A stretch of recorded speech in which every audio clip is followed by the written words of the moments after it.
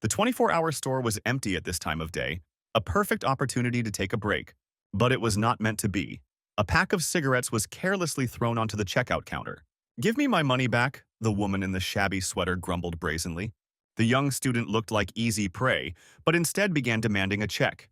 Crossing her arms over her chest, she began to demand money even more insistently. Just cigarettes. Why unnecessary checks? She got angry.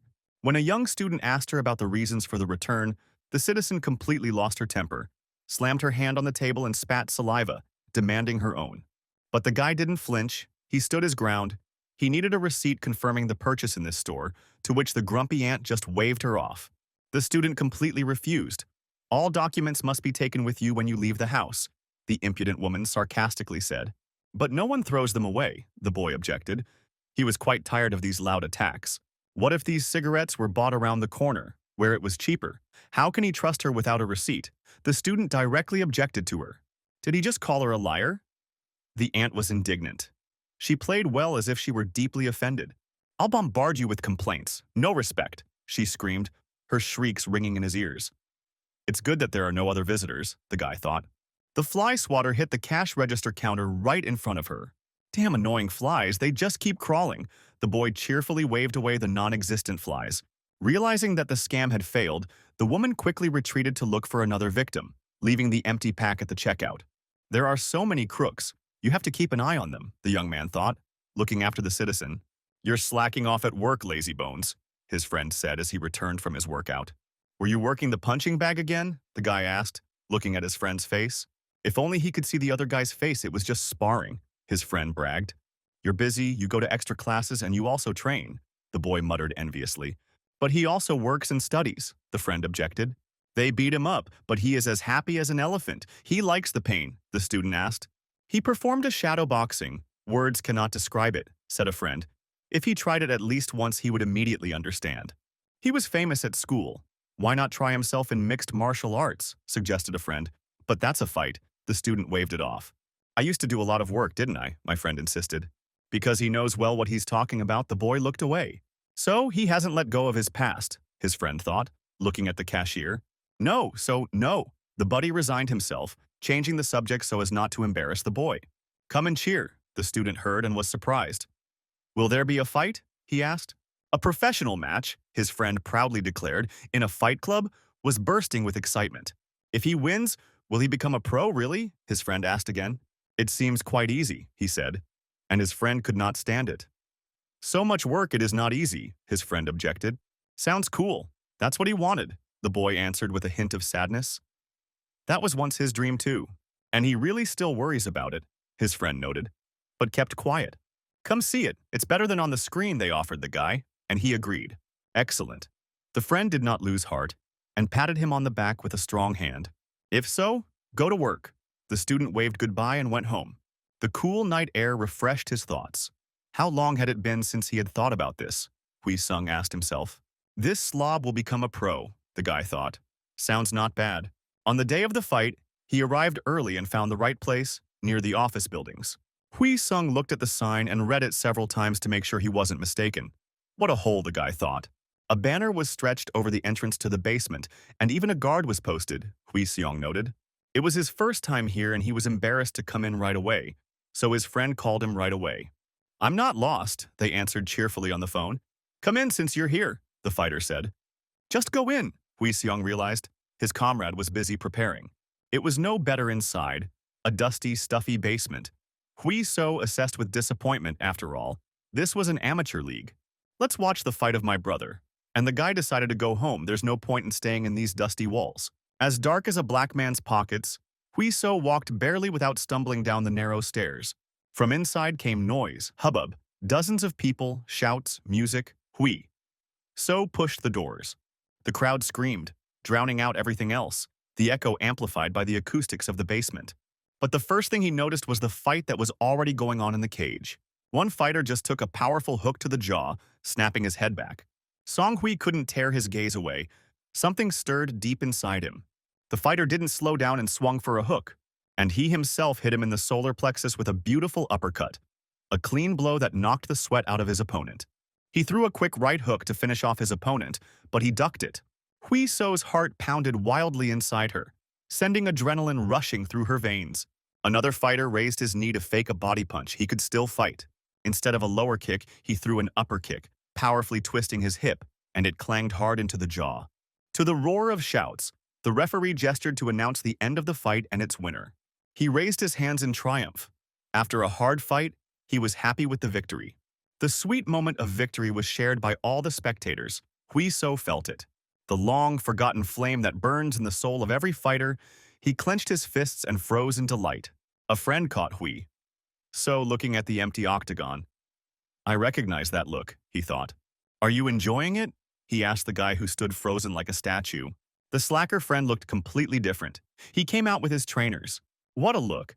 Today we will drink beer, the friend cheerfully pushed with his glove. It's cool here. It's not like they're beeping at the checkout with a scanner, he said. And Hui So sheepishly agreed. The atmosphere was heavy. Get ready for the fight. The bushy-browed trainer interrupted their conversation. Okie dokie, nodded Jung Hwan. Let's celebrate the victory, he later confidently declared to Hui So and walked towards the cage. Even your friend is in better shape than you, the trainer encouraged the fighter. Jung Hwan turned around one last time and looked at his friend, who was staring tensely into the cage. He denied it so much, but he still can't look away, he grinned. The presenter, shouting over the lively hubbub of the basement, announced the start of the next fight. Blue corner Lee Jong Hwan. He introduced his friend. Now he looked ready to fight. Red corner, Choi Hyo Seop. A muscular fighter looked like a red-haired demon and smiled predatorily. The referee commanded them to the middle of the ring, and the fighters came together. Will he be able to cope? Hui So wondered, looking at his comrade in the cage. The referee gave the command ready, blue ready, red ready, he saw. The fight, the referee gave the start, and the fighters rushed towards each other, with the sound of the gong. The red-haired demon started first. He pressed with his mass. He threw heavy jabs which Jung Hwan deftly dodged. Red hit with a wide hook over the head, but Blue managed to duck. And then he received a powerful straight left right into the block of crossed arms. It hit like a cannon, Jung Hwan felt, and became worried. He counterattacked sharply with a left straight to break his opponent's tempo. He ignored the defense and took a punch to the jaw. Jung Hwan was nervous. He stayed in the center of the cage and exchanged blows with the red one. Too tense, Hui So noticed, not at all like himself. He watched the exchange. Jung Hwan was hit hard. His opponent was stronger than him, but he did not give up. The red-headed one stupidly pushed forward, not at all afraid of the blows. Move so that you, Hui So exclaimed in his heart. His instincts were sounding the alarm. And not in vain, my friend missed a clean straight left to the skull. This was bad, Hui So thought, a chill running through his body. His friend was taking too many hits. Jung Hwan's head was thrown back by the powerful blow, leaving him wide open. The guy staggered. He could no longer stand up straight. His head went blank. The red-haired demon rushed forward to finish him off at that very moment. Jung Hwan saw the blow but didn't have time to dodge it. Too bad, he managed to think. Dodge! Hui So yelled, unable to contain his emotions. A strong right straight to the jaw knocked my friend down. The referee stepped between them and gave the command to stop as soon as Jung Hwan fell to his knees. The guy went out. His head rang like a bell after a blow. He couldn't come to his senses. The referee stopped the fight by crossing his arms above himself, signaling this to the judges outside the ring. What a fool, lamented Hui So, closing his eyes from worry. What is this? He heard the host's voice from the speakers and returned to reality. While the referee was looking away, the red-headed man pounced on the defenseless Jung Hwan. He sat on top and beat him like a piece of meat, turning him into a cutlet. The referee grabbed the idiot from behind by the shoulders and pulled him away from the defeated fighter. But the stupid bull threw the judge aside and returned to the beating. Hui So watched everything as if in slow motion, the abnormal man's fist hovering over his friend's head. He weakly moved his fingers, being deeply knocked out. The coaches were confused. The big-browed one called the staff, but everyone hesitated. Hui So didn't wait or think. He acted and quickly rushed towards the cage. He didn't yet know what he would do once he was in the cage, but he threw off his jacket to make it easier to move. The presenter noticed out of the corner of his eye a black shadow that darted towards the ring. What is this lunatic doing? Stop! The presenter shouted after him. Hui So flew up the cage in one fell swoop and jumped inside like a panther.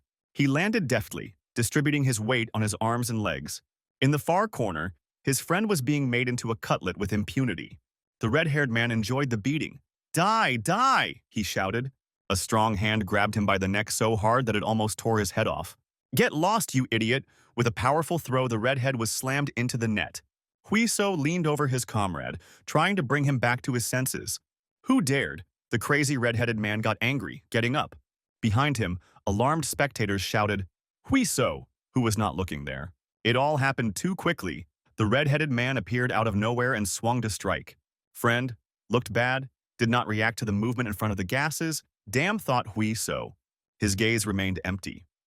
He had taken a lot of punishment during the fight, and now even more so. "Call an ambulance, Hui!" So finally shouted over the noise of the crowd. He could hear faint screams from behind, through the hubbub. The red-haired man, completely out of his mind, was already heading towards him. Hui So reacted like a cat, at the last second, catching the massive blow. Reflexively, he crossed his arms in front of himself to protect himself. The shot caught him on the way out. But Huiso still received a powerful push and flew to the edge of the net. He unleashed a barrage of blows on Huiso's defense, but he stood firm in his stance. As soon as he dodged, a gloved hand pinned him down. With a bang, a knee kick broke his forearm block and even lifted him off the ground. The bushy-browed trainer began to fuss again. What was happening was going beyond the bounds of normality. The cage door finally opened and people ran inside. "Hi, Siop, calm down!" the red-headed man's stupid trainer whined. "A simple suspension won't end this time," he yelled at the athlete. Huiso saw clearly how the knee rose for the second strike.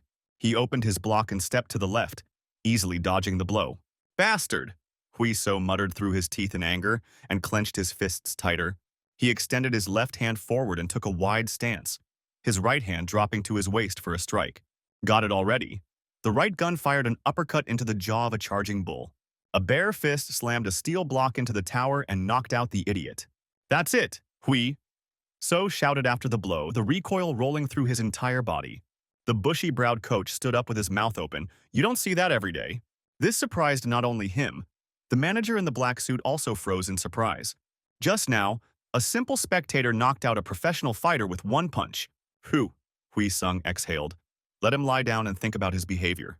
But he didn't kill that idiot. The guy was horrified. He still hit him with his fist. At that very moment, he was knocked down by the Fight Club staff, who mistook him for an intruder. Hui So was indignant, because he was not the main troublemaker, but security was already dragging him out of the ring. "A real diamond," the manager grinned, appreciating the guy's talent. Jung Hwan was recovering from the fight. The guy looked broken. They were breathing in the evening coolness. "What about the results of the fight now?" asked his friend Hui So. "Invalid? Hui Sub is suspended from all competitions," Jung Hwan responded. "But there is nothing to be happy about, since he lost the fight. He will not become a professional this time," his friend explained. "There was something he wanted to say," said the comrade, changing the subject. "Just listen, I'll tell you straight," continued Jung Hwan, and collected his thoughts. "It's good that he's so cheerful after everything," thought Hui So. "Do you want to try yourself in a cage?" You stunned him with the question. Jung Hwan handed him a piece of cardboard, and the fight organizer, Jang Yong-woong, read it to Hui So. He was struck by the spectacular knockout that Hui So performed. "This offer to make him a pro fighter," the friend explained. "Such offers don't come often," the friend insisted. "But will he be able to stand it?" Hui So asked. "And he wants it, and is afraid," he thought sadly.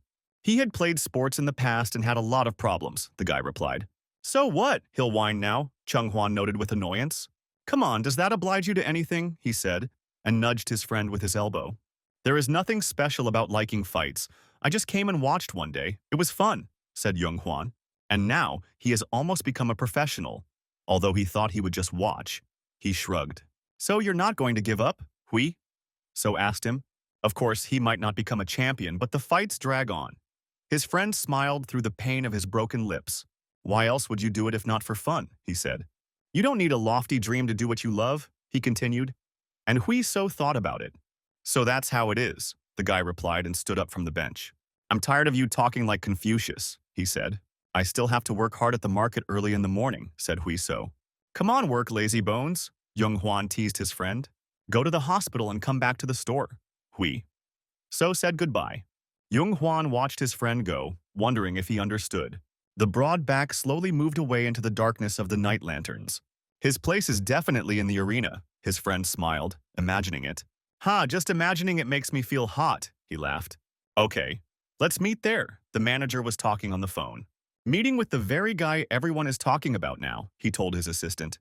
A regular guy knocked out a pro fighter. People love that, the assistant said. And the manager agreed. He decided to invite the guy to the league. Make it a pro. The assistant was surprised.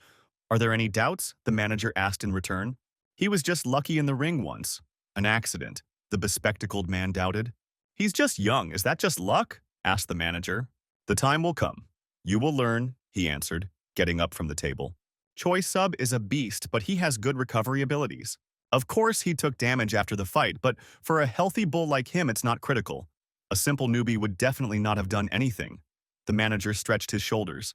And that's not all, he said, and looked at the time. It's time to run, the manager noted. Work without me. He waved goodbye to the bespectacled man. For a pro, it's not just cage fighting skills that are important. Other qualities are important too. No one relies only on skills. Fighters can swear and behave defiantly. Provoke your opponents, put on a real show. Quick reactions and a sense of humor allow them to control the crowd. Even if it was an offer, this guy had something to show, the manager thought. Potential to become a star of the arena. The manager smiled, recalling the last show. Hui So came to the meeting. First, it was better to find out everything, he thought. He asked the manager what was so special about it, and he offered to show it to him visually and took out a desktop. He laid it out in front of the guy and played the recording after the fight. The video clearly showed how furiously the red-headed fool attacked, and how Hui So deftly dodged and counterattacked with a powerful serve, this uppercut, the manager noted. Lucky, the boy simply replied, and the manager was surprised by such modesty. He transferred his weight to his left leg, took a low stance for balance, and fixed his right hand to make it easier to turn his body, he listed. Was it just a lucky punch? The manager mimed an uppercut with his fist. It was a right uppercut from a well-trained fighter, he said. But did he hit it by accident without aiming? The manager continued. Yes and no, Hui So answered after thinking for a bit. And the manager didn't understand how that was possible. That big guy would have taken him out, so as soon as he opened up, Hui So hit him. What's going on? Thought the manager, and asked out loud if he really saw it. His instincts didn't fail him. The guy is very capable. The manager smiled at his thoughts. He asked the guy what he had done before and whether he had done anything at all. He played baseball for 3 years in elementary school, Hui So recalled. 6 years of freestyle wrestling in high school, the guy added. Now it's clear where such a good reaction comes from, the manager said. In baseball, the ball flies much faster than the strike. Let me ask you straight, he said. Why not take up mixed martial arts? Hui So thought about it. He expected such a question and prepared himself. He would like to take up MMA, he replied to the manager, who was delighted. But the financial component leaves much to be desired, concluded Hui So. Popularity is a fickle thing. If the investment does not pay off, his family will be left in debt. And he doesn't want to disturb them because of his ambitions, the manager heard and thought about it. Okay, you want $1 million for each fight, the manager replied. This can be solved, he answered the surprised guy. There is no need to worry about equipment and other things. They will provide it. Working several part-time jobs you can earn quite well, the manager figured. There's no such thing as a free lunch, right, Hui? So replied suspiciously. A small sparring test. If the director likes you, they will take you into the team. The manager made an offer. If not, everything will remain as before. No risks, he said. They want to check everything, the guy realized. The decision was his. Sparring in a month. Hui So suggested after some thought whether it was possible to change the test date. A month may not be enough. Just contact me when you are ready, the manager agreed. How about today, he heard, and almost choked on his cup of hot coffee. Today he asked again to make sure he had not misheard, and the guy nodded. Are you kidding? He asked, thinking that something was wrong with this guy. What jokes are there? Give me your fighter, said Hui So decisively. He wants to fight today. The manager didn't expect such a turn of events. There are reasons why this must be done immediately, he asked the crazy boy. Does he understand that MMA is not a sport where you can be carefree? The manager added, and the guy nodded. What to expect? If he's good, then he's good now. Talent doesn't reveal itself in 1 month. The guy threw up his hands. I hear nonsense, but it sounds so convincing, the manager thought in passing. Hold your horses. First you need to find a partner. So today, definitely. No, the agency man answered decisively. Let's postpone it for a week. Anyway, to pass it, we need at least some basics, the manager said. We'll decide on this in a week at 3 o'clock in the afternoon, he said to the guy, packing his things. It's not too late to change your mind, the agent warned sternly. No problem, the cheeky guy stood his ground. Whew, the manager noted the guy with enthusiasm. The outcome of the fight is clear anyway, he said relaxedly. Okay, hui. So got up from his seat, it was time to leave. Prepare properly, the agent advised as he parted. Hui So smiled.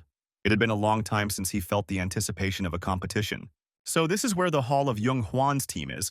The guy came to the fashionable building. He quickly climbed up the steps, burning with impatience, and he stood hesitantly in front of the door. In new places, he was always overcome with shyness. Plucking up his courage, Huiso opened the glass door and said hello. As he held his breath, the athletes in the hall were preparing hard. Hands closer to the body, the trainers instructed the strong fighters. The sound of gloves on paws created a tense, but at the same time pleasant atmosphere. Good sound, Hui. So thought as he watched the training. Why did he freeze like a statue, staring at the real men? His best friend came up with a thick-browed trainer. That's definitely not about him, Hui. So answered his slacker friend. The browed one introduced himself. Park Sung-hoon is the team's coach. The guy followed his example, Lee Hui. So they shook hands. Since his friend is a slob, you can address him informally, the bushy-browed trainer suggested. A week later, the test, the coach heard from Jung Hwan earlier. To be honest, he thought that Hui So would refuse the fight, the coach said sternly. Change your clothes, he said to the boys, and his friend called Hui So to follow him. The eyebrow-bearer looked doubtfully after the boy. He looked too smug. It's finally starting, Hui. So thought as he returned to the coach. This whole farce is a waste of time and effort, and quickly ruined the mood of the eyebrows. Just like that, the guy thought, when he was nailed with such directness. What can be learned in a week, even if remembered, will take weeks to practice, the coach claimed. We will learn the simplest basics, he told the boy, and he nodded decisively. What is most important in a duel? Continued the thick-browed man, asking a leading question. A blow, Hui So assumed. That's right. The techniques differ, but the main thing is to inflict damage on the enemy, Park. So-hoon answered sternly. The very first of these is the jab, a simple punch to determine the distance of the enemy. Browstick delivered several quick and sharp blows to the bag. Hui So watched carefully, but he was not at all impressed by the sound. Somehow it's so simple. Like stroking with your palm, the guy looked at everything skeptically. What do you say? The strict trainer asked him. It turned out well, the guy nodded uncertainly. Do you really think so? Coach Pak frowned. He looks weak and clumsy, Hui So admitted honestly. Okay, how about this? The coach went to the bag again. Browstick hit the punching bag properly, and it shook with loud claps. This is much better, the cheeky boy cheered up. And the coach agreed. That's right. But they will practice the first version of the jab, said Browstick. In MMA, they use not only strikes, but also throws and pushes, grabs, in which case distance plays a big role. The second type of jab requires a clear target and is mainly used in boxing. But in MMA, the fighters stand in low stances and closer to each other, so there is less sense in such a strike, explained the eyebrowed one. After the jab, you need to be straight. This punch is similar to a boxing punch, he instructed. Alternate them together, said Pak Song, and turned back to the pair. Do a jab and put your hand back in place. He delivered several horizontal blows. Then twist your body and extend your arm to its full extent, the bag exploding with a powerful right. After the combination, return your hand to its place on the jaw and put the front one forward. The main thing is defense. That's all the basics, I see, asked the big-browed man, and waited for the cheeky boy to nod. Okay, we're done, he said, and looked condescendingly at the newcomer. True, it's so simple, Hui. So was surprised. If you master these two blows, half the victory is in your pocket, the big-browed man answered. Take care of your wrist when the bag flies back. Practice until you get tired. The trainer finished all the instructions and left the newbie. Isn't that too little? Jung Hwan asked worriedly. Is that all that's needed? The thick-browed man answered sharply. Is this teaching just a theory? Insisted the worried friend. And what will change if he is taught more thoroughly? The eyebrow-shaped man answered sternly. Just a week. Even if the guy is incredibly talented, it's not enough. The coach shook his head indifferently. But he's a friend. Jung Hwan was upset. If he weren't a friend, they wouldn't even talk to him. Miracles don't happen. Train and go home, he told the athlete. A rapid series of ringing blows echoed through the hall. The bag bounced on the chains like a feather when they hit it as if from a cannon. Hui So rhythmically worked the punching bag, without pausing or slowing down. Then he started moving around with his footwork, getting in some punches. The guy was in great shape. Afterwards, he added dodging and swung like a pendulum, delivering the same straight blows from different positions. The one with the big eyebrows was very surprised when he said that he was a newbie. But Jung Hwan himself did not know about his friend's abilities. Hui So loaded his right and hit without swinging, rotating his body. The pair was hit with the main caliber. The echo spread throughout the hall. Beads of sweat flew off the guy's face from the sharp blow. He was completely focused on the tasks. How interesting, the eyebrow sticker cheered up. You don't expect such work from a newbie. They moved on to pad training, Hui So landing a low kick to the shin area. The blow landed well with a loud thud on the paw. What kind of ballet is this? It's like chasing flies, the bushy-browed trainer stopped his work. The blow is too sweeping. You need to choose one point and aim at it. The eyebrow stick corrected. Let's learn to kick quickly. Again, he commanded. What's that noise? They heard a low voice behind them and turned around. Work. Don't get distracted. A strong man with a beard entered the room, as if he worked on a construction site. As the seminar progressed, the bushy-browed man came closer to say hello, and the shaggy man answered him normally. He glanced at the new guy, and Park Song reminded him that this was the guy that manager Jang had his eye on. They called over the newcomer. This was the head coach Hwang Sang-guk. The bushy-browed coach, Hui So, introduced him and bowed. I like MMA. Sang-guk looked at him inquisitively and scratched his beard. This is a paddle. I would like to watch tournaments more often, the boy answered. They looked at him so intently that he froze to the floor. Try hard, then there will be results, the head coach answered easily. Continue sweating. He waved at them and left the room so as not to distract anyone. Let's go, the eyebrow twister, Hui. So, encouraged, they didn't have much time. The guy looked after the strange man, who seemed to have returned from hard work. What a fool he is, Hui. So hugged the bag. There was only 1 day left until the exhibition match. There was only 1 day left, and he still hadn't thrown a proper kick. What a frivolous idiot, he reproached himself, hugging the bag. If he had thought about it carefully, he wouldn't have asked for just a week to prepare. I'll practice a little more, the guy decided, taking a short rest. Do you like to sit until the last minute? The head coach asked him as he left the office.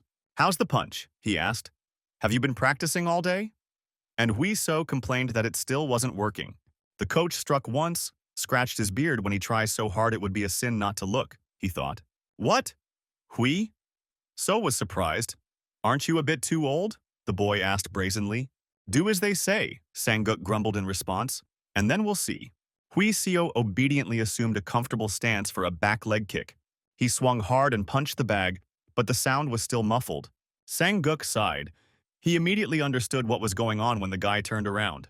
Are you hitting with crutches or what? The old coach grumbled. You only use your legs, you don't use your abdominal muscles at all to turn your body. Of course the blow will be bad, he explained. Like cutting off half of yourself, the obliques work in conjunction with the hips to add to the punch. Now Grandpa will show you how it should be done, grumbled Sang-guk. Don't blink there. Tighten your abs properly, old but not useless trainer. Take a low stance. Raise your legs as soon as you start rotating your pelvis. He made a quick movement for an already middle-aged man. His foot went deep into the bag, completely finished, as if he were hitting with a heavy whip. Just as he imagined, Hui So's eyes lit up. Not bad for an old man, he noticed. You rascal, stop singing praises and try it yourself, Sang-guk pointed to the bag. Hui So bounced on his toes a few times to get a feel for his body. Tighten your abs and rotate your pelvis. He mentally simulated the blow. The leg moved up easily as he began a fluid movement. The heavy whip struck the bottom of the long bag with a dry cotton sound. Oh yes, here it is, the impudent boy felt with his whole body. That's right, the old coach praised his efforts. It's much better this way, he said. Hui. So exhaled loudly and collapsed where he stood. He was completely exhausted for today. You have a keen eye. It's clear why Manager Chan is so interested in you, the old coach grumbled contentedly. Otherwise, you might think that for him this is just fun. The old man stunned with his revelation. Why, the impudent young man was very surprised. He said so himself, the coach answered him. He remembered their first conversation. Apparently, he was misunderstood that time. I'm sorry, it sounded too careless, the guy apologized. Don't apologize, the old man laughed. In essence, it's all true. He also does MMA because he likes it. It's better than looking at sports as a job. You need to know how to rest too, go home, Sang-guk grumbled contentedly. Master Sang, the impudent boy, suddenly jumped to his feet. Thank you for everything, Hui. So blurted out loudly throughout the hall, echoing loudly. You weirdo! If you shout like that, they'll think he's on the team. Sang-guk smiled. Do well in tomorrow's test, the coach wished him. Fighter. Huiso heard the unshaven master's cheerful grumble. The next day, he was ready and already dressed for the match. His opponent was also warming up on the sidelines. The shaved guy looked skilled and kept calm. Jung-hwan stood next to him and supported his friend, looking warily at his opponent, who looked serious. The guy looked at the newcomer appraisingly. The man in the suit, director Kim Seo-yeop, looked interested. Handsome. Indeed, Manager Chan noticed. He is the one who sends people flying with a punch, the director asked. Coach Pak also said that he learns quickly. The manager praised the newcomer. We'll see, the director replied, looking closely at the newcomer. Relax and do as usual, said the friend, but he himself was more worried than the fighter in the helmet. The guy just came to MMA a week ago. Don't push too hard, but don't let your guard down, the shaved guy's trainer instructed. He doesn't even need protection from a lightweight fighter. The British grinned. Now we'll bring the eagle down to earth. The fighters are in the middle. The referee has given the command to get ready for the fight. He closed his eyes in fear. The Briton teased the newcomer, Hui.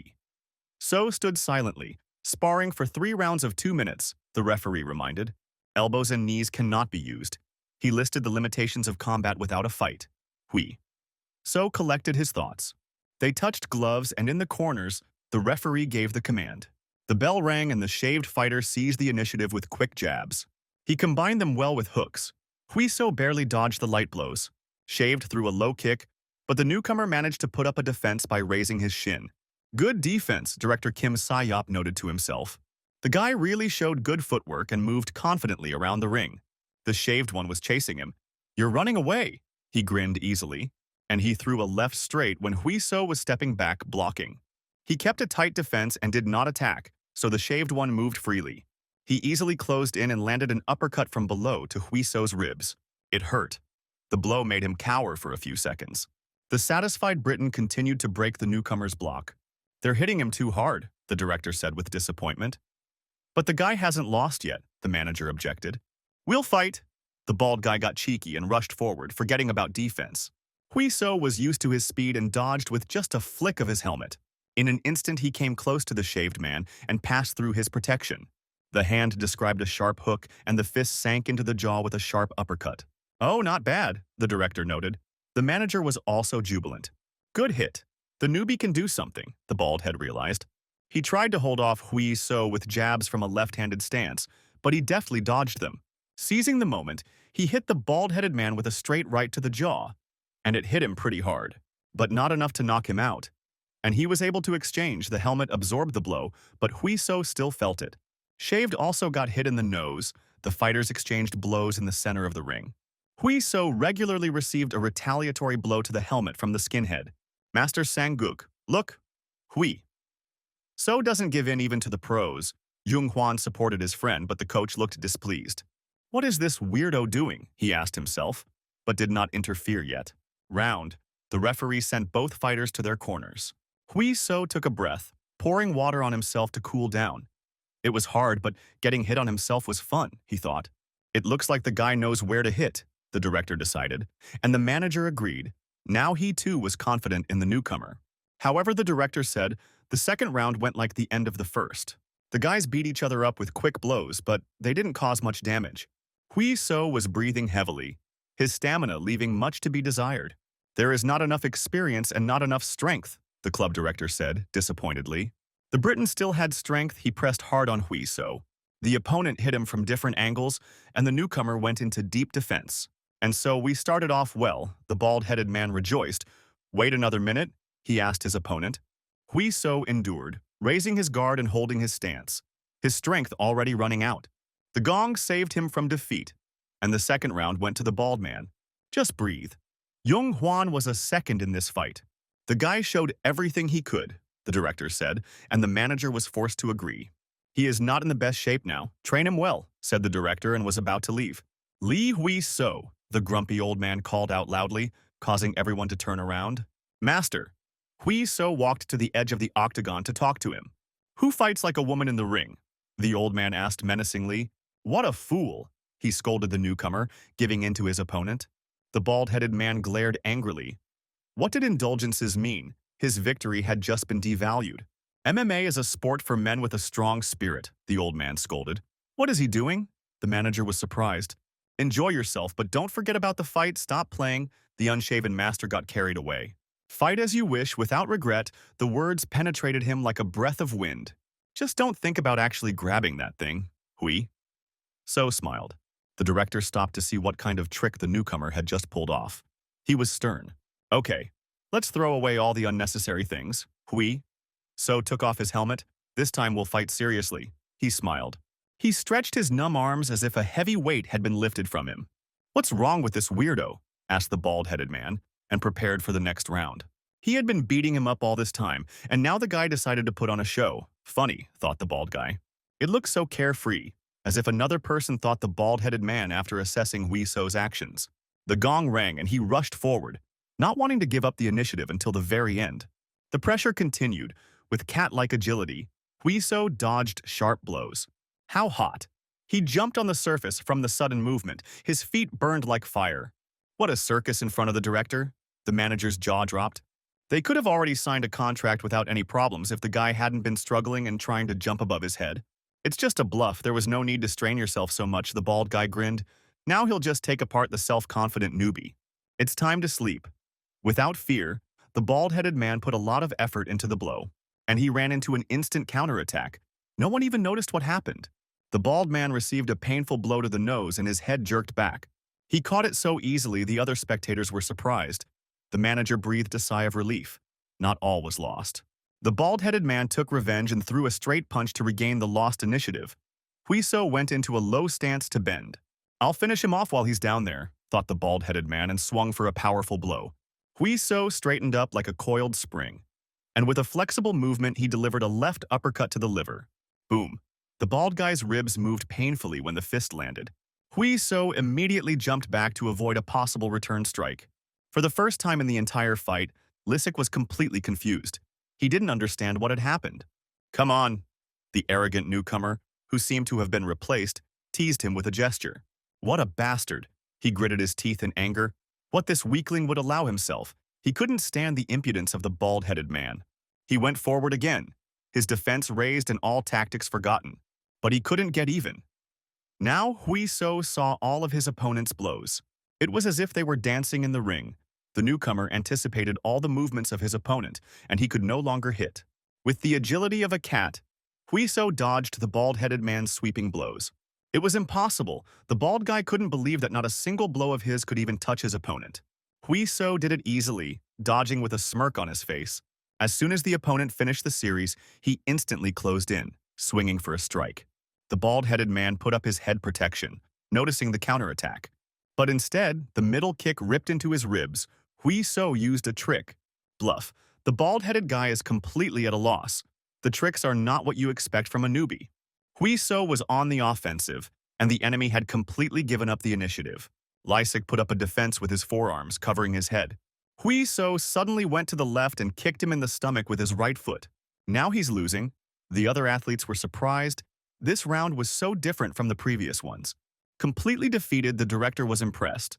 Hui So used unusual movements with his hands, feet, and eyes to deceive his opponent. His punches didn't look right, but they came from unpredictable angles. Careless but elastic steps, light movements between rigidity and agility. This was his true style, the director realized, and was still surprised by the newcomer's determination. He still overcame it, the bald man reluctantly admitted. Hui So's blows were causing him damage. But in a real fight, he would never give in to the pace of his opponent.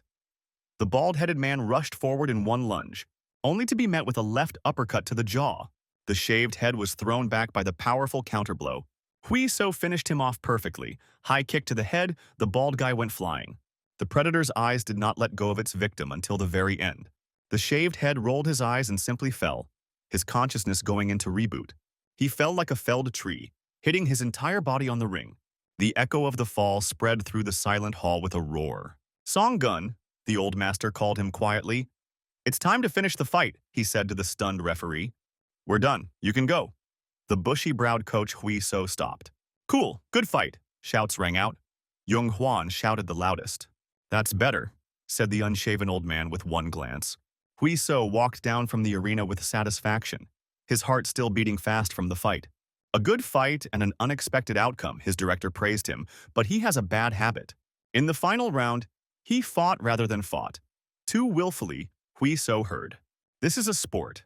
Athletes fight in the ring, not fighters. There are rules that must be followed, the director said. Anyone who doesn't see the difference doesn't deserve to be a fighter. Rudeness and cruelty shouldn't cross the line, he harped. Hui So frowned. He didn't like what he just heard. Didn't he understand? The director asked him. And Hui So replied that it was about sportsmanship that played the main role. But can't you do whatever it takes to win, excluding dirty tricks? Asked the cheeky guy. Do you really think so? The director answered him sternly. The boy is wayward, he thought. Of course, losing proves a fighter's uselessness, Hui So replied decisively.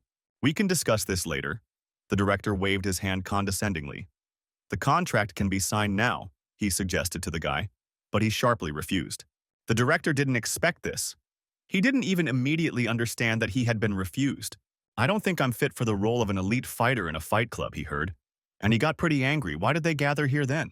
The impudent boy bowed low and asked for forgiveness. For the old master, this answer was also quite unexpected. How is the director? Sang-guk was on the phone, he said clearly after hearing the answer. They went for a drink when he got the call. The old master exhaled, and when he finished the conversation, Hui So apologized again for the inconvenience. Now you can talk. The coach sat down opposite. Why did you want to join their team? Asked Hui with an unshaven master. I wanted to. Is there any other reason needed? The guy answered frivolously. He's only good at chatting, Sang-guk grumbled. This is such a revenge for the fact that Director Kim underestimated him, the coach asked directly. But Hui So shook his head. He distinguished actions. He had been involved in sports all his life, and all the coaches told him the same thing. Stop kicking and do what you're told, they told him when he was playing baseball. For their willfulness, they were all punished by being forced to stand in a plank position, Hui So recalled. So Director Kim reminded him of the past. Sang-guk realized. That's right. Hui So agreed. They are all the same. They kill the individuality of athletes, but you are a different master, Sang-guk heard and was surprised. Because he's the only one who told Hui So that he can move however he wants as long as he enjoys the fight. He said it at random because he was losing, Hui So heard. But the coach's words were not what is usually said to athletes. Such nonsense about strength of spirit and freedom. Who else would say that Hui So's rudeness nailed the master? But these words greatly encouraged him, the boy said. No one had spoken to him like that before. That's why he wants to learn from the old and unshaven master, finished Hui So Sang-guk. Chew before it burns. The trainer flipped the meat on the barbecue with experienced movements. The motivation is clear, but that's not all. Many people come with the same zeal. They love sports just as much, but they end their careers after a couple of years, and the master continued to say why. Because they can't afford it, and they do it until they become poor. MMA is a sport for those who have money. That's why everyone wants to join the association and earn money. Forget it, the cheeky guy interrupted him. Don't pretend you've already thought about it, Sang-guk said. But he does it out of love for MMA, the guy answered. The master did not accept this. 100 out of 100 start the same way. Then he will be one of those 199 who say so, and eventually give in. As long as there is a 1% chance, everything is fine. Hui So insisted on his own. But this is a damn small chance. Sang-guk put pressure on the boy. So he is this chance, the impudent youth simply replied. This is his last chance, Sang-guk heard. He would never return to sports just for the money again, Hui So firmly decided, slamming his fist on the table. The old master froze for a few seconds. What can you do with him? He thought. Sang-guk drained his glass of rice tea in one gulp, making a strong-willed decision. Just don't complain or regret it later, the coach grumbled. This was an independent decision, Hui So replied. There will be no regrets. I'll work like a donkey, the guy said. And Sang-guk asked, maybe like a horse after all. What a blockhead, thought the grumpy master, and they both laughed. What else can I add since he has decided everything? The old master grumbled. It means he agrees, asked Hui So. Who cares about consent in such a case? If everything has already been decided, the unshaven master answered the question with a question. Strike while it's hot, we'll start next week, the master replied contentedly. Hui So bowed. Now he can eat in peace, the boy rejoiced. The more the master looked at him, the more he was surprised at what else Hui So would do. Athletes need pure obsession to endure the pain and training. Money works best. But now it's different. Sang-guk recalled watching from the sidelines as the coaches apologized to the director. Nowadays, money is not as important as love for sports. It was hard to believe in such love, and who knows what will happen in the future, but he definitely didn't want to give the guy to someone else. The master promised to resolve the issues with the bushy-browed trainer who would give him the entrance papers. Huiso nodded. The cost of participation before the debut will be different, the master promised. How about a discount? The guy said, in the tone of a seasoned financier. The grumpy master laughed. What's wrong? These are not the best of times. The guy was indignant. Talk to Song Hoon. He knows what to do, the master grumbled. Oh, and you can defer the payment. He wants to apply for a tax deduction from his father's card, the guy asked, and the coach nodded. What about the debts? Can they be paid in 6 months instead of 3? The impudent boy bit off his hand. There are no restrictions. You can enter fitness in the employment line and get a 5% discount, the guy chattered. And you can also take the uniform. The impudent boy did not know the word modesty. Enough, the cup of patience burst, and the grumpy master tore Huiso's t-shirt to pieces. It seems he went too far, but it was worth it, thought the impudent young man. Hello, everyone, Hui. So greeted loudly the following week when he came to the gym. Li Huiseo arrived for training. He introduced himself again. What are you standing there for? Get moving. We have a lot of work to do, the bushy-browed trainer shouted at him. Yes, please take care of me, the boy shouted again. First, he went into the coaching room to sign some papers. What will you drink, Americano or coffee and sticks? Asked the big-browed man, and Huiso chose Americano. It's a pity that we only have coffee and sticks, said the thick-browed man. Why did you ask? Thought Huiso. While he was drinking the instant swill, Song Hoon studied his notes. What was going on? He was surprised when the big-browed man began to paw and feel him. Could it really be the coach? So was horrified. His delirium was abruptly interrupted by his thick-browed man. This is part of the job. But he's right now, the impudent guy whispered. Hold my chest, Hui. So said in a serious voice. How long have you been out of training, fool? Asked the big-browed man. Hui. So hasn't been training for 2 years. The guy gained 7 kilograms in a year and is no longer overweight, which means he watches his diet, decided the thick-browed guy. He wants to determine what weight category to put him in. Huiso realized. This weight is stable. The ratio of muscles, fat tissue, fluid is good, concluded the thick-browed man. And what category is he in? Asked his boyfriend. It will become clear later, but most likely in the lightweight class, answered the eyebrow stick without looking up from his papers. But he weighs 80 kilograms, which means he'll have to lose 10. The guy was surprised. Isn't that a lot? He will lose a lot of strength and stamina with such a drop. So was worried. This is only for the duration of the fight. The rest of the time he will be at his weight, the thick-browed man reassured. Does the weigh-in take place the day before or on the day of the fight? The guy asked. Sun Hoon nodded. In MMA the day before, he answered. The fighter didn't understand anything about needing to lose 10 kilograms in 1 day. Just keep in mind that the coaches will tell you everything later and will monitor your condition, replied Song Hoon. Further training, he continued. The guy is special. He passed without selection and testing at the main office. He passed without knowing the basics, without training. This can't even be called simple impudence. The bushy-browed man nailed him. Study. You will be on the go, kickboxing, jiu-jitsu, wrestling, and intensive training. A lot of work spread out the bushy-browed guy. Here is the schedule he put down on the sheet. On Monday and Thursday, general strength training. On Friday and Saturday, jiu-jitsu. Sunday, rest. There will be questions. There are no questions. The big-browed one decided everything right away. You're probably shy, Sung Hoon suggested, but Huiso waved it off. He had trained for many years and was long accustomed to this. Training will begin after the test, no matter whether as a team or individually, the eyebrowist concluded. You'll cough up blood, the coach warned him sternly. But the boy wasn't discouraged. I like it when he says it harshly. Excellent. Fresh meat. The man with the thick eyebrows smiled. Now we'll squeeze it dry, he thought. You just have to do what you're told, the fighter said frivolously. Then let's start right away, said the man with the thick eyebrows. And Huiso shouted loudly, let's go. Damn, said his shadow on the floor of the hall after 1 hour. Quickly. You'll lose your breath if you lie here like a dog. The thick-browed man frowned. I want to die, So answered. What's with the size? Asked Song Hoon when the guy stood up. They just started. Where's the fighting spirit? You give up on the beginner's course. What will you do when the preparation for the competition begins? The thick-browed one grumbled discontentedly. Bench press 90, lifting two weights 28 times, 12 times, bicep curl, squat 140 kilograms. The guy is not bad. With each set, the weight only increases. The eyebrowed one assessed his abilities. Even middleweight fighters cannot withstand such strength training. Usually the weight load is determined by the decrease, but the guy withstood everything. The thick-browed man was surprised. Crazy guy. He looked at Hui So, who was barely catching his breath but looked satisfied. What are you smiling about? Your roof is already leaking from the stress, asked the thick-browed man. I just like you, the athlete replied. I like the muscle pain, the feeling of fatigue, the ease of exhaustion, the crazy guy explained. I had to honestly admit that I didn't have enough strength. The man with the thick eyebrows smiled. But he's not just some kind of weakling, the boy tried to be brave.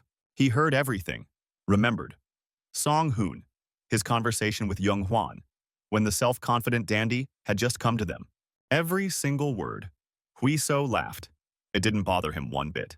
Back then he was a cocky upstart, and not one of the team, Song Hoon, who apologized subtly. Back then he went too far, he said. Great, we had a rest. We continue to stretch, he said. The guy was surprised. They had already stretched. This is part of the training, no joke. Who said that today we will train everything? The big-browed one shaved off the endless stream of questions from the boy. I remember someone who did not pass the test of strength. A voice called him from the grave. Hui So jumped back in surprise as another trainer approached them. Ti-yong, the cheeky guy, recognized the strength training trainer. But what is he doing here? Hui So asked. Wasn't he told? Ti-yong showed his muscles. Who is conducting the second half of the training? They drove. Steel hands took him in pincers and dragged him along. It's not good to change the coach like that in the middle of training. First, you need to work everything out with Song-hoon. The guy expressed hope. What should we do? Taeyeon asked the bushy-browed master. He looked at Hui So, who was clamped in a vice, he thought. He will help me. It will definitely help. There is still hope to escape from this hell. We're done. He's yours. Do whatever you want. The bushy-browed traitor waved goodbye. It was time to stop taking athletes at their word, thought Song-hoon. It is rare that an athlete combines passion, resilience, and tenacity.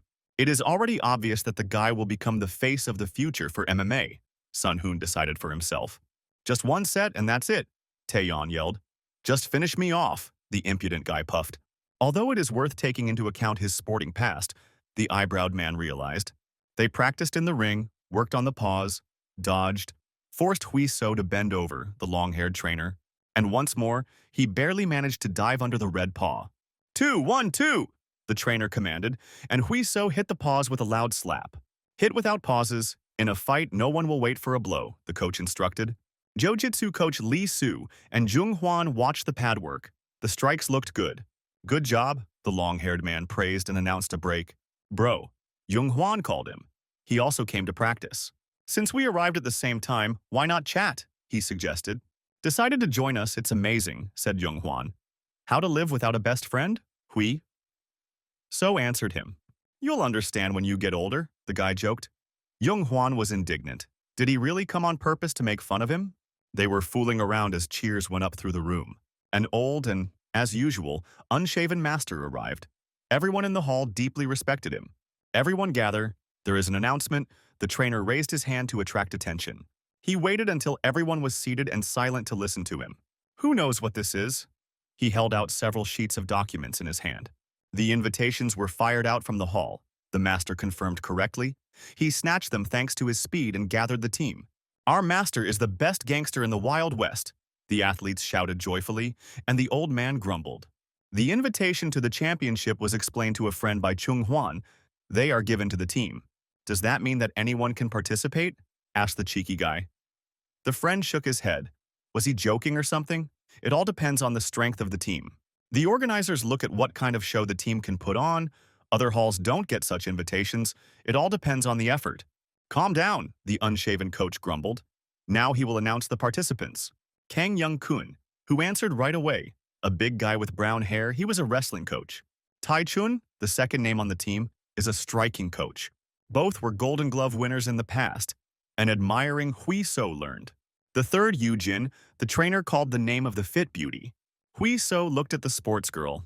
He was told that they were the same age. She earned 5 wins in X1 in the lightweight division up to 52 kilograms and her attractiveness led fans to dub her the goddess of MMA. It was as far away as the moon.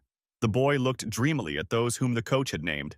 It was too early to think about a place in the league, so the boy began to study his toenails. Li Hui.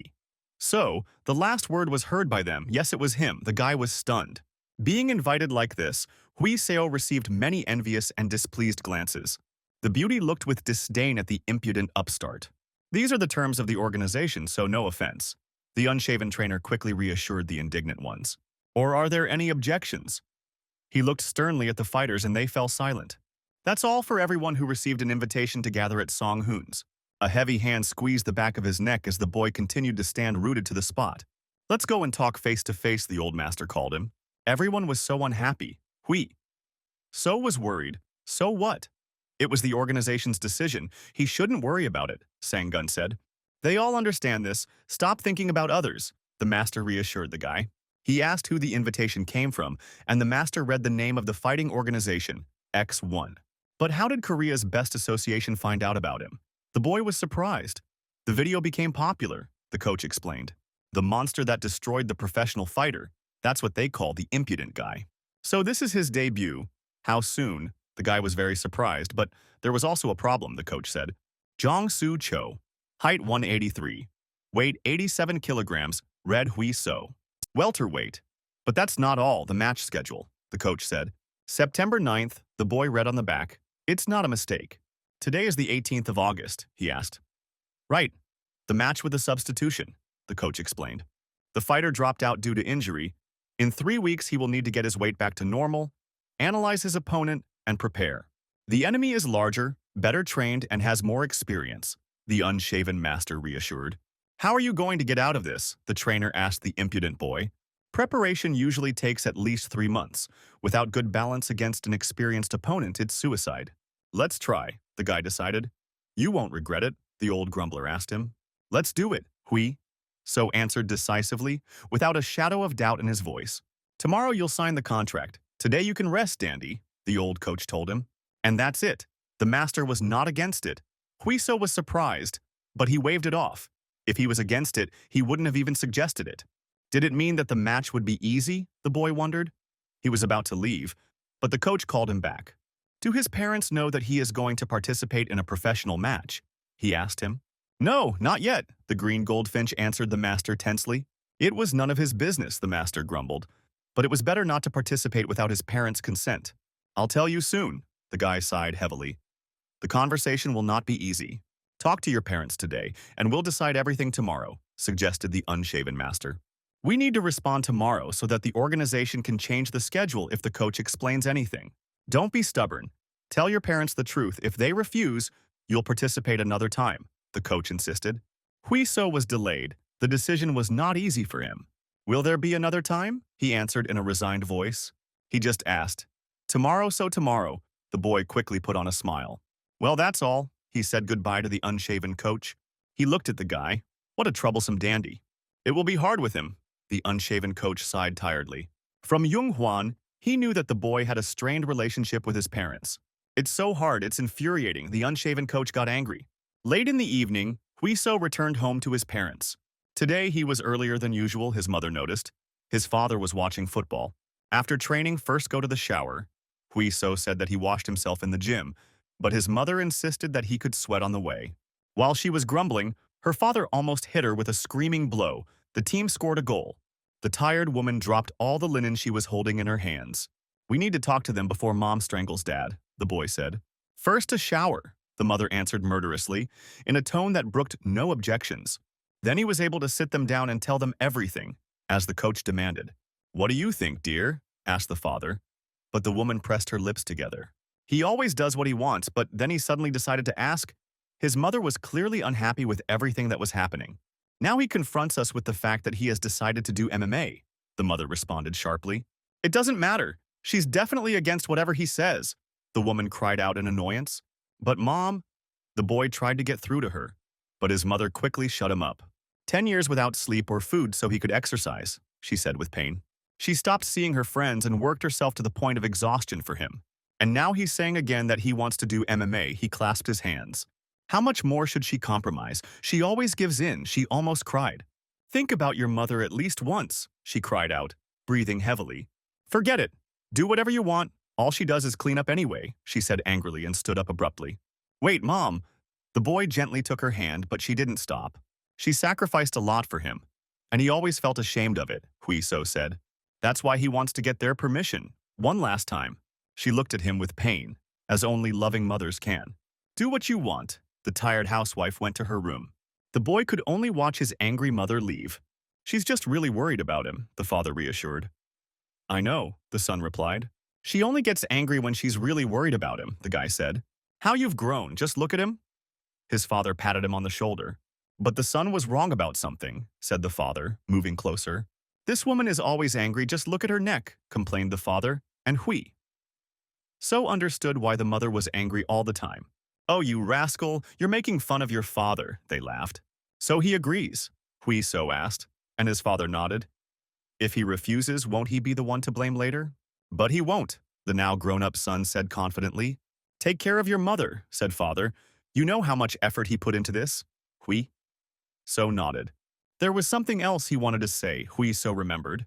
He needed money for the participation fee, but he would return it, the father asked in the tone of an experienced financier. He held the money to his son. Hui so replied in the same tone. This is an investment, who knows? Maybe he will earn 2 or 3 times more. The father heard but doubted. The bluff is obvious. If it were possible, it would have happened already, said the parent. You won't regret it, the son asked later. And if I make friends with women's groups, the smart guy suggested, and the old man pricked up his ears. They shook hands to show that they had just come to a mutual agreement. How much money does the future champion need? Asked the father, who suddenly changed his mind. It's a safe investment, the son replied. He won't regret it. The bedroom door opened quietly as the men were fooling around in the living room. Mom looked at them anxiously and closed the doors again. The heavy hammer hit the tire with force, as if it were being used to hammer in rails. Take a break, the coach told the strong athlete, and he threw down the sledgehammer. They haven't called yet, the fighter asked. He had been sweating since morning training and was still waiting for an answer. There were only 3 weeks left until the fight. He was worried. They would contact him soon, the coach confidently stated. They rejected 60 people from his weigh station, and for 2 weeks they could not find anyone to replace him. The association was worried. Don't push yourself so hard, the trainer told him. You'll still wear out your muscles. You just started training, fool, but all your efforts will go to waste if there is no fight, grumbled the hairy man. Just train, the coach insisted. If they don't get in touch, he'll call them himself. What a stubborn character, like all fighters, thought the mustachioed trainer. A little later, he finally received a call from the association. The shaggy-haired Chan's son listened to who the coach was talking to. Director Song Do-shik, the bangs-headed athlete asked. They found a replacement, and the long-haired athlete was immediately delighted. But who is this guy? Never heard of him. Li Hui. So, the coach read the name. It looks like a newbie who just got through the league, the Patlock assumed. It doesn't matter, he said, and went to train. Now the real spirit of training has appeared, he said. Somewhere in another hall, another athlete thought the same thing. They met with the bushy-browed coach before signing the contract. Once you join their club, the gym takes 10% for itself, Song-hoon said. Not bad, Hui. So noted, usually the audience takes 3/10 for themselves. Our master believes in this. Athletes are a priority for him. Maybe I can make an exception and charge him more if he's not happy, the big-browed man asked, and the boy quickly changed the subject. It's a one-time contract, explained the eyebrow. The fund is 2 million, $1 million, for the win. Watch your weight. If you weigh more, you will have to pay a stiff penalty, warned Song-hoon. You'll give me all the winnings, the cheeky young man agreed quite honestly. It's the athlete's responsibility to monitor his weight. As for other details, you'll find out for yourself. More questions, finished the eyebrowed man. How much will they give for the victory? The big-browed man chuckled. This was the question he was waiting for. After all the deductions, taxes, fees, there will be 3 3/10 million left. The impudent boy started drooling at such a sweet sum. Are you going to retire after this fight? Asked the big-browed man, and the guy flatly refused. He would cling to every opportunity. Such opportunities are rare and take a long time to come, so try hard, the bushy-browed trainer warned. Hui so tensed up and listened carefully. He was really involved in a serious matter. It's not enough to just win. You need to put on a show. Organizations don't do charity work, the big-browed man explained. If you don't have enough skills, show some fighting spirit. If that's not enough, at least don't shit your pants. The coach frowned. If you don't prepare properly, your fans will quickly forget about you, warned Browstick. You need to invest more than your full potential. Put a cross on the contract and return to training, said Sung Hoon. We need to learn all the strategies and tactics against Cho Sun. The guy said it well. In what direction? He will learn wrestling. The bushy-browed trainer smiled. He stood in front of the massive Yong Kun, who outweighed him by several weights. The fighter made a sharp movement with his whole body. They were practicing wrestling. There was no need to fear blows. Under such pressure, Hui So instinctively retreated towards the net. Young Kun easily passed the defense and held the boy by grabbing him and taking him in a hold with his other hand. His head was propped up by Hui So's chin. He couldn't move. He was pressed down tightly. Did he grease his legs with Vaseline or something? The big-browed man was indignant. Why did the enemy make such an easy pass? He yelled at Hui So. Wrestling is great for finishing blows, so they'll start with that. The big-browed man in the office said. Chung Su's style is simple. He avoids grabs well, even though he has nothing special. He knows his opponents well and is trained. He's bigger, so he's guaranteed to use grabs. If he can't handle them, it'll be hard. He'll drag you to the bottom of your stamina. Therefore, wrestling skills are a must. But will he be able to learn them in such a short time? He hasn't done wrestling before, the guy asked. What about Korean wrestling? He used to do it? The thick-browed man clarified. Ah, we're talking about Raw. Hui So understood what he was talking about and exclaimed. If it's Raw, he'll beat anyone. The impudent guy boastfully poked himself in the chest. He was confident in his skills, but he was fighting with Young Kun now. His strength was leaking out like air from a balloon, as if he were fighting a gorilla and not a man. He stepped inside Young Kun's stance with his right foot. It was time to get out or the big guy would just crush him and cut off his supporting leg. Young Kun felt his strong body collapse. Now that he had lost his balance, Hui So grabbed his opponent's shoulder with his right hand. In one movement, he turned and threw away Young Kun, who was standing on one leg, as if he had turned a wardrobe, the impudent guy thought. Hui So didn't let go and completed the rotation. Now he pressed Young Kun to the net. Damn, he's good. Even the big guy had trouble with the nimble kid. As soon as he regained his balance, Hui So had already made a pass to the legs and grabbed the opponent under the knees. He wants to knock him down. Young Kun got angry at such insolence. He spread his legs wider and leaned his body to prevent himself from folding. And this is not a joke. The blonde trainer also watched their fight. He kept his balance well and used holds, he noticed. Who would have thought it seemed like Young Kun could easily deal with the newbie? And now he was puffing with all his might, holding back the impudent athlete. Young Kun is a veteran wrestler and he easily spun Hui So around, and they switched positions again. The wrestler's big hands passed the brash guy's defense, and they locked in a grip behind his back, as if Hui So was being grabbed by steel pincers. The big guy lifted the light guy off the ground and deprived him of his support. Hui So didn't wait to be thrown into the ring. His right leg hooked under the opponent's knee. He stood on his left knee, gaining a point of support. He made an incredible move, turning his body. He broke the grip of Young Kun, who lost his balance due to the sweep. Even if he was caught in a hold, he would break free every time with an incredible movement. The experienced Young Kun was surprised. You know a thing or two, Li Hui. So I'll have to teach you, said the big guy. You are surprised too early, the eldest. The impudent guy caught his breath. They met again in the center of the ring, taking each other into a clinch. The guy quickly got used to MMA. After Korean wrestling, he noticed the eyebrows. In MMA, everything is not as simple as in regular wrestling, as the daring young man realized. What was his weight before they left the hall? Asked the bushy-browed Sun Hoon. They were on their way to the weigh-in. X1 allows for an overweight of half a kilo, so we'll pass, the trainer replied after hearing the result. But he didn't eat anything, he clarified. No, the guy sighed. He didn't drink water either. He weighed himself a lot when he was wrestling. He knows all about it. You only talk about wrestling, no matter what you ask, the bushy-browed trainer grumbled. Why alone? What about friends? The cheeky guy looked at the girl next to him. She waved it off. She's just free today. Maybe you'll just get lost. Why do we need a girl? The boy was cheeky. But who will look after his things? The girl asked. Then sit quietly like a doorman. Hui So grimaced. Can I beat him up? She asked the eyebrow sticker. How friendly you are, Song Hoon noted. And what about his other friends? He asked the guy, and he replied that he hadn't told them yet. He's just afraid of losing. That's why he didn't say anything, the cheeky girl sneered. Some people are walking on very thin ice, Hui So smiled. The ice has cracked, said the cheeky guy, and gave the cutie a slap. Lovers quarrel only to make up, sighed Song Hoon as the couple began to clash. Hui So couldn't help but let out a gasp of surprise as they entered. Inside the large room, there were quite a lot of people. The atmosphere was different from what he felt in the basement when he watched Jung Hwan's fight. "Stop staring and follow me," the bushy-browed man told him. The cheeky girl hissed.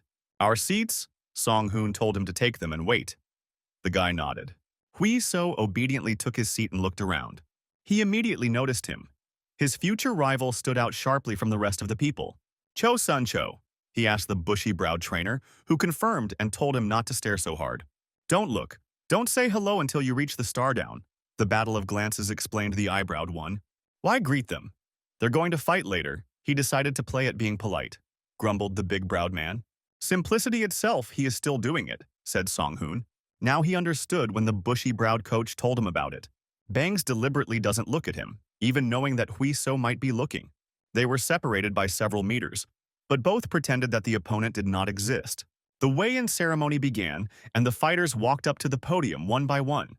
Their weigh-in was announced, and the brow-stick man stood up to call Hui So, but stopped short. "Let's go." The reckless guy had already undressed and was standing in just his sweatpants. What a fool. What a cheeky girl who hit him on the seat with her trained leg.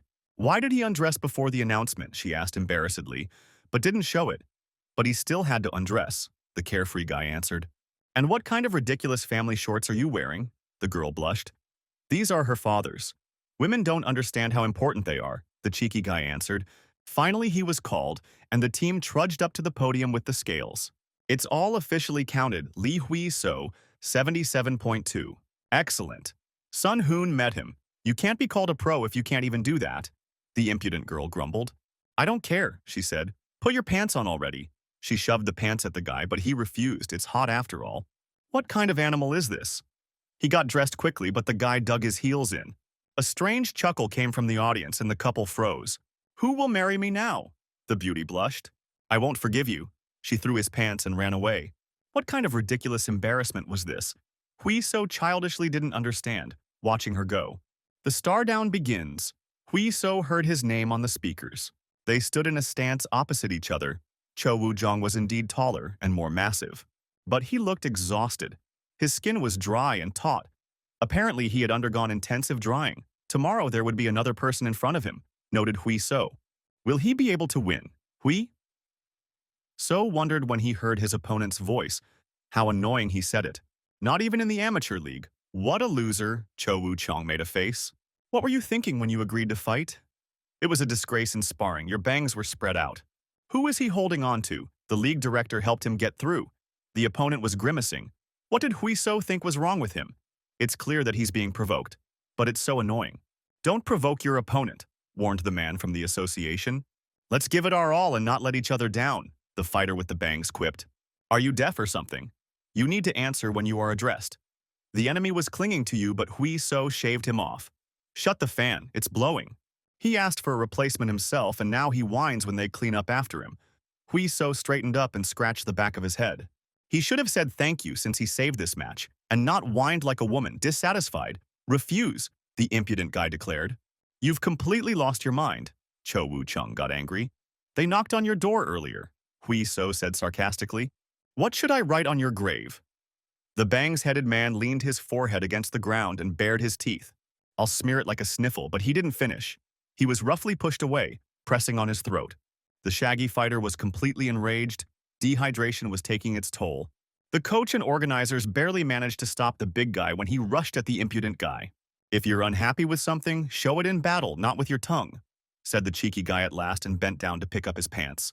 Oh, I almost forgot, the guy definitely caught the wave of his bravado. They are only a year apart. No need to put on airs, he said. When he returned home, he found his mother alone. His father had been taken fishing by his boss, just like in the old days. Mother washed the dishes. They never spoke properly since then. The tired woman was very worried but remained silent. Hui So walked up to his mother and hugged the little woman tightly. Let her go, she told him. I think I'll fight better if I know I have support, he told his mother. He had a fight tomorrow. He held her in a gentle embrace while she did the dishes. Hui So bit his lips. His mother was still angry at him, but there was nothing he could do about it. I'll go to my place, he said, not wanting to put any more pressure on her. Tomorrow they'll show him on TV, the guy bragged. With heavy thoughts, he turned to leave for the room. If you want to eat, he heard from his mother. When it is necessary to make peace, his mother will always feed him. You need to eat before the fight, otherwise you won't have enough strength, she told him. Mom? Hui. So pulled, and a weight suddenly fell from his soul. Make no mistake, if you lose, I don't want it to be because of me, the loving mother grumbled. What will you eat? She asked a little more softly, concern taking over. Spaghetti, less pasta, more meat. The son was delighted, and she told him to take a shower and wait. So light, like a feather, he hadn't lifted her for a long time, the boy said cheerfully as he picked up his mother in his arms. The arena is flooded with light. The octagon is surrounded by a net. The fight is about to begin. Hui So was warming up on his paws with the eyebrowed one. Don't forget about protection, he instructed. Great, that's enough, you can rest, he told him after the warm-up. He said the blonde guy in good shape, and that made him feel uneasy, Song-hoon noted. Look how relaxed he is, the old coach asked the guy so easily, and he joked that he relaxed in advance because he was waiting for him. 2 pieces of advice for this fight, said the unshaven coach. First, give Cho Woo-jong 10 times in the face. As if it were easy, the guy mumbled, Don't rush. Hit according to tactics, provoke a blow. He's a master at this, the trainer continued, massaging the athlete. What about the second piece of advice? Asked the cheeky boy. Listen, don't panic. If everything gets out of control, Song-hoon will tell you what to do, the boy thought. Why are you silent? His coach asked him. What should he do if his intuition tells him to do the opposite of what Sung-hoon said? Hui So answered. Usually it's clear what to do, but Song-hoon doesn't let you do it. The thick-browed one frowned upon hearing his name.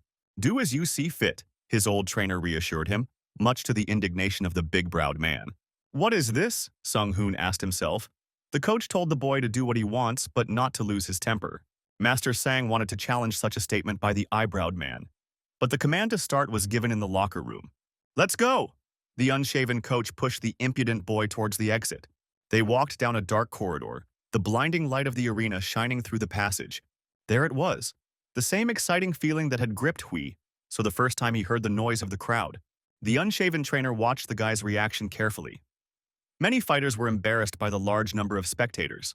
Just the thing to get in the mood for the fight, said the guy. Great, replied the unshaven master. Let's warm up. While Hui Seo was shadowboxing, Sung-hoon quietly approached Sang-guk. He is responsible for this fight. Why did he tell the guy to stop listening to him? The bushy-browed master asked. Leave him alone. Let him be willful, said the unshaven coach. But he is making his debut. How can you allow him to do whatever he wants? The thick-browed one grumbled discontentedly. He's not like the master. If he listens to advice and loses, he won't return to the ring. But Sang-guk stood his ground. In other halls, Hui So was told what to do, and only because of this he refused the elite club. The master replied, let him do what he wants. The match was commented on by the hosts. Lee Hui So came out in the blue corner. They announced the start of the main fight. Debut match. He had been practicing MMA for only a month. Defeated with 1 punch and succeeded in sparring, the commentators accompanied Hui So's exit. Newcomers rarely appear in such an arena, and he will really have a hard time coping, they continued. In the red corner is the rising star of the arena with 3 wins under his belt, Cho Woo-jong. The spectators are actively supporting him. But will he justify the trust? Don't worry, move quickly but stay calm, the unshaven trainer instructed. Blue corner, star rookie, height 1.78 m, weight 77 kilograms, Li Hui. So, the guy confidently entered the cage. Red corner, a fighter 183 meters tall, weighing 77 kilograms, the future of Korea's welterweight, the wild stallion Cho Woo-chung. The participants went to the center, the referee gave the command, and they almost collided heads. Cho Woo-jung was noticeably taller. Elastic muscles, not at all like the one at the weigh-in, Hui So noticed. You have to be careful of his grabs. He was preparing for the fight when his opponent spoke to him. Make sure you learn everything well, he muttered through his mouthguard. This is his last pro fight, the opponent promised menacingly. But Hui So did not care. Loser, are you still angry or something? The cheeky boy with the bangs egged him on. He's not just rude, he's also stupid. Focus on the match. Cho Woo's face twisted in anger. Blue is ready. Red is ready. Fight. The referee gave them the command. The gong sounded. His gait is light, which means he is calm. The thick-browed trainer watched Hui So. Prepare a bucket of ice and Vaseline, asked the bushy-browed man, anticipating many heavy blows and cuts. The crowd cheered, and Sun Hoon felt a chill. What happened? He asked, and turned sharply and looked into the cage. What happened? Cho Woo-jung was lying with a broken nose. Hui So was standing over him. As soon as the fight began, Cho Woo-jung attacked first in order to quickly deal with the impudent newcomer. He moved confidently, not expecting any surprises at all. A short left jab shot into the face like a magnum. The right straight flew straight into the Bangs man's jaw without delay, a clear 2. Lee Hui-so knocked out his opponent within 10 seconds of the fight and towered over him. The shaggy one sat down on the ring as if all the arrogance had been knocked out of him at once. "Pull yourself together, Cho Woo-jung," his mustachioed trainer yelled at the banged man. The fight wasn't over yet. He barely dodged Hui-so's finishing blow from above. The fighter rose sharply. The attack had thrown him off balance, but he quickly recovered. He raised his hands and took a stance. The commentators went crazy from such a start. Cho Yu thought nothing. Now he will get his rhythm back. But Hui So didn't wait for his opponent to rest. He gathered himself and lowered his body forward a little. With one jerk, the daring guy closed the distance. Cho Yu didn't have time to react. He received a right on the way out, again on his broken nose. The fighter lost his balance and fell back. The fast Hui So crushed the massive opponent. The blow shook and stunned the man with the bangs, and the situation suddenly became catastrophic. And yet he stayed on his feet. Hui So was approaching but not looking for trouble. The shaggy man gathered himself into a box, pressed his forearms to his body, and covered his face with his hands. He stopped, which means he wants to be hit harder. Hui So put more force into the blow. He showered his opponent with powerful combinations in order to break through his defense. Focusing his attacks from above, he ducked and hooked the ribs, hitting behind the elbow. Cho Yu gritted his teeth from the pain in his spleen and felt sick. The proud fighter could not stand such a one-sided exchange, opened up and went for a breakthrough. He fired a powerful punch to throw his opponent back, but Hui So easily ducked under the drawn-out strike. Cho Yu's right hand hit him so hard that his head turned in the opposite direction. His strong build, flexible and strong muscles absorbed some of the energy from the blow, and that was the only reason he hadn't fallen yet. He took a wide step forward and attacked over the top, still hoping to win the exchange. Hui So watched the strike as if in slow motion. He clearly read every move of his opponent. The left counter cross landed cleanly, doubling the damage to the chelcastum. It's impossible. When did he manage to make a counterattack? Such a technique is not what you expect from a beginner. Both fighters lost their balance, but Cho Woo staggered more. Hui So regained his balance early and closed in on his opponent again. In a desperate attempt to save himself, the bangs-faced one made a pass at the legs to knock down the fast guy. The cheeky boy stepped back and lowered his body into a low stance, not allowing himself to be knocked over. "Let's puff," he smiled. The enemy was wasting his last strength on futile attempts. Hui So stood up and pushed the beaten-up chelcast away from him. They returned to the counter again. The spectators were going crazy. The experienced fighter couldn't do anything to the newcomer. Cho Yu was up against the net, breathing heavily. Hui So raised his hands. He showed no signs of fatigue and waited. The bushy-browed coach couldn't look away. He thought that Hui So would be at a disadvantage. The opponent was superior to him in skills and experience. The daring guy, opening his defense, rushed forward, closing the distance. He wants to fight, thought the bangs-headed man, and prepared to block Hui So. But instead of fighting, the daring guy froze at the last second, and he delivered a straight left punch to Cho Yu's open forelock. Unconventional strikes, feints, broken rhythm. This is his true style that Sun Hoon understood. The same thing happened with the skinhead. He destroyed the opponent's rhythm and his sense of distance. Without preparation, you can't use that. Hui So's hands clasped behind Cho Woo's head, and he grabbed him tightly. Like a panther, the flexible guy jumped up, raising his knee to strike. His entire body mass concentrated in one point and broke through Cho Woo's defense. Everything in his eyes started shaking and swimming. How could it be that Cho Yu stopped hearing everything that was happening around him? He tried to make another pass to the legs and take the fight to the ground, but Hui So's legs were too wide apart. "I told him so," Hui So thought, easily controlling his opponent with his hand from above. "Don't talk nonsense, show me," he loaded his magnum. The explosive uppercut blew Cho Woo's jaw off so hard that he lost his mouthguard. The back of his head fell onto his back from Hui So's monstrous blow. Browstick couldn't believe his eyes, and the unshaven old man enjoyed the fight. Hui So was already flying towards his downed opponent to finish him off on the ground. But the referee jumped on top and stopped the match. Hui So stood over his fallen opponent and caught his breath. 1 minute and 49 seconds. The commentators were shouting at the same time whether there had been such an explosive debut before. Everyone who followed Hui So we'll never forget this fight. The guy clenched his fists. Adrenaline went through his body in waves. He did not immediately understand that the fight was over. A flawless victory, the whole hall rejoiced. The triumphant raised his fists in a victory pose. He passed out instantly as soon as he sat down in the comfortable chair in the back seat. The old master snored like a pig. "Leave him alone, he did a good job," objected the eyebrow-bearer. "Yes, it's not about Hui So, but about this one," the grumpy old man pointed his finger back. "What a pig." They slapped the coach on the forehead. "He probably worked harder than everyone else. Wasn't that a great fight? Who would have thought that he would avoid all the punches and finish in the first round?" said the brow wrestler. "True," the old man agreed. He knew the guy was good, but he didn't think he was that good. Today his heart was beating fast. Then, the eyebrow-shaped man remembered the last minutes after the fight. Hui So lifted the blonde Taesu onto his shoulders, and they entered the arena to see the winner. The guy was sincerely jubilant, rejoicing in his victory, and they all rejoiced with him. Song Hoon felt confused and didn't know how to react to the results of the fight. Song Hoon, a cheerful guy, tore him away from his thoughts.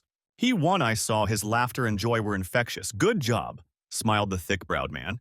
"I didn't hear his recommendations at all," the guy asked. "It's all because he did well," Song Hoon answered. "It was cool," the coach told him. 1,000 points. And the pleased, cheeky newcomer broke into a smile. He said that he would help, but he himself was silent, as if he had abandoned the fighter. His eyebrows were turning over heavy thoughts.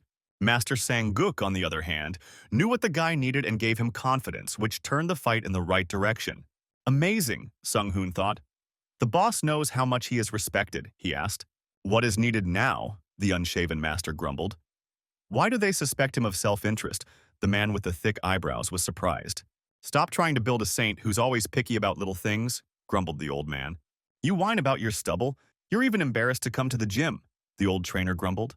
"Yes, it's just an excuse. He's lazy. That's why he doesn't go." The big-browed man was indignant. "And he even argues with me all the time," grumbled Sang-guk. "And why does he always drive them?" "Now let him drive them all himself," grumbled the unshaven master. As soon as they came to this, the bushy-browed one was surprised.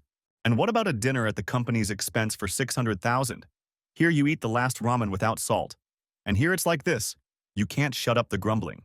All this respect is just chatter," at least once said when you take energy drinks. Song Hoon stuck the earphone in his ear to save himself. The world suddenly became a pleasant, comfortable place, without stress. No one is without vice, Song Hoon thought. The cheeky young man dressed up and showed up at the cafe the next day. "Hey, Goldfinch, come here," his friends at the table called him. "This is where those blockheads are," thought the cheeky young man. "The star has come. Fall down on your faces," greeted Hui. "So it seems he caught the crown," declared his friend, only now did the other object. "What's more important is why our friend was running around naked in his underwear in the arena," his bespectacled comrade asked. "Why didn't he say anything? They had to find out everything online." His comrades were indignant. There was no time. The impudent guy justified himself. 3 weeks to prepare everything," said Hui. "So, pathetic excuses. He is no longer friends with us, just teasing friends." It was impossible not to notice that Hui So was now really getting attention from young people watching MMA. They stared and whispered behind their friends' backs without any embarrassment. "Oh, now you hide your face under a cap like a star," they asked him. "Just got caught in the arm." Hui So became embarrassed. On the way here, he had already caught a couple of inquisitive glances. Popularity had fallen like a sudden avalanche. For 10 years, he had been involved in sports and no one cared. And now, in just 2 minutes of fighting, he had received so much attention. "Enough about him. How are they doing?" asked Hui. So the bespectacled man was working part-time to get back to preparatory school. "You need to find a permanent job. Won't part-time jobs affect your studies?" asked the cheeky guy. "You need to graduate from college," answered Hebom.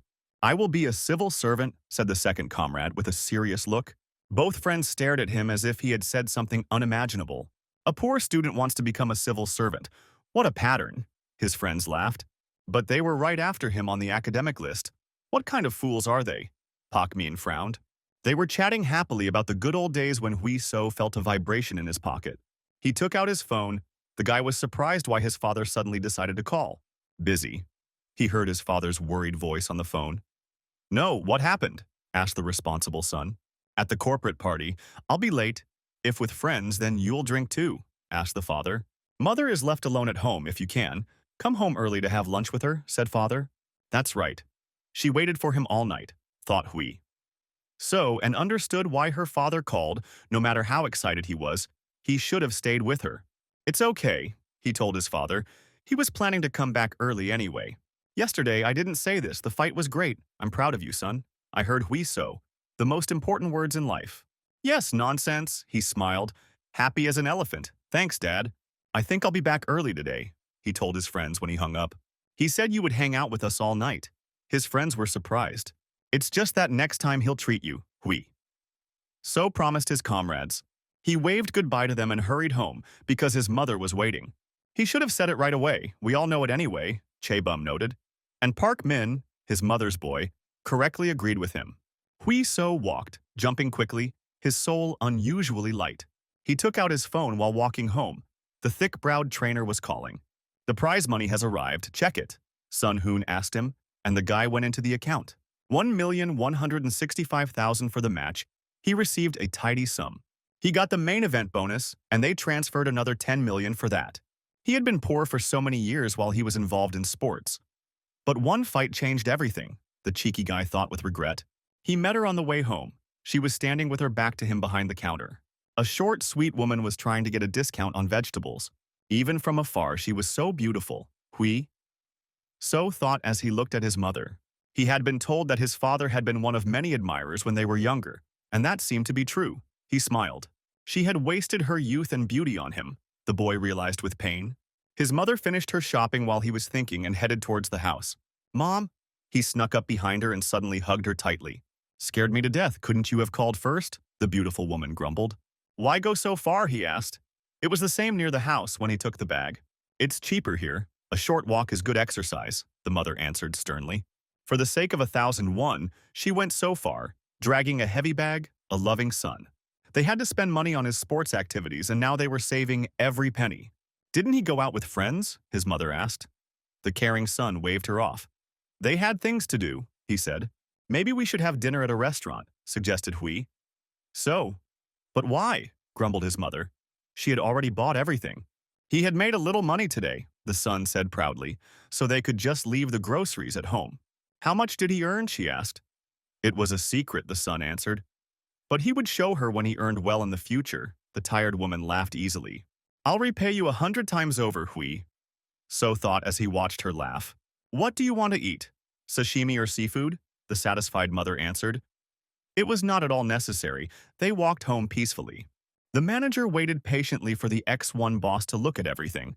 The director watched the fight attentively. The shouts of the crowd and commentators were heard through the speakers. They watched a video of a fight between a brash newcomer who had just recently started training in MMA. The guy made his debut a month later and showed himself well.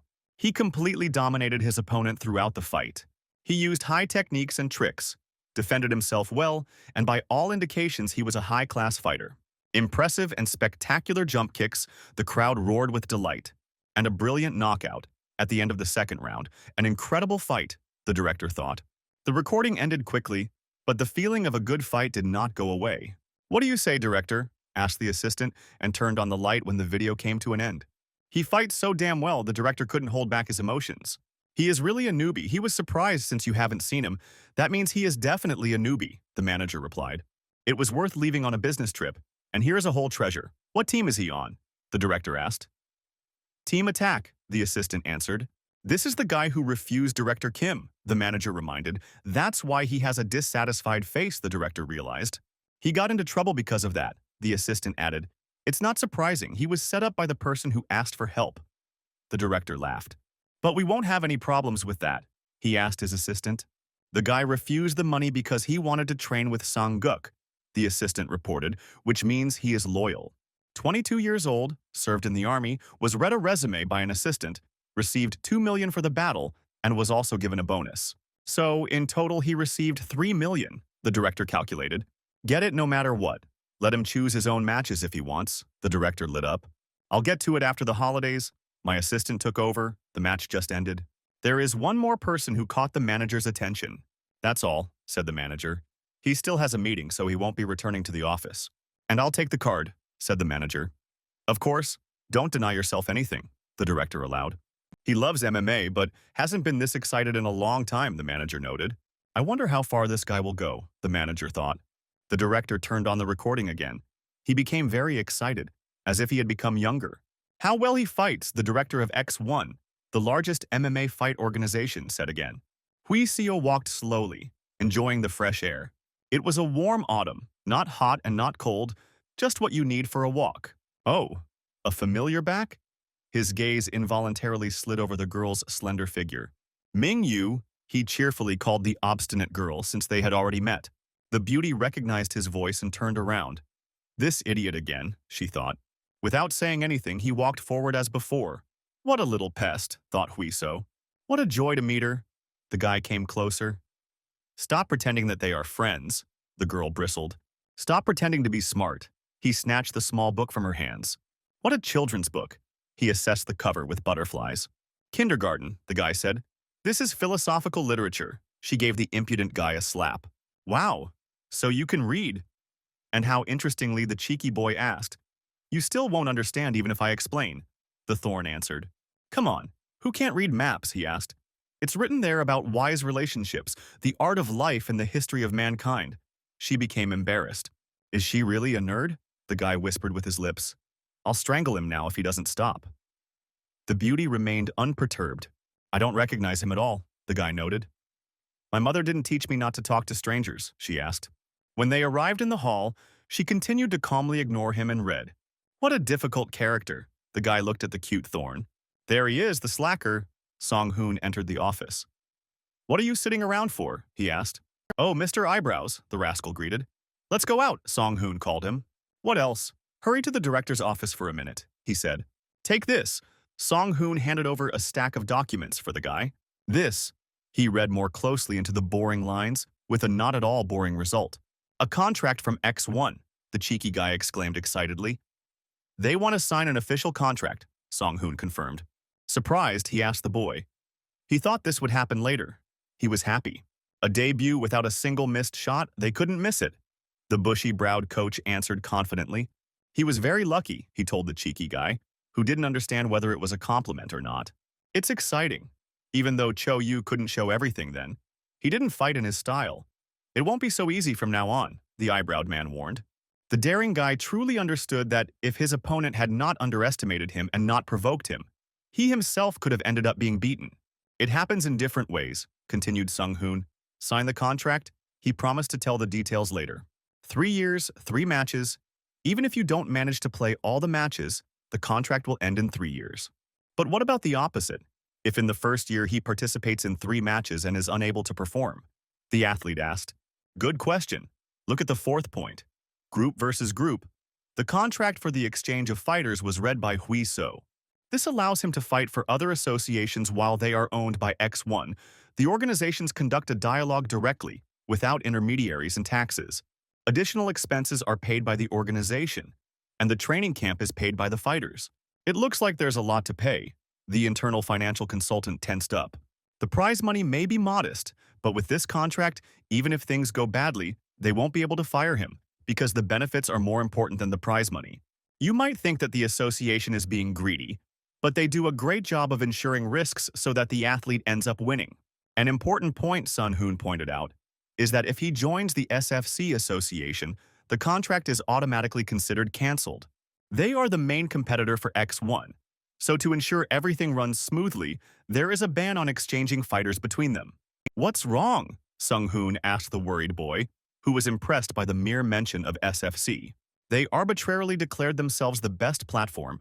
Even though the standards of the sport rose, small organizations retained the title of impeccable. It is not surprising that even those who know little about this sport have heard of it. That's right. And now he won't be able to have anything to do with them for 3 years. The eyebrow guy grinned. Why did he do this? The guy asked. Insurance. The bushy-browed trainer moved on to the next point. If it is less than 500,000, the fighter pays, more, the organization. The penalties for incorrect weighing are the same, Sun-hoon read out. We've sorted out the main thing, it's time to count money, of course.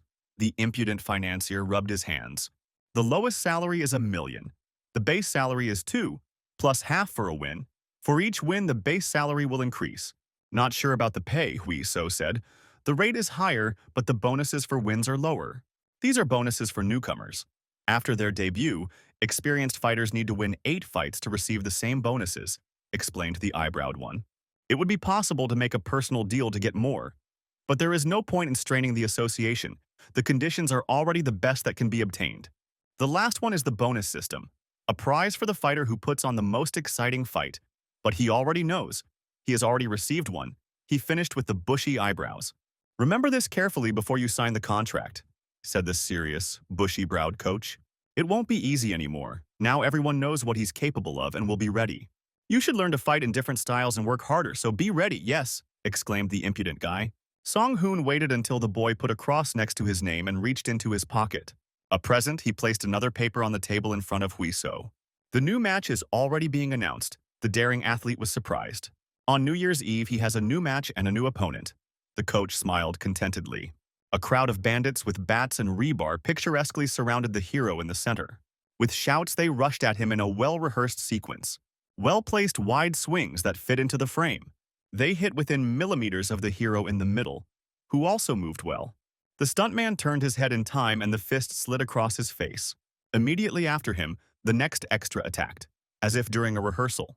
He was thrown back with a beautiful and effective roundhouse kick. The crowd of bandits parted, letting the fighter who had flown away pass. They screamed and rushed with redoubled fury. It looked natural. Die! The extra jumped up and flew at the actor in the center of the parking lot. They spun around in crazy, twisting strokes. A flying, spinning kick hit the target. They worked well. The actor kicked at head level, demonstrating good flexibility and form. The extra was very surprised after all. They were getting more than they were supposed to on the set today. But the lead actor didn't hesitate to give it his all. The last one left, the main character turned around at the sound of footsteps. Come on. He read out a memorized line, according to the script. The big man clenched his sledgehammer fists and assumed a defensive stance. His hair was tousled by the sudden movements as they moved towards each other. The lead actor leaned over and raised his knee for a side kick. The foot flew firmly into the open defense, and at the moment of impact, the long-haired guy managed to jump to the side in sync. He pretended to gasp after being hit and fell to his knees. The actor stood over the fallen enemy, clenching his fists tightly. That's all. He looked down menacingly, allowing the cameraman to take a close-up. It was filmed, there was a scream on the set, the scene ended, and the lights came on the set. Good shots of Sang-hoon, the director praised the main actor. The worried cameraman ran up to the extra. He saw how badly he got it. We didn't overdo it, he asked the long-haired guy how he was. We need to finish it in one take, we won't be reshooting. The big guy shook himself off. Don't strain yourself so much anyway, the man told him. How could he let him down after he got this role for him? He scratched his head. Be patient. When I become famous, I will not forget about you, his friend promised him. The phone rang at the hairdresser, Hee Seok, and he bowed, stepping aside. Of course I agree. His friend heard the loud cry of the long-haired guy. They called from the audience. He will have a fight on the main card. Things are getting better, the big guy rejoiced. And when is the fight? His comrade asked. On New Year's Eve, he answered joyfully. They watched the recording of the fight. The long-haired brute held his defense tightly as if he were a rock. His opponent hit with all his might desperately and with a sweeping motion. It was obvious how tired he was. Despite his large body, the strong man deftly dodged numerous blows. He waited for the right moment and kicked his opponent in the ribs. And he finished him off with a quick hook from the left, with minimal delay. The match ended in a quick victory. The big guy showed good fundamentals. What do you think? Asked his bushy-browed trainer. A normal fight without holds in wrestling, in a standing position, noted Huiso. 4 fights in the amateur league, 2 professional fights, the basis of karate, 3rd Dan, victory at the nationals, Red Song-hoon. He has good fundamentals, a real thorn. They attack a lot, have good endurance, explained the bushy-browed coach. Endurance is like a battery level. No matter how a person copes mentally, if he is exhausted, he will not be able to move. Many professionals who train for many years can freeze and get hit, not because they don't want to move or don't know how. There are 3 types of strategies for this match, Brovastic continued. The first option is grabs and pushes, he's bad at them, but Huiso is bad too, so that option is out, the guy is pinned. The second one is to outshine him in endurance, but the impudent boy is smaller and has worse endurance, so this one is also out of luck. What is the third option? Asked Song-hoon. To go out and win. The impudent athlete threw up his hands. Bingo! The usually calm eyebrow twister suddenly exclaimed. Attack relentlessly and crush his defenses until you break through him completely. If he were that strong, he wouldn't think about strategy and would just attack with all his might. Huiso sighed. Such attacks don't exist, the eyebrow man said. But there is technology, he noticed. What kind of technology? The impudent boy pricked up his ears. Muay Thai, also known as Thai boxing. Sun Hun simply answered him. This type of martial arts, the strongest in attack, especially elbow and knee strikes, master it, and you will be able to break his defense Hyseok. Let's start right now, suggested the bushy-browed guy, but the impudent guy was surprised who to learn from. Don't worry, everything is ready, Song Hoon praised himself.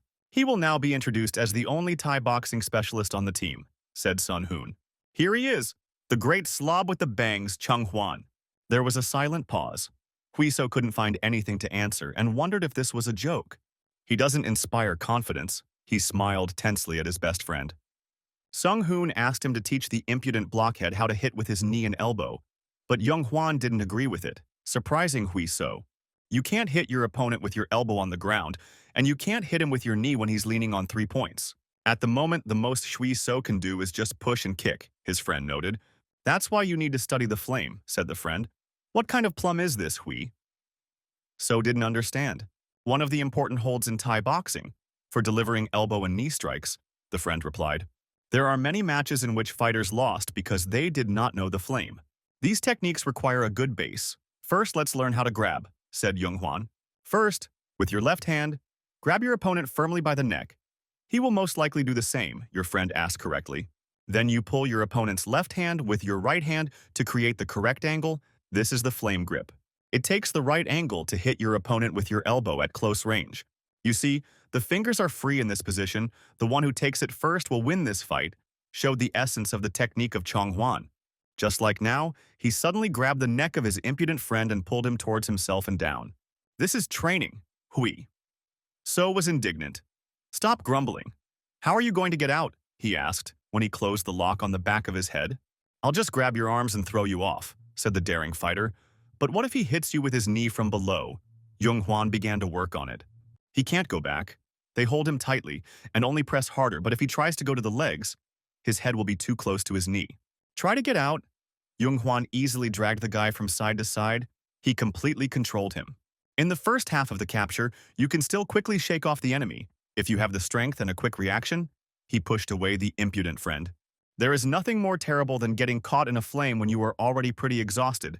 Now he will show you how to get out, his faithful comrade taught him. He ordered Huiso to grab him, and he locked the padlock around his friend's neck. He pressed his shoulder hard on his wrist, as if hiding his head in a shell. With a loud cry, his friend freed himself from the grip, easily throwing off Huiso's hands. That's cool, the comrade said smugly. Stop fooling around, there's still a lot of work to do, the cheeky guy replied. This is part of the teaching of the great guru. Praise quickly, he kept joking. But looking at his serious friend, he continued. You need to take the correct stance if you are taken into flame, and tense your neck and back. If the opponent is the same height, then when he moves his back, his arms will straighten and the strength will leave them. He will no longer be able to control the grip. Then rotate your torso, use your shoulders as leverage, and break free from the grip, the friend explained. But if the hold is already complete, the strength of the neck is not enough to break free. You can try to knock him down while he hits with his knee. He asked Huiso to use a full flame hold on him, and he clasped his hands around his neck. If you get stuck in a flame, you can slip your hand between your opponent's hands, he demonstrated. When the capture is complete, there is very little space and the enemy, knowing what can be done, will actively interfere with this.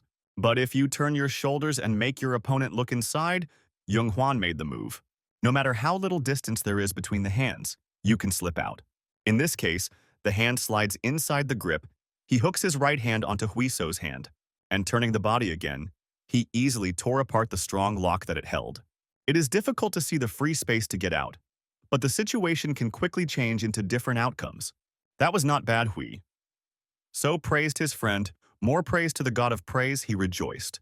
Who would have thought that such an unreliable slob would be useful? Continued the impudent guy. Come here, answered the friend. Since he used to wrestle, he should have good balance. He needs to learn this hold and there will be no problems, summed up Zhang Huan. That's all for today. Time to shed, Young Hwan whispered quietly. Hui, so finished training, you can grab him. He waved his hand to his friend.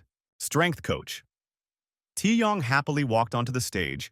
Finally fresh blood, The training maniac was blooming. For what? Everything in Huiso's chest went cold, but it was too late to run. Why is he here, the traitor? He asked Yunghwan, and he justified himself by saying that the muscles of the neck and back are important for flame, and Taeyong is the best fit. That's how, doesn't he know what kind of person this is? Hui Sung shook his friend desperately. And what kind of a man is he? A huge brute crept up from behind? Hiccup! The impudent guy cried out. So what kind of person is he, dear Kim Hui? So, the gorilla asked the guy. The best in the world, my favorite coach? Hui. So smiled tensely, letting his friend go. Since the guy appreciated it, let him carry it back now. Are the words about love really a lie? Asked the 120-kilogram fighter, putting his hands on his shoulders. He mounted the daring horse Hui. So, gallop on, faithful horse, he said to the boy. No pain, no gain, Chung Hwan quipped after his comrade. Who said he was staying? Taeyeon asked. He would ride him after. They are so busy and he doesn't want to disturb them. So he goes to train with Hai Bum. But he is busy with the beauty Yu Jin, the gorilla objected. Maybe there's someone else, Jung Hwan mumbled timidly as the athletes exchanged glances. Well, no, I understood their look. The sportsman is a slob.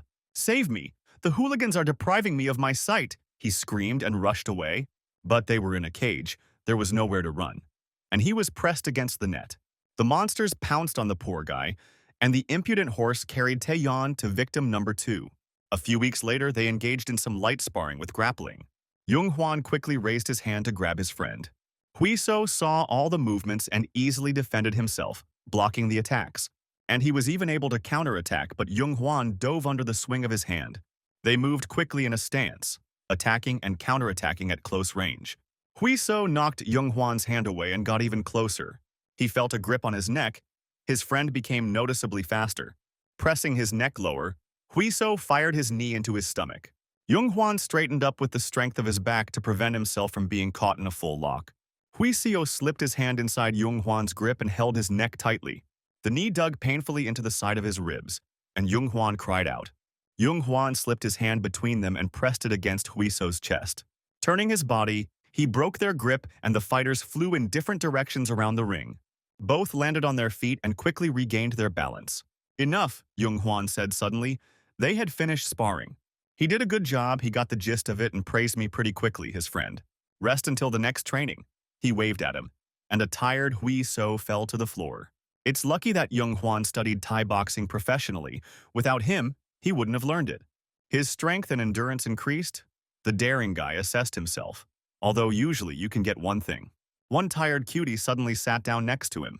These days, Huiso asked the girl, meaning the days before the fight when you need to watch your weight, die, she answered silently. No snacks, fatty foods, fast food or salt. It was already hard without juicy chicken. She could afford nuts and dark chocolate. In addition, the girl had to drink a lot of water, 6 or even 8 liters a day, which affected her mental state. Fewer calories, more training, and running to the toilet all the time, it's no wonder that the usually prickly girl turned into an irritated hedgehog. And yet he wanted to support her somehow, since the beauty tried so hard. Only 10 days left to endure, he gave the girl his signature smile 32. Why is it talking to me? The beauty wondered. Let him take better care of himself, she bristled. But how can he not take care of his peer and friend? The impudent guy insisted. Get lost, you're annoying, she replied. But the guy absorbed all the barbs. I really wanted to strangle her, but it was clear that she was having a hard time. Huiso thought when the coach brought Yujin some water. The girl stood up sluggishly but obediently. Huiso looked at her small back. Now he treated her like a friend, and it was not easy to watch her suffer. She wants to die now. He thought so hard when he was called out. It's time already, Taeyeon called to him, and a chill ran down the back of the daring athlete. The big guy in front of him did not promise an easy walk. Time for a fun warm-up, that is. A workout before the warm-up, the coach laughed cheerfully. The cheerful inscription on the t-shirt only increased the oppressive feeling, I will kill you, Huiso read. Mom, give him back. He thought about how many heavy sets they would prescribe today. Time flew by, the team got 5 matches. Jung Hwan participated in the Central League battle. There were no problems with the other 3 matches either.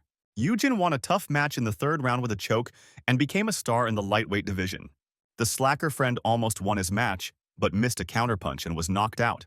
Taeyong got so angry that he promised to strangle the negligent fighter, but he took it all as a joke, and he was almost strangled. How bad it is because of the weight control, the cheeky guy whined.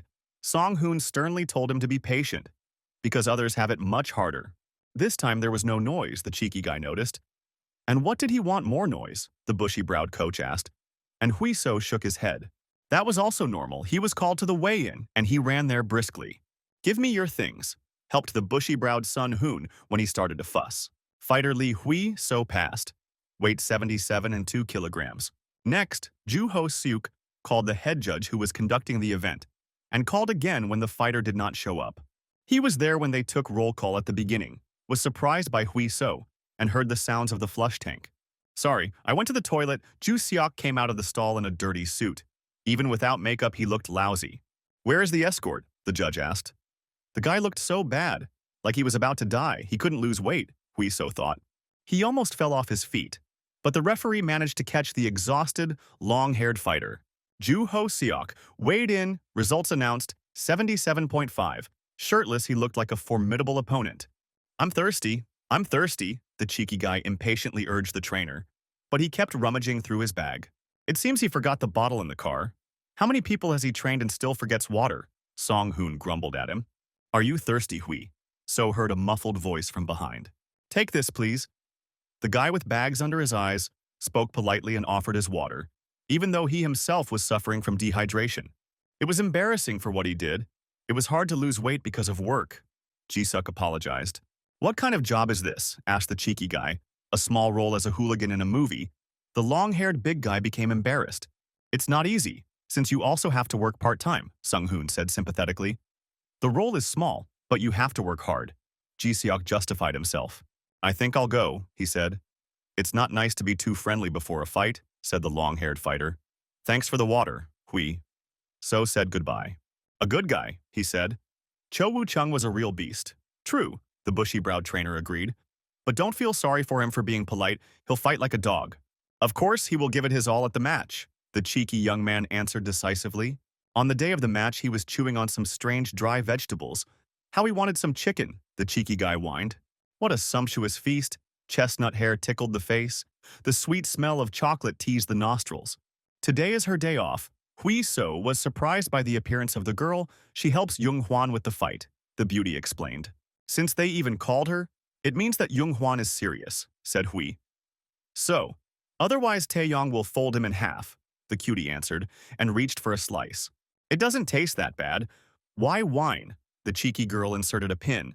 Then come on in, Hui-so suggested. I'll eat until my stomach bursts, he grumbled, mashing the vegetables. Look. The prickly cutie guest pulled out some candy from her pocket and put it in front of him. Snacks of chocolate and red ginseng, eaten an hour before the fight, improve blood circulation, she explained. But why such concern? Hui. So was surprised it just remained. The girl turned away embarrassedly. Really, let her also say that they were lying on the floor. The impudent athlete did not believe her. I told you it just remained, the angry cat hissed. She brought them on purpose, the impudent guy teased and grabbed her in the face with a salad. Get out of here, dog, the girl shouted. She was thinking about how to strangle the impudent guy, but suddenly her cell phone rang. It's time to go down, Jung-hwan. I need help with my things, the girl said quietly. Before she leaves, he told her. If you even think about making jokes, I'll finish you off, the prickly cat immediately warned. Thank you for your concern. The cheeky guy smiled sweetly and sincerely. This is how you should always answer, she muttered quietly in a thin voice. Come on, don't disgrace yourself there in the ring. The girl extended her fist. Of course he would win. Their fists touched as he lightly punched her. The coaches watched the fights from undress. Another fight ended. The time for Hui-so's fight was approaching. Another knockout? Are they on doping or something? The bushy-browed trainer frowned. So, Hui-seo unpacked the candy he received from the cheeky girl. What are you already eating? Taeyong asked him. Ginseng and chocolate, which Yujin gave him. Told him to eat before the match, the athlete answered. This thorn? The big guy was surprised. How disgusting it is, even chocolate. The impudent fighter grimaced. He was about to take a nap. Taeyong was even more surprised. Mental training. He sprawled on Hui-so's chair. Maybe he's crazy because he's not worried at all, the blonde coach noted. The same thing happened in the first match, not worried at all, which only made things more worrying. Song Hoon frowned. It's good that he's not their concern now. They need to think about their fighters. The bushy-browed trainer sighed. The scoundrel decided to sleep. Taeyeon shouted. He was meditating. The impudent fighter justified himself. What kind of snoring meditation is this? The big guy didn't believe him. Blue corner fighter Lee Hui-sung. The stands thundered. Welcoming. The long-awaited moment had arrived. It is not surprising that he is being greeted so much. Everyone remembers the match that was in September, the commentator said. Isn't his schedule too tight? Another answered. The previous fight was without injuries, and Lee Hui-so couldn't miss the final event of the year, which meant X1 expected a lot from him, they discussed. Will he live up to expectations, the hosts wondered, as Hui-so prepared to enter the ring. Stay on the edge of the zone. Don't be greedy. Don't lose control. The bushy-browed trainer instructs before the fight. Okay, I'll remember, promised the daring athlete, anticipating the fight. Go ahead, tear him apart, Hui. So finally got into the ring. He warmed up his body as usual, as if before sparring, making light jumps. Jo Seok appeared. Now he looked stern and massive. There was no trace of exhaustion. The shaggy giant walked into the cage, the difference in their sizes making itself felt. The referee read them the rules and gave them the go-ahead as the fighters faced each other in the center of the ring. He is huge, although almost the same height. Big muscles will allow him to fight to the point of madness, Hui-so analyzed his opponent. Red is ready, blue is ready. The referee gave the command to fight and stepped aside. At the first sound of the gong, Ju Seok rushed towards Hui-so like a dog on the loose. But this time the daring guy kept his distance and was in no hurry. It was not to his advantage to enter into an exchange with a large opponent. He met his opponent with a series of long punches and jabs to test his defense and break his tempo. Hui-so kicked the ball into his thigh, but Ju Seok managed to raise his knee and block the serve. He immediately counterattacked, pressing with all his mass. A powerful blow to the body to the liver found a gap in the daring guy's defense. It hurt, Hui-so continued to dodge and study his opponent. He was almost pinned against the fence, but Hui-so managed to get out with a deft jump and deliver a short jab to the head. The shaggy big guy maintained a strong defense and was not afraid to get close to his opponent. Well, really, everything doesn't matter, Hui-so realized after the blow this blow won't knock the big guy down.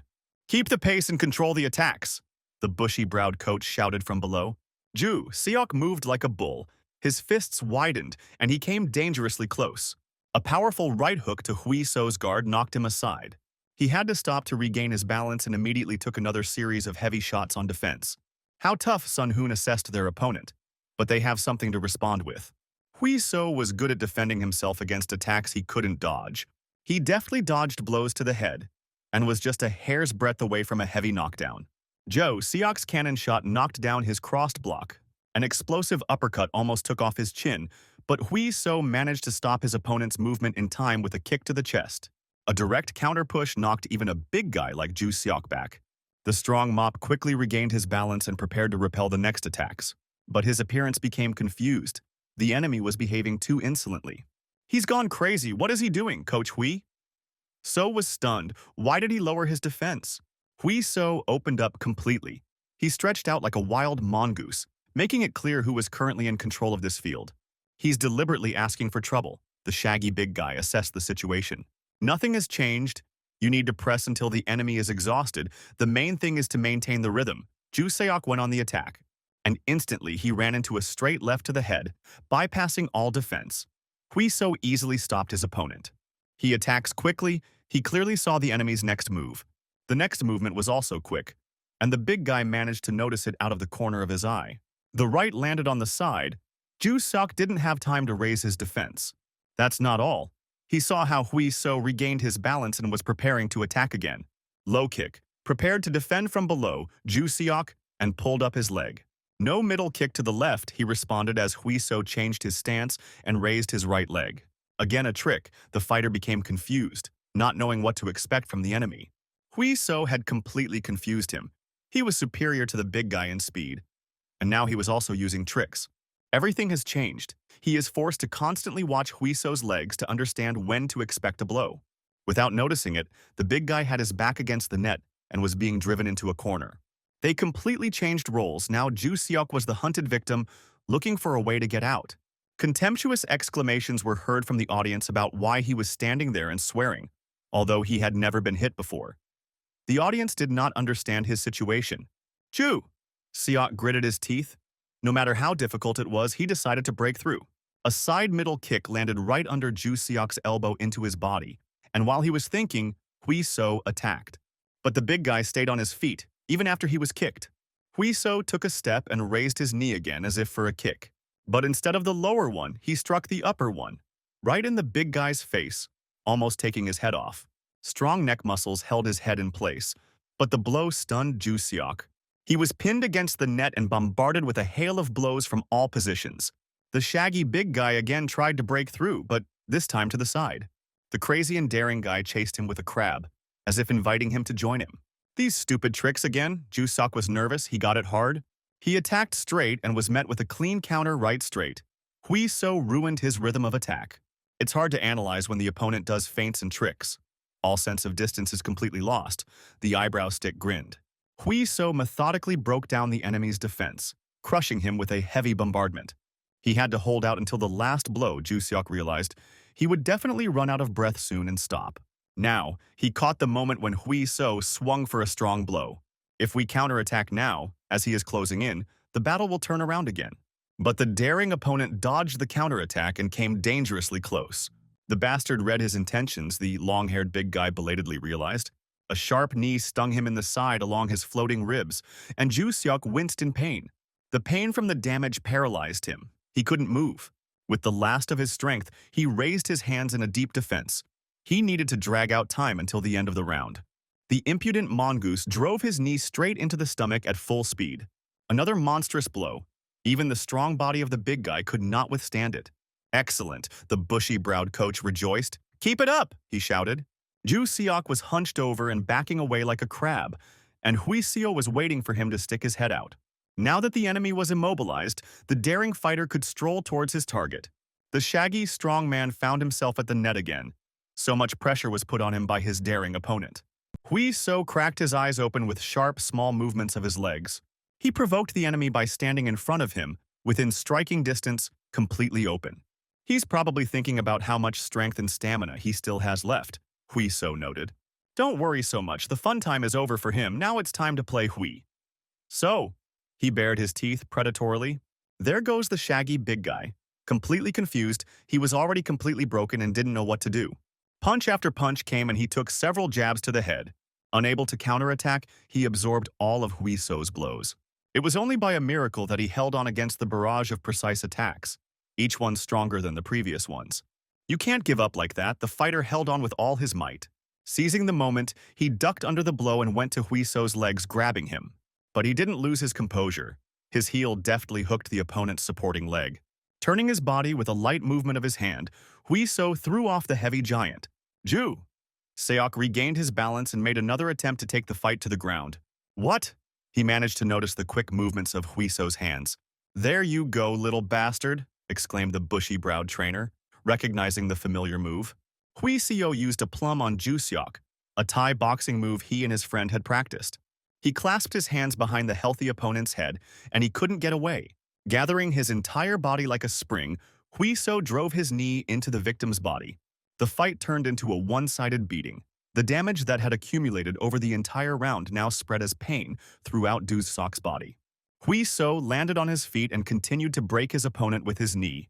Get out, was all Ju Seok's useless coach could advise. The big guy pulled himself together and punched Hui So in the jaw. But because of his position, the blow couldn't be strong. And he calls it a punch. Hui So didn't even notice the jab. What a blow. He pulled Ju Seok's neck to the ground and nailed him in the head with his knee. The big guy held the block tightly, like a turtle hiding in its shell. No matter how tough he was, it was becoming too dangerous, the host commented. Hui So's leg swung back like a powerful pendulum. This time, the cannon shot pierced the remains of Ju Seok's defense, exploding his head. The big guy slowly sank into the ring. Hui So did not let go and went forward. When the tuft fell, he pounced on top and methodically pounded his fists on the head. The caring, bushy-browed trainer suggested, press on the neck. With his hand firmly planted on Ju Seok's neck, the daring boy was able to deliver powerful blows. Grab him and throw him to the ground, the big guy's useless trainer shouted.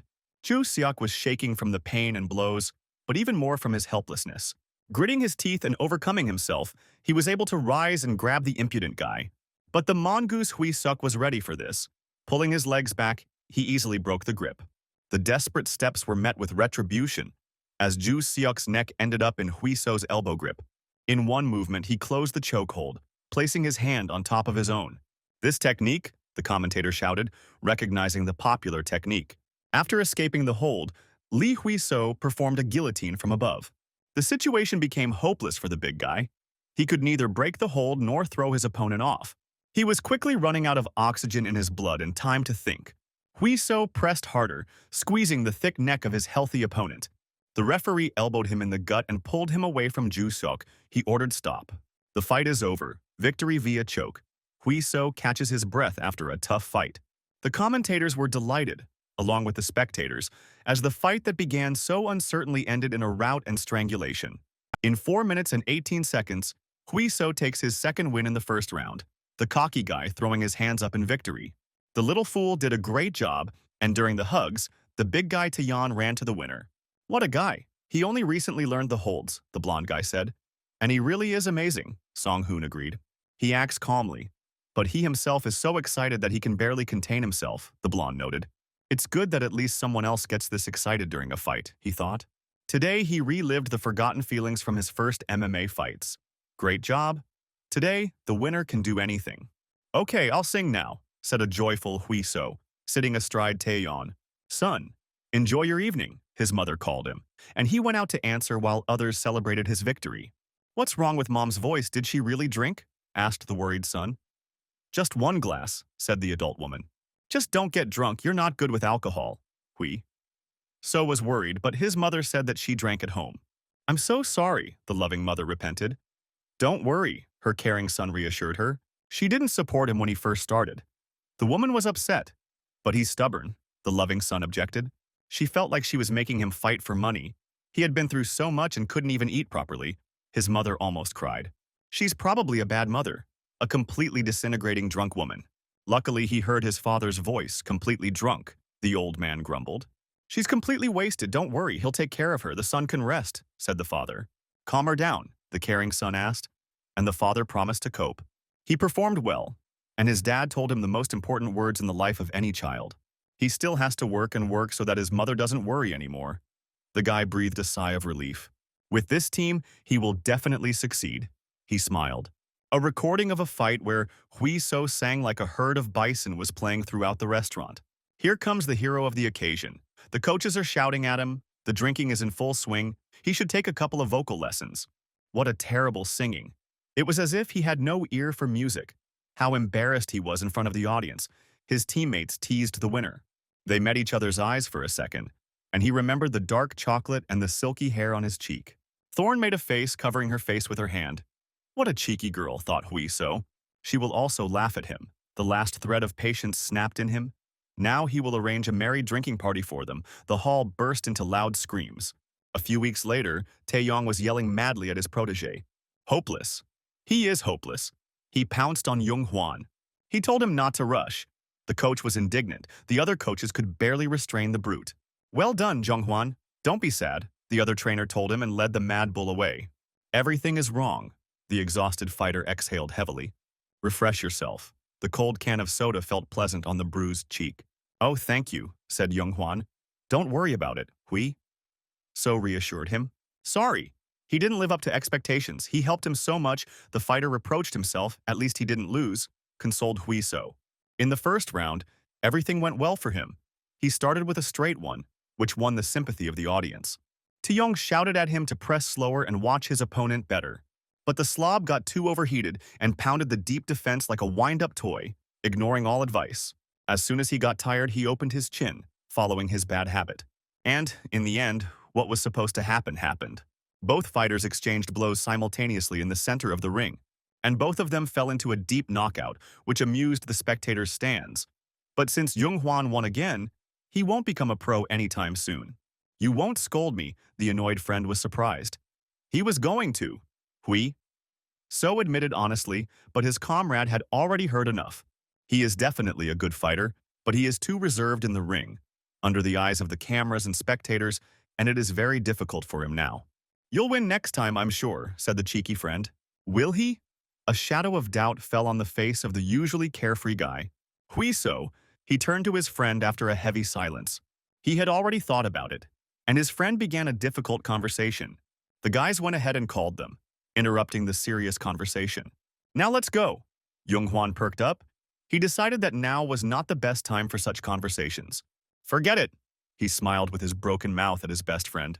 Let's go before Taeyong loses his temper again, okay? Hui? So resigned himself.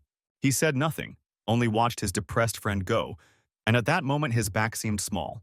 Great news for our gym. Young Kun signed a contract with SFC, told great news. Eyebrow coach. The audience loudly congratulated the athlete. Everyone was happy and suggested celebrating. The world is so fickle, muttered Hui. So and what's wrong, grumbled the thorn nearby. Yesterday, Jung Hwan lost the opportunity to debut, and today, Young Kun received a contract with SFC. The guy was at a loss to decide whether to rejoice or cry. It didn't matter that Jung Hwan was already hanging on Young Kun's arms, the girl noticed. Another announcement, in mid-June, there will be a match and they need a person for the coaching team, announced Sung Hoon.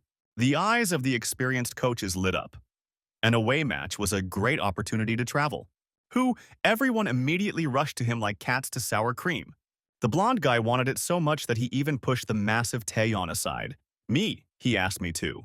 But it's not so easy to push aside a giant. He himself could push aside anyone, and he proposed his candidacy. Why are they silent? Asked the eyebrow-bearing extras. Do they even have a chance? Whined the other team members.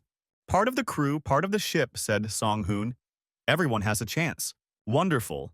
The athletes blossomed with rays of hope. Those who debuted as pros and had a match coming up were excluded, Sung Hoon said sternly, and the gang immediately faded away. This is the order from the authorities. Hui. So was filled with enthusiasm. Even the thorn on the right wagged its tail. But then who should go? Everyone asked a logical question, and Sun Hoon thought about it. Let's draw lots. He took out a board to draw stripes for the game. Great. Go out one by one and choose a number. Everything is mixed up so that no one guesses. When he finished, he immediately warned everyone that no matter who won, there should be no hard feelings.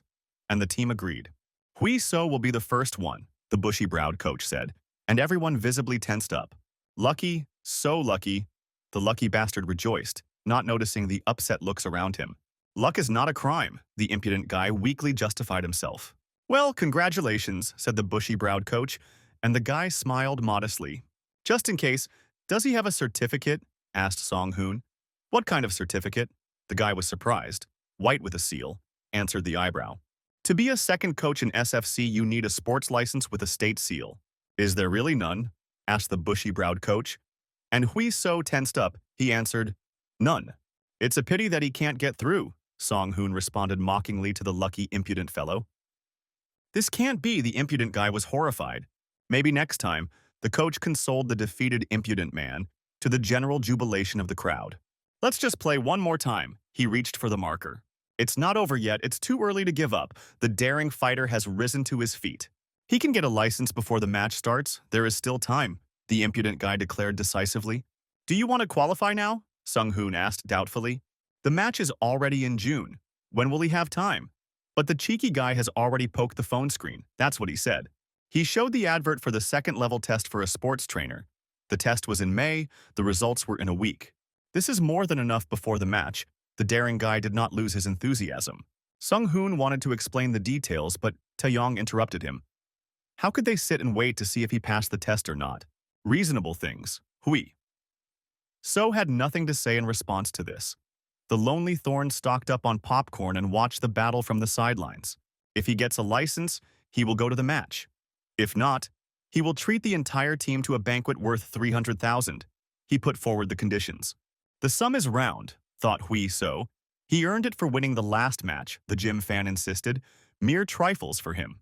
All you need to do is get qualified, thought the cheeky guy. They are waiting so tensely, something is clearly fishy here, the athlete doubted.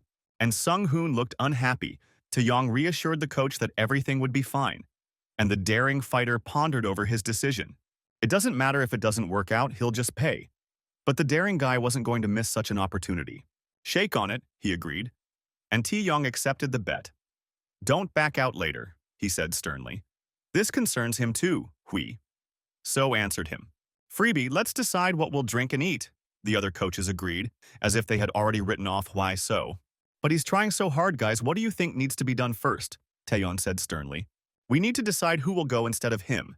He ended with another farce. Hui So snored peacefully over his textbooks, which he hadn't sat down to since school. His caring parents watched and tried not to disturb him. The old, unshaven master returned to the hall after a long bender. "Boss!" The bushy-browed trainer greeted him as he came around the corner. "What did not expect to see the boss at work?" asked the unshaven master. "Here are the snacks." He gave a bag. "All because the master worked outside the hall," said Song-hoon. "There is so much here." The brow-bearer was surprised.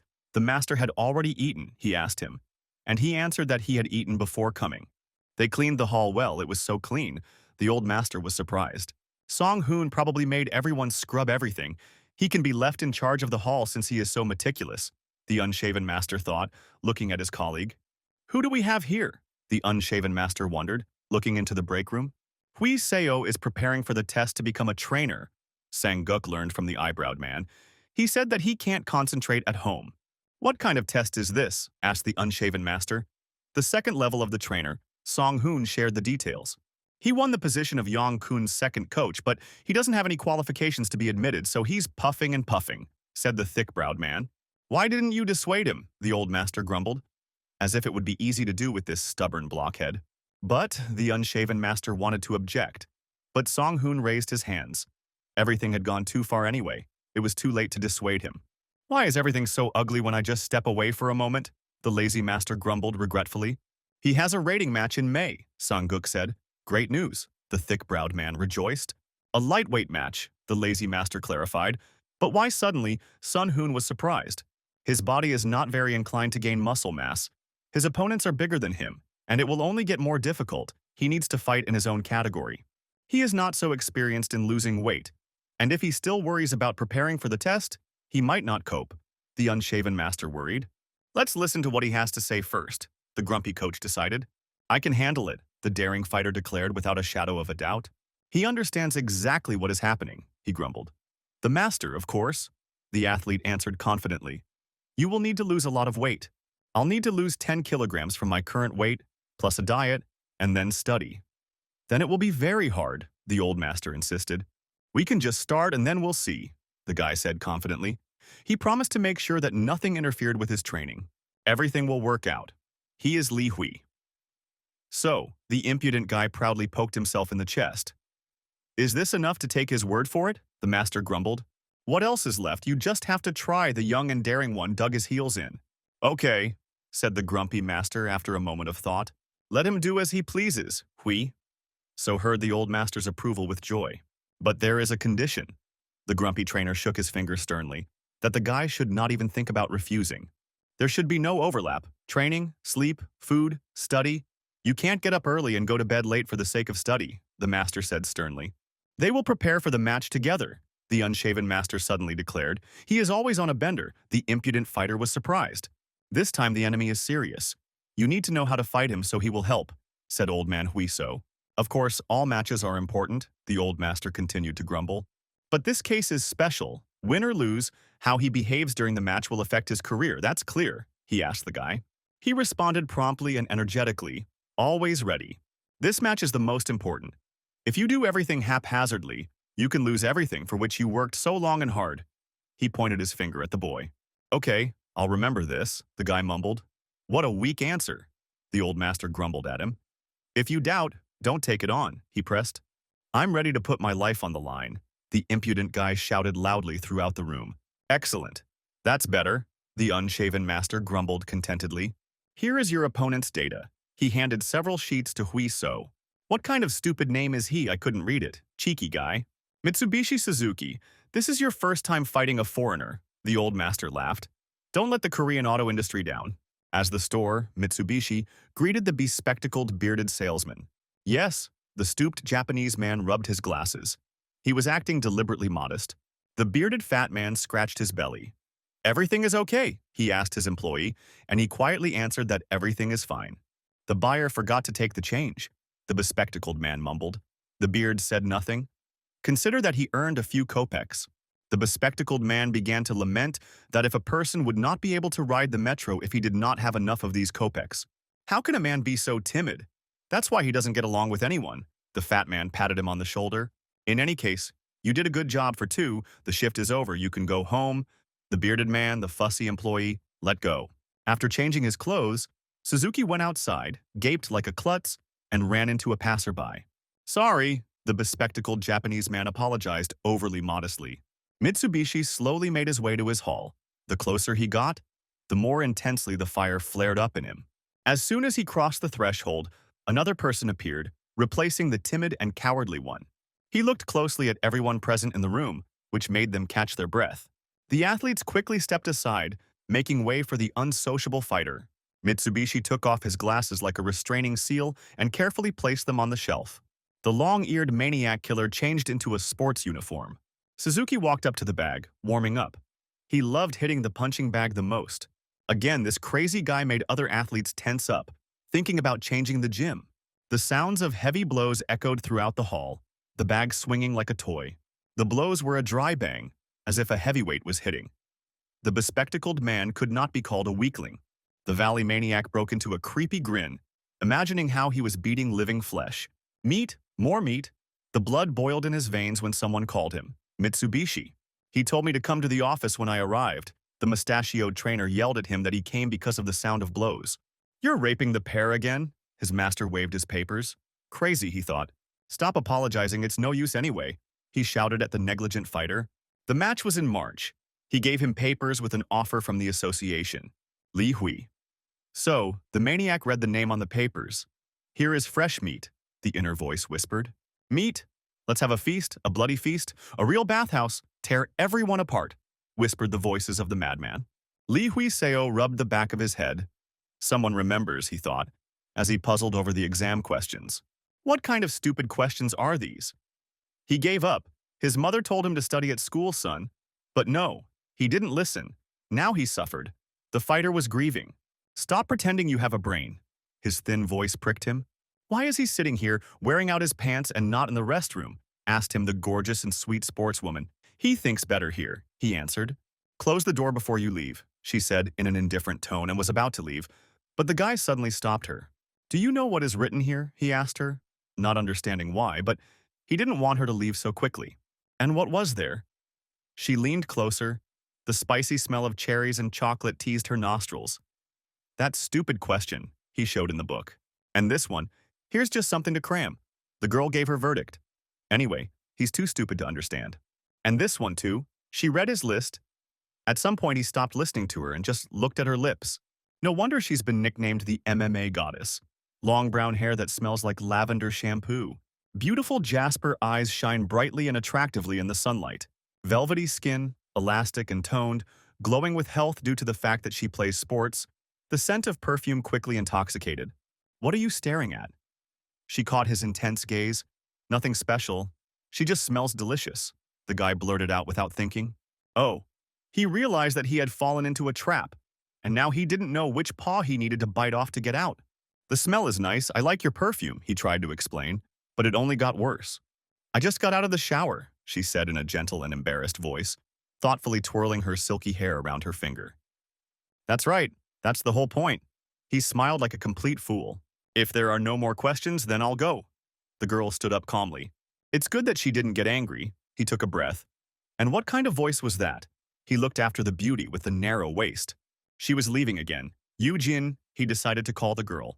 He was also going to go. Didn't she want to go with him? Then he awkwardly scratched the back of his head and tried to speak calmly. This completely broke their usual pattern of communication, so the girl even froze. He was also silent. Silence is a sign of consent, but he didn't know it, so he thought he had just been brushed off. That's right, Song-hoon gave him a bunch of tasks, so it won't work whether he was saving his reputation or digging deeper, depending on how you look at it. For a long time, she suddenly asked softly, as if nothing unusual was happening.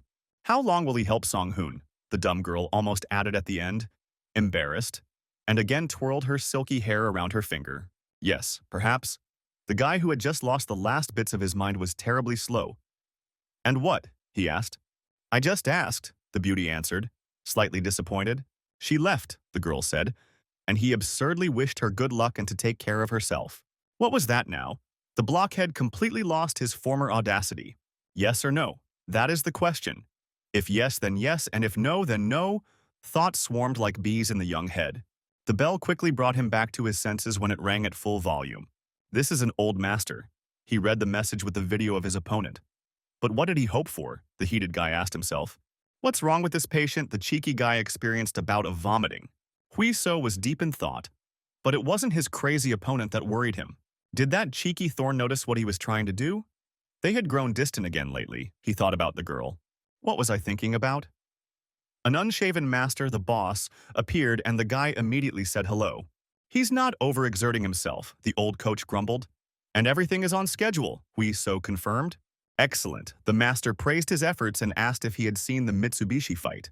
The daring guy, completely out of his mind, gave this assessment of his opponent. He appears to be a talented boxer, with furious attacks that stun his opponents and bring him closer to victory.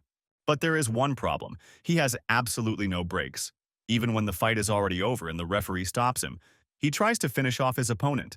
At the weigh-in, he looks shy, doesn't even look his opponents in the eye, and when he beats them, he looks like a real maniac. That red-headed guy is just a naughty child compared to this crazy guy. 10-win streak, only 1 loss. History in X1 starts with 6 wins. He's a pretty successful fighter, fast, defends well.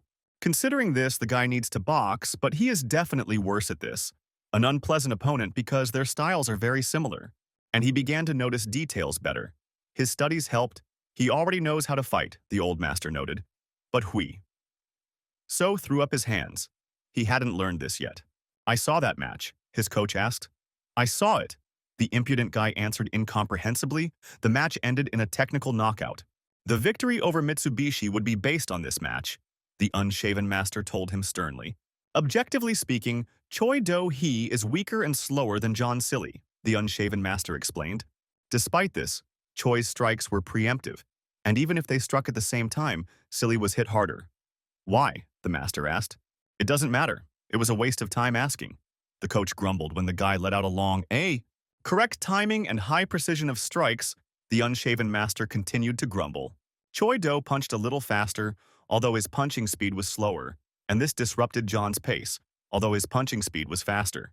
Even though they were punching at the same time, Choi knew his opponent's movements well and turned his body faster, thus outpunching him. The same goes for the accuracy of the blows. He didn't hit just anywhere but at painful and vulnerable spots. If you do the same, the opponent's strength no longer plays a role. Now they will practice these two things during training. But is it possible to do it in 2 months? The impudent guy wondered. In most cases it's impossible, but the guy might succeed. The unshaven master grumbled contentedly. Isn't there too much faith in him? The fighter suddenly began to doubt.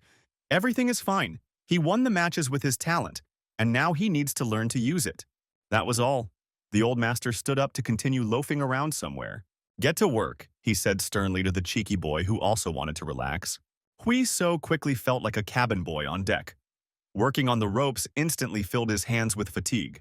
At first, the old master told him to pump up before training his skills, and the satisfied Taeyong happily accepted the fresh meat. He also trained according to the barber program. 15 pull-ups with a weight of 10 kilograms. 30 push-ups with a 10-weight pancake on your back. 40 times on the press, also with a pancake, the stomach almost bursts in 2 from this. 50 times a weighted stand, always with the same damn pancake. 70 movements with ropes and rubber bands for resistance. All of this was considered one approach, which had to be completed as quickly as possible, with 2 minutes of rest between approaches, for a total of 5 circles. With each circle of hell, the body slowed down and the rest time increased until the murderer Taeyeon shouted, "Stop. But open the air intake. Breathe through your nose," the training maniac demanded discontentedly. But whatever you do for the sake of victory, after it he will definitely strangle him, the daring fighter promised himself. Look, my arms are already falling off, complained Hui. So, and it really is shaking, said Taeyong in a sympathetic voice. How much longer do I have to do this? The guy groaned. The boss said to squeeze him dry 3 times a week. The exercise fan scratched his beard. The daring fighter was horrified 3 times. You also think it's not enough? Taeyeon approved of such initiative. He recently learned from overwork that you can even lose muscles when you study, Hui So said. But Taeyeon promised to take care of it. But from such care for some reason the load only became greater, finished asked them the old master from afar. They squeezed me out like a sheet. Not a drop was left, the exercise maniac reported. Good job, the master grumbled. Great job on the warm-up, now the real training will begin, said the old slacker. First, exercises with a punching bag. He told Jung Hwan to show how it's done. Jung Hwan lightly hit the punching bag and it bounced back with a spring, always returning after the blow. To avoid being hit by the punching bag, Jung Hwan moved his head to the side. He moved deftly from left to right and delivered precise blows to the punching bag. This training comes from boxing. It works on the accuracy and timing of punches. If he can work as well as Jung Hwan, he will become stronger. The cheeky guy immediately decided to try and lightly hit the pair. But on the return, he hit not the center, but the edge of the pair, and it bounced to the side diagonally. "It's hard, isn't it?" the master grumbled. All because he sees her as a stationary target. And the guy doesn't have the right balance. He needs to learn control. The next stage of tap ball, an ideal exercise for improving accuracy, and the dynamics of visual sharpness and counterpunches, was demonstrated by Jung Hwan. The ball was tied to the head, and after the hit it kept flying towards the face. If Jung Hwan moved, the ball would also fly at strange angles. He quickly kicked the ball so that it flew towards the cheeky guy, enough to scare him. "It's scary," said Hui. "So, because small and fast it's just a sponge," grumbled the unshaven master. "Ho, quite good." The daring athlete also decided to try, but praised himself prematurely. He immediately began to fool around as if he had received a new toy. "What a blockhead," thought the old master. "It's amazing that the pros use such a size," Jung Hwan admired. Looking at his daring friend, he really is a genius. "Right now, forehead," the old coach suddenly shouted, which confused the guy. But Hui So still didn't lose his coordination and accurately directed the ball. On one of the bounces, the ball was flying too fast when Hui So got going. So he dodged at the last second, and the sponge hit Taeyeon's face. Oh, the cheeky guy thought. "It seems like someone still has some strength left." The coach grinned menacingly. "Now stand still." The training immediately turned into a farce. Like children, the unshaven master grumbled to himself. The ball not only moves quickly but also flies in a curve. But the sharp-eyed guy recognized it and managed to dodge it, he noticed. Now he confirmed his guesses. "The guy has special eyes. All that remains is to open them," the old master grumbled contentedly. But when this training turned into this circus with horses, the unshaven master frowned with displeasure. Due to fatigue, he came home by bus and had no strength left to walk. How it breaks? The guy trudged along sluggishly, stretching the stiff and wooden muscles of his neck. He's still not used to the punching bag, maybe only singles because of its strange trajectory. But if he had done it in one day, it would not have been interesting. There were still 2 months ahead, the guy thought when he saw a familiar silhouette. "Mom," he called out to the cheerfully tired but beautiful woman. "What is she doing here so late?" the caring son worried. "She just met with friends," she quickly answered. "Okay," the guy thought, but sniffed suspiciously. "It seems like someone was eating barbecue," he said cheerfully, not understanding what was really going on. Apparently the smell had soaked into his clothes. The mother was confused. "Why was he returning so late?" asked his loving mother. "He has a match soon, a lot of training," the son answered contentedly. The match was so soon, she took his arm. "Didn't he want to pass the exam for a trainer's certificate first?" "Both," the son answered confidently. "It won't work that way. You won't be able to rest normally when the match is just around the corner," the loving mother grumbled. "It doesn't matter. He'll do it his way anyway." At first, she couldn't talk about it at all, but it seems she changed her mind. He looked at the tired woman.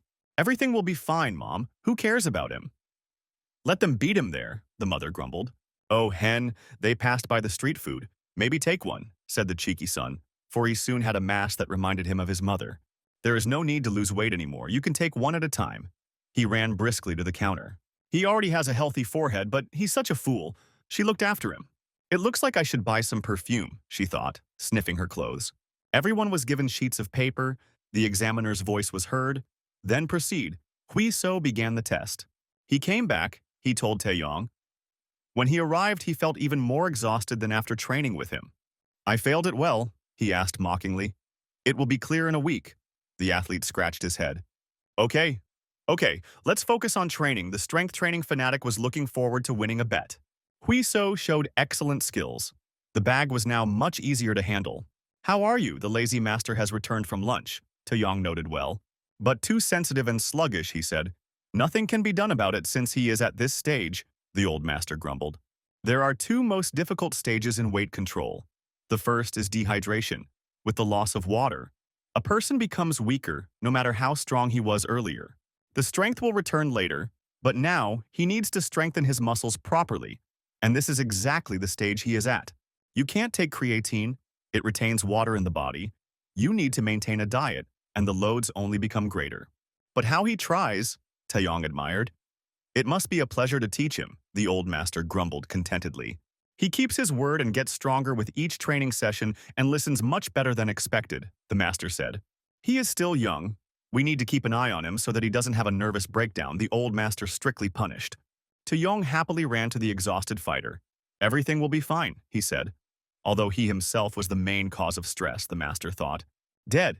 He's definitely dead already. Huiso, sprawled on the floor, 5 days before the match. Give me some salt, his inner beast growled. Now he hated everyone who ate tasty food.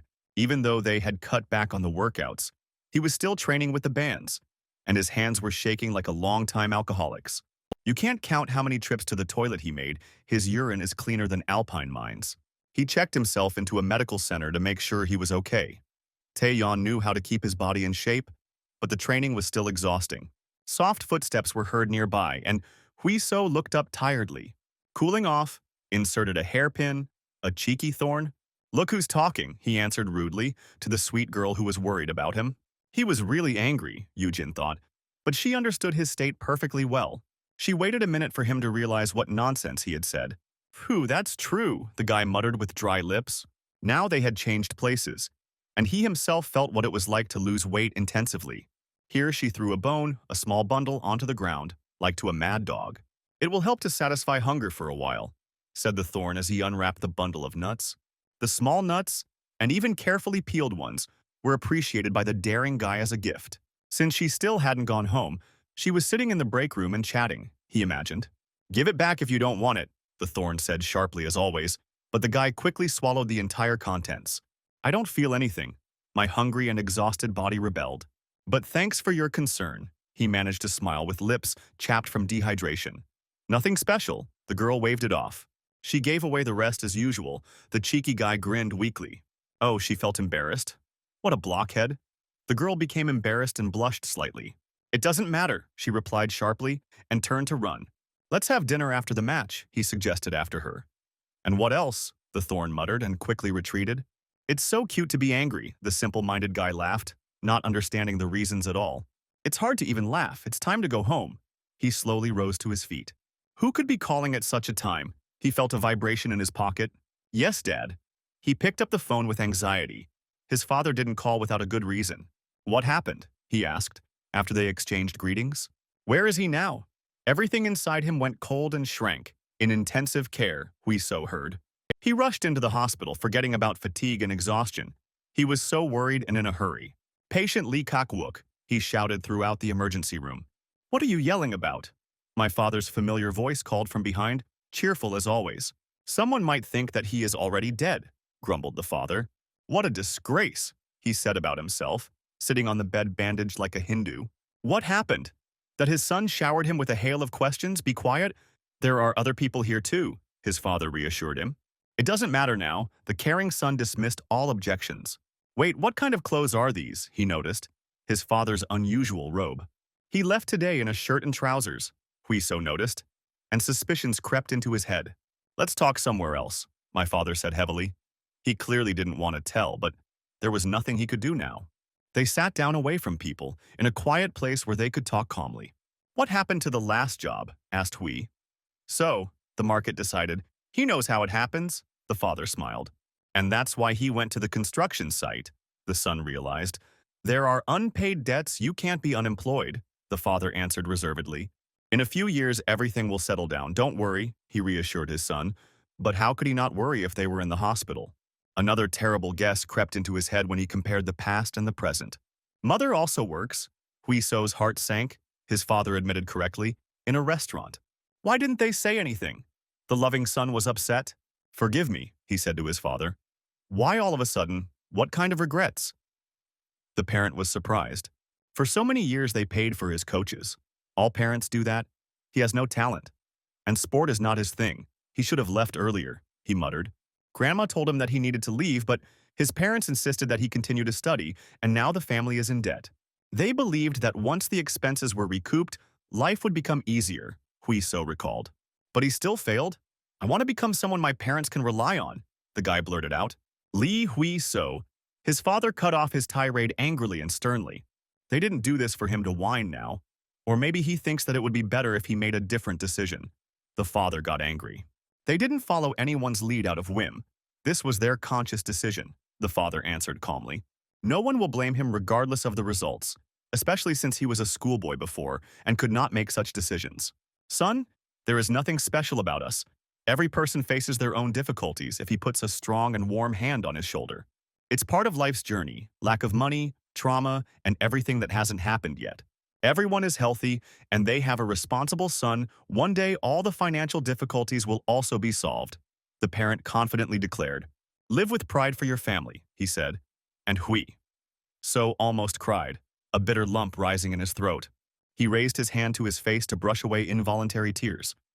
The last thing he needed was to start crying like a little girl. How's your head? He asked, calming down.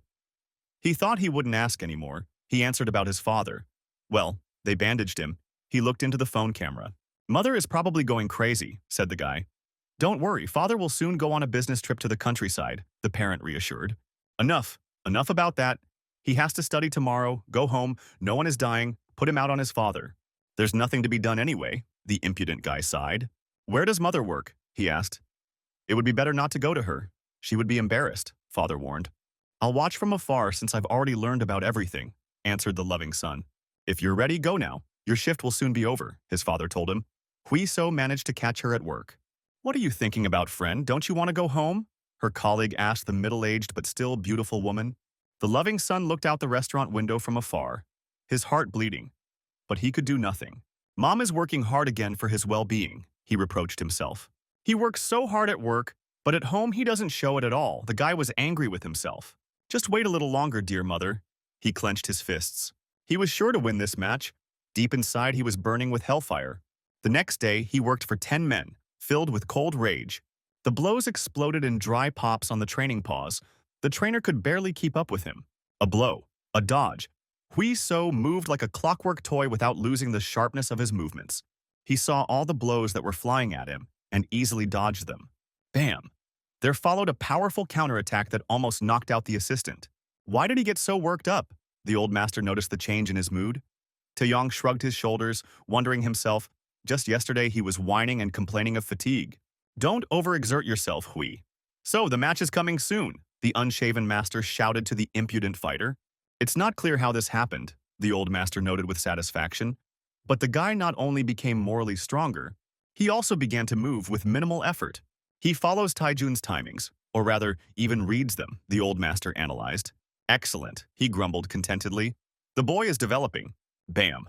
The glove on Taijun's hand flew far away from the powerful blow. Show me what this crazy guy can do, the unshaven master grumbled to himself. On the day of weighing, I joyfully raised my hands when the scale stopped at 70.5 kilograms. The stocky Japanese also passed the weigh-in without any problems. Stir down, they took a stance. The Japanese looked shorter, but more massive accordingly. He looks impressive, the cheeky guy noted after examining his opponent. Maybe it's because he doesn't need to lose weight that much. Watching from above was even more interesting. For the first time, he fought with someone shorter than him. There was just one problem. His tank was leaking. Suzuki grinned terribly and muttered under his breath.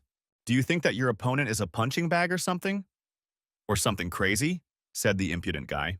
Luckily, the Japanese guy didn't understand a thing about Korean and just stared at Hui So. That was it. The referee separated them in different directions, ending the star down. Hui So looked great in his best form and looked confidently at his opponent. The abnormal person feigned shyness and modesty. Why are you picking on him? Sun Hoon asked the cheeky guy who started it, but he justified himself. What did he do? Asked the coach, grinding his teeth and muttering, giving me goosebumps, said Hui. So, he really is as strange as they say. It seemed like he didn't care who was in front of him, as long as he could be beaten, the boy thought, and was grateful for that. Because that certainly won't happen on match day, he'll be able to focus on destroying the opponent. Good shots, now rest, Sung Hoon told him on the day of the match, after warming up in the locker room. The cheeky guy sighed with relief and sat down on the bench. He was completely calm. What are you thinking about? He's been quiet for a while today, the unshaven master asked him. For once, the lazy master paid attention to him. Unusually, the guy quipped, Your tongue is your enemy, the trainer grumbled. Nothing of the sort, the cheeky boy replied. This fight will prove his worth as a fighter. He thought about the old master's words. What is its real value? The daring fighter asked himself. The boy raised his finger up meaningfully. What an impudent fellow, thought the master. Nobody likes spoilers, said the cheeky guy to the lazy master. You're behaving as insolently as always, but without spoilers it's more interesting, the unshaven master agreed. We're waiting for your performance, he grumbled contentedly. 10 minutes. The organization's assistant interrupted them. Their exit. Let's have some beer and fried chicken after his win, the unshaven coach said. The master will treat you, the impudent fighter agreed and smiled. In the blue corner is the star newcomer Li Hui. So, the audience greets him with loud applause. The hosts commented on the match. This time he has a tough opponent. He has 7 wins under his belt in the lightweight division. In the red corner, a living Mitsubishi Suzuki engine, wearing a Hani mask, enters the ring. He always fights hard. The match lasts 15 minutes. There is enough time. Don't get into trouble. The more skirmishes, the calmer you need to be, the unshaven master gave the parting words. Go ahead, make a cutlet out of him, he wished the fighter. If you fail again, you won't get any more contracts, reminded Suzuki, his mustachioed coach. The fighters came to the middle, the referee called them, and they stood opposite each other. They are both so different, it's surprising that they are in the same weight class, the presenters talked. Suzuki won't have an easy time in this fight, but who knows? He's knocked out opponents bigger than Li Hui So. Besides, the Japanese has much more experience in fighting than the newcomer. Matches of physical strength versus experience, the leading commentators discussed. The referee gave the command to fight, and both fighters began to move in a circle, studying each other. Suzuki opened the fight first, landing a direct hit on Hui So's guard. He immediately went into a series of strikes, judging the correct distance.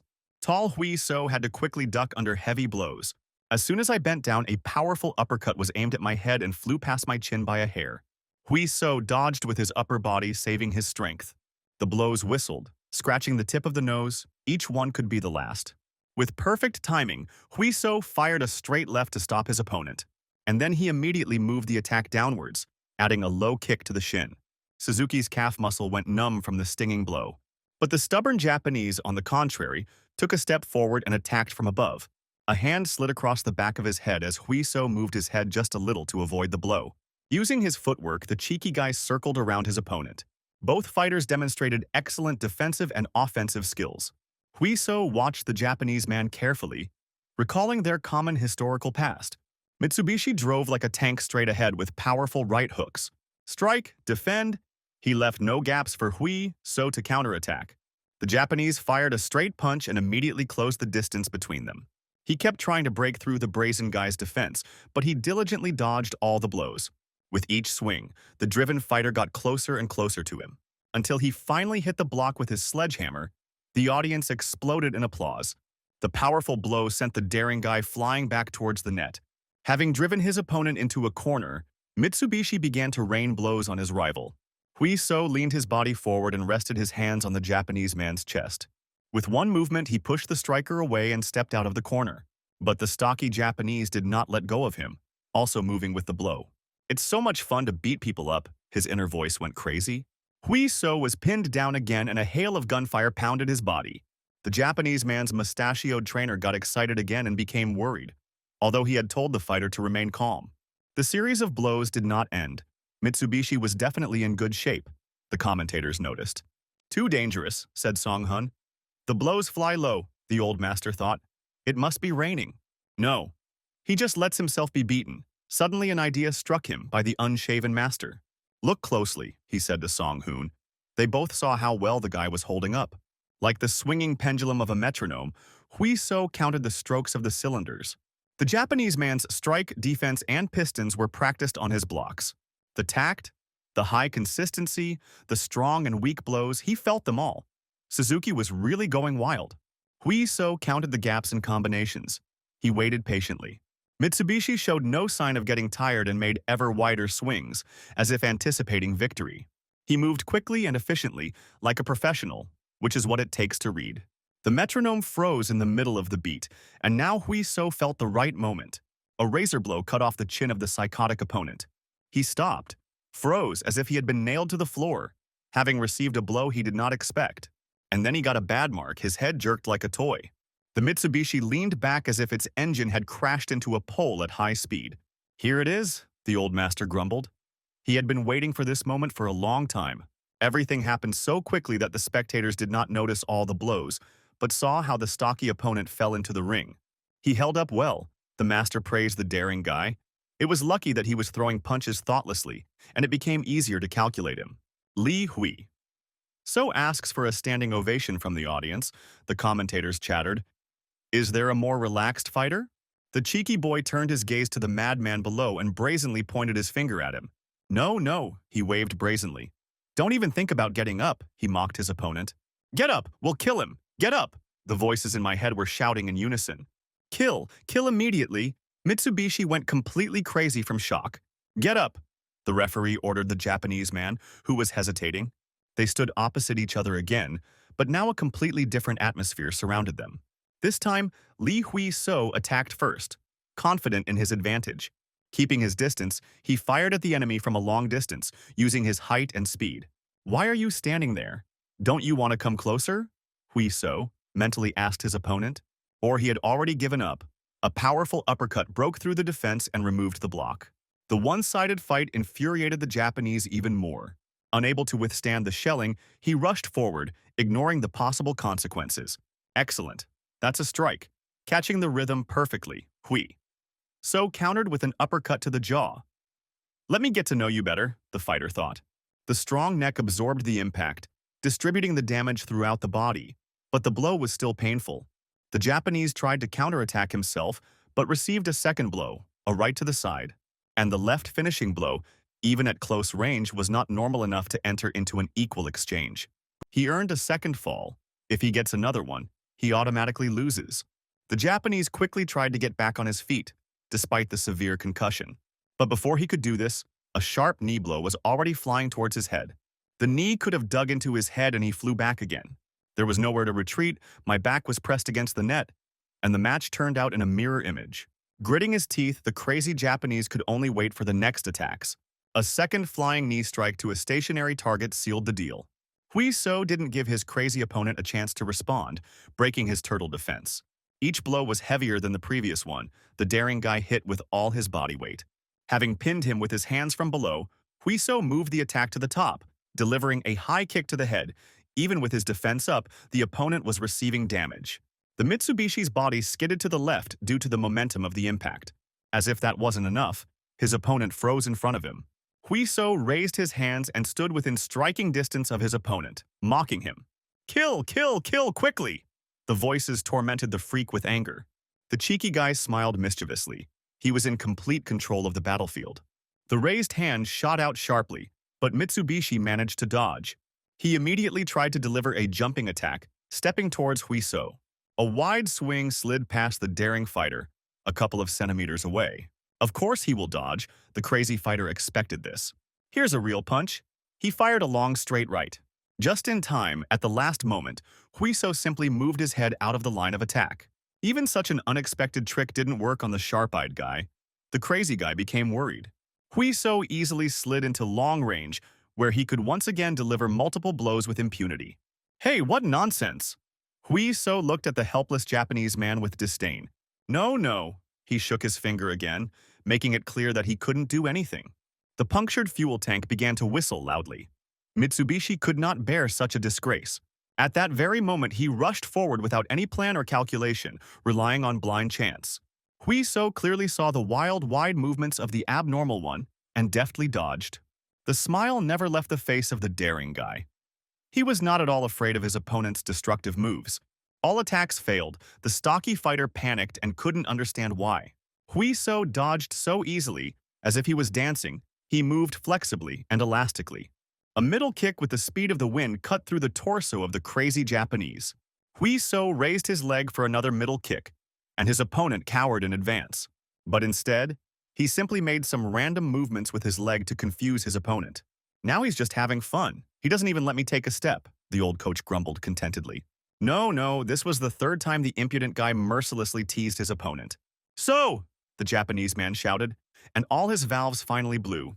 Don't fall for provocations, the mustachioed coach advised, but it made no sense. The stocky freak went into disuse, forgetting about protection and about everything except his hatred. Hui So moved easily along the line of a wide, drawn-out strike. The counterattack penetrated the skull with a leaking roof. The Mitsubishi received double damage. He fell for the third time, and Huiso didn't let go of this opportunity. The Japanese man's battered face was swollen like a beetroot from bruises. Suddenly, he felt a fear he had never experienced before. Hell was empty, all the demons had gathered here. They came for him. Huiso's elbow slashed from above. "You're angry, okay? Get even angrier," thought Hui. So as he destroyed his opponent. He needs to feel with his whole body what it's like to be beaten half to death. The way he loves, Huiso's blows chopped. All this time, the freak was doing exactly this in the ring. The fight turned into a bloody massacre. Mitsubishi let go of his defenses. He lay there completely stunned, his eyes rolling back. The referee shouted, "Stop." The last hammer blow sank into the ring near the Japanese man's head. Demon Hui. So came to his senses. The fight was over. The referee covered the defeated fighter with his body. Li Hui. So wins another fight by knockout in the first round. The commentators go crazy. A fighter who hasn't even spent a year in the ring has burst into the lightweight category rankings. Li Hui So won the fight at 3 minutes and 38 seconds into the first round by technical knockout.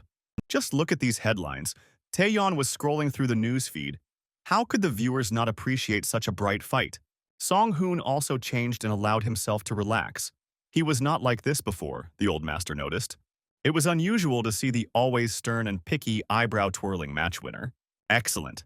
The unshaven master heard the impudent guy's cry. "What has already happened?" the old master grumbled. "The test results have arrived," the excited fighter answered. "Passed," the confident guy declared. 2 wins out of 2. "It seems it's time to look for documents and find out what the weather will be like," the impudent guy dreamed, not noticing how Song Hoon and Taeyong slowly moved away. The cheeky guy started calling his mother and chatting happily about his victory and future trips. "What are we going to do?" the coaches whispered conspiratorially. "It's not his concern," the old master grumbled. "He didn't think he'd get through," Taeyeon lamented. Hui Seo didn't take into account that after the written test, there would be an oral and practical exam. In other words, he wouldn't be able to make it to Yeon-kun's match. What do they know about pain? Hui So is sprawled in the middle of the ruins of a castle in the air.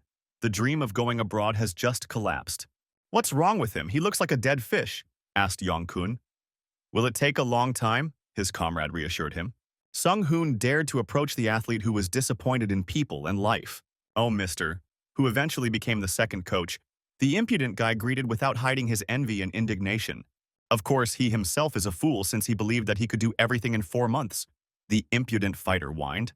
In any case, since Song Hoon is busy, he is now entrusted to go to Yu Jin, the main slacker of the hall. "The girl got sick, lives alone. There's no one to take care of her," the trainer explained. "But why him?" the fighter answered sourly. "There are plenty of other guys. Go to Yu Jin." The other guys perked up, vying with each other to offer themselves as guardians. "It is precisely because he doesn't want to that he has to do it," Song Hoon said sternly. "Others will simply eat her up. Since his match just ended, he had nothing to do anyway, so he might as well go and have some fun." Song Hoon handed over the corporate card for expenses. "Got it." The cheeky guy resigned himself. "Can I buy something for myself?" he asked, and Sun Hoon gave the go-ahead. "The main thing is to bring the receipt." "I'm counting on you." Song Hoon saw him off, and the guy headed off to visit.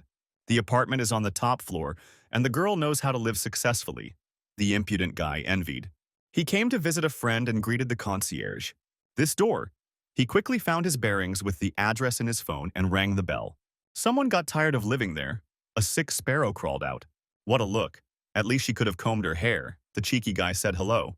"Ah," the alarmed sparrow defended. The girl did not expect to see him outside the door. She slammed the door loudly right in front of his nose, and the mouse hid in its hole. "That's how she receives guests," the tactless guy grumbled. While she was going crazy, trapped in her own home, the girl was breathing heavily. Was he following her? The little gray mouse squeaked. "No, it was just Song Hoon who gave him the address and told him to check it out," the guy explained. "Why didn't you warn me?" she squealed angrily. "Didn't Song Hoon call her?" The guy weakly justified himself. "Big deal. The house is a mess." "He came for nothing," the guy grumbled, and she told him to shut up, thinking about how to reduce the scale of the disaster. "And they said that she was sick, but she herself caused a stir." The impudent guy grumbled at the door. "Come in, since you came." The gray sick mouse ruffled his feathers.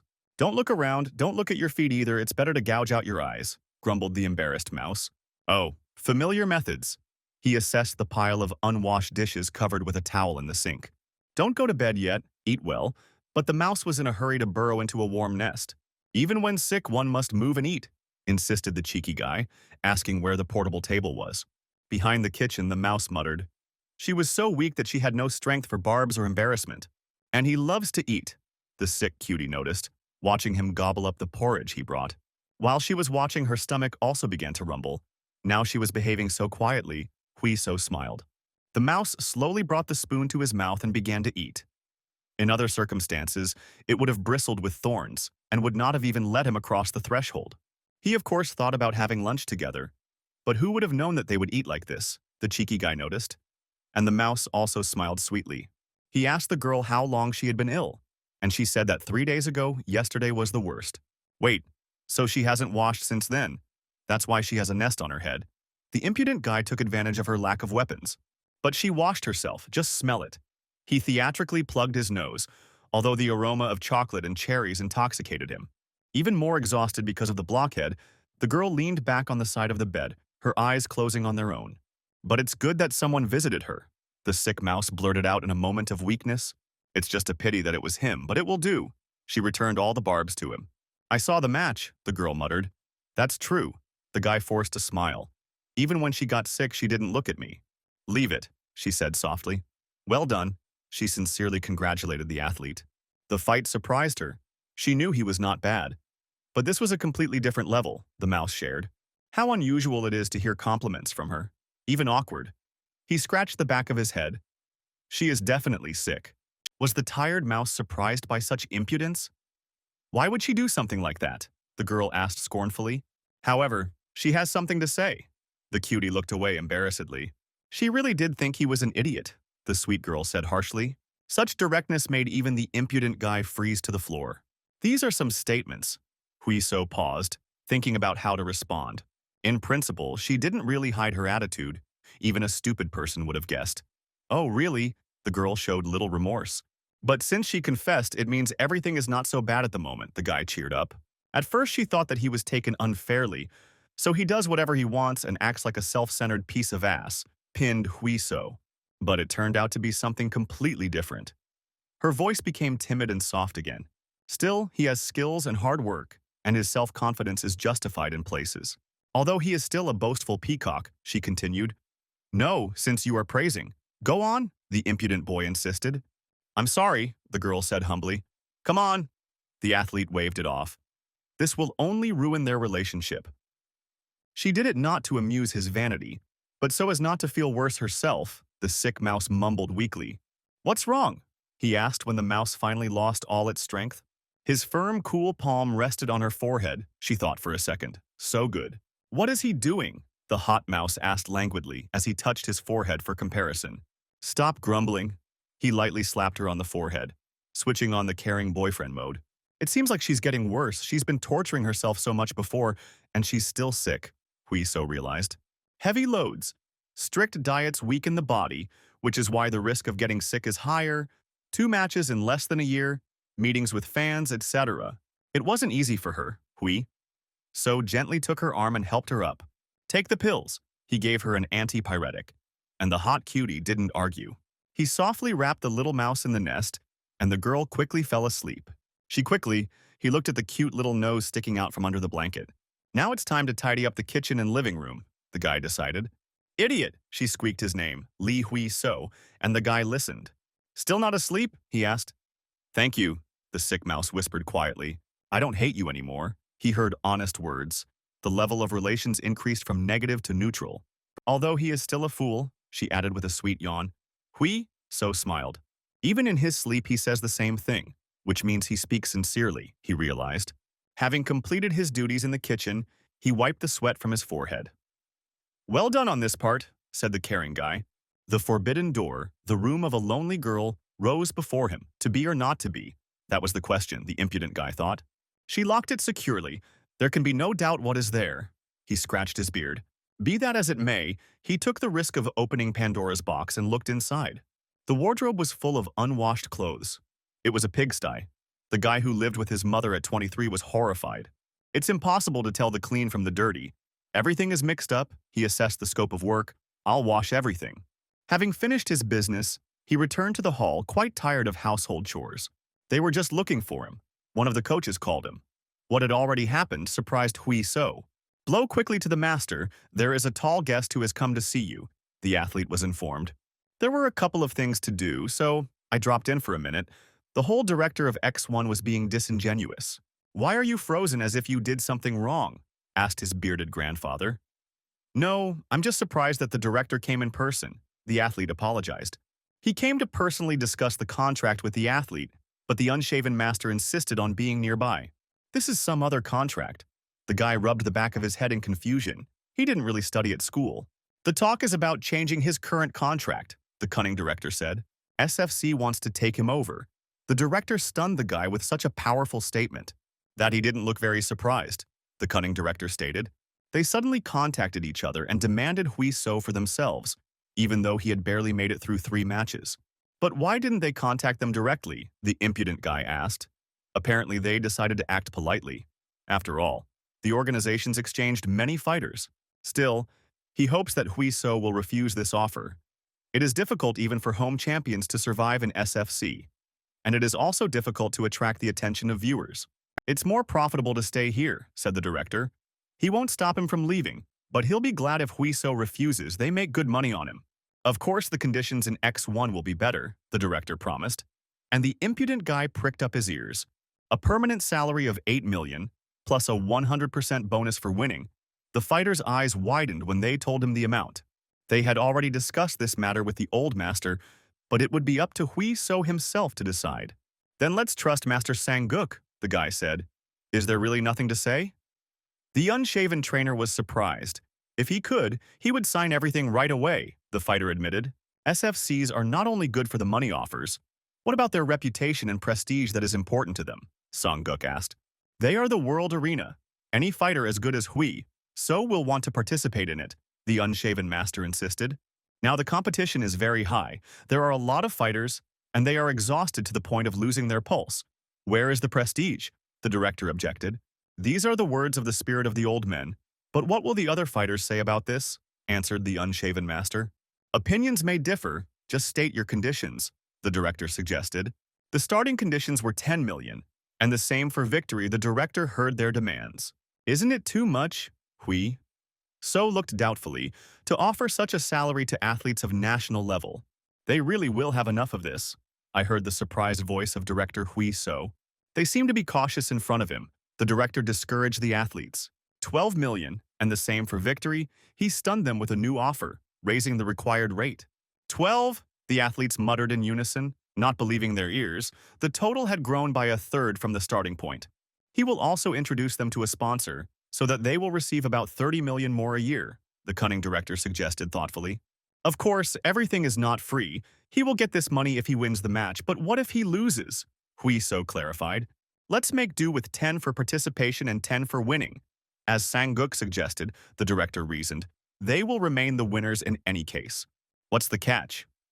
The old master didn't believe in such generosity, but the director raised his hands. So far, he can't reveal all the details.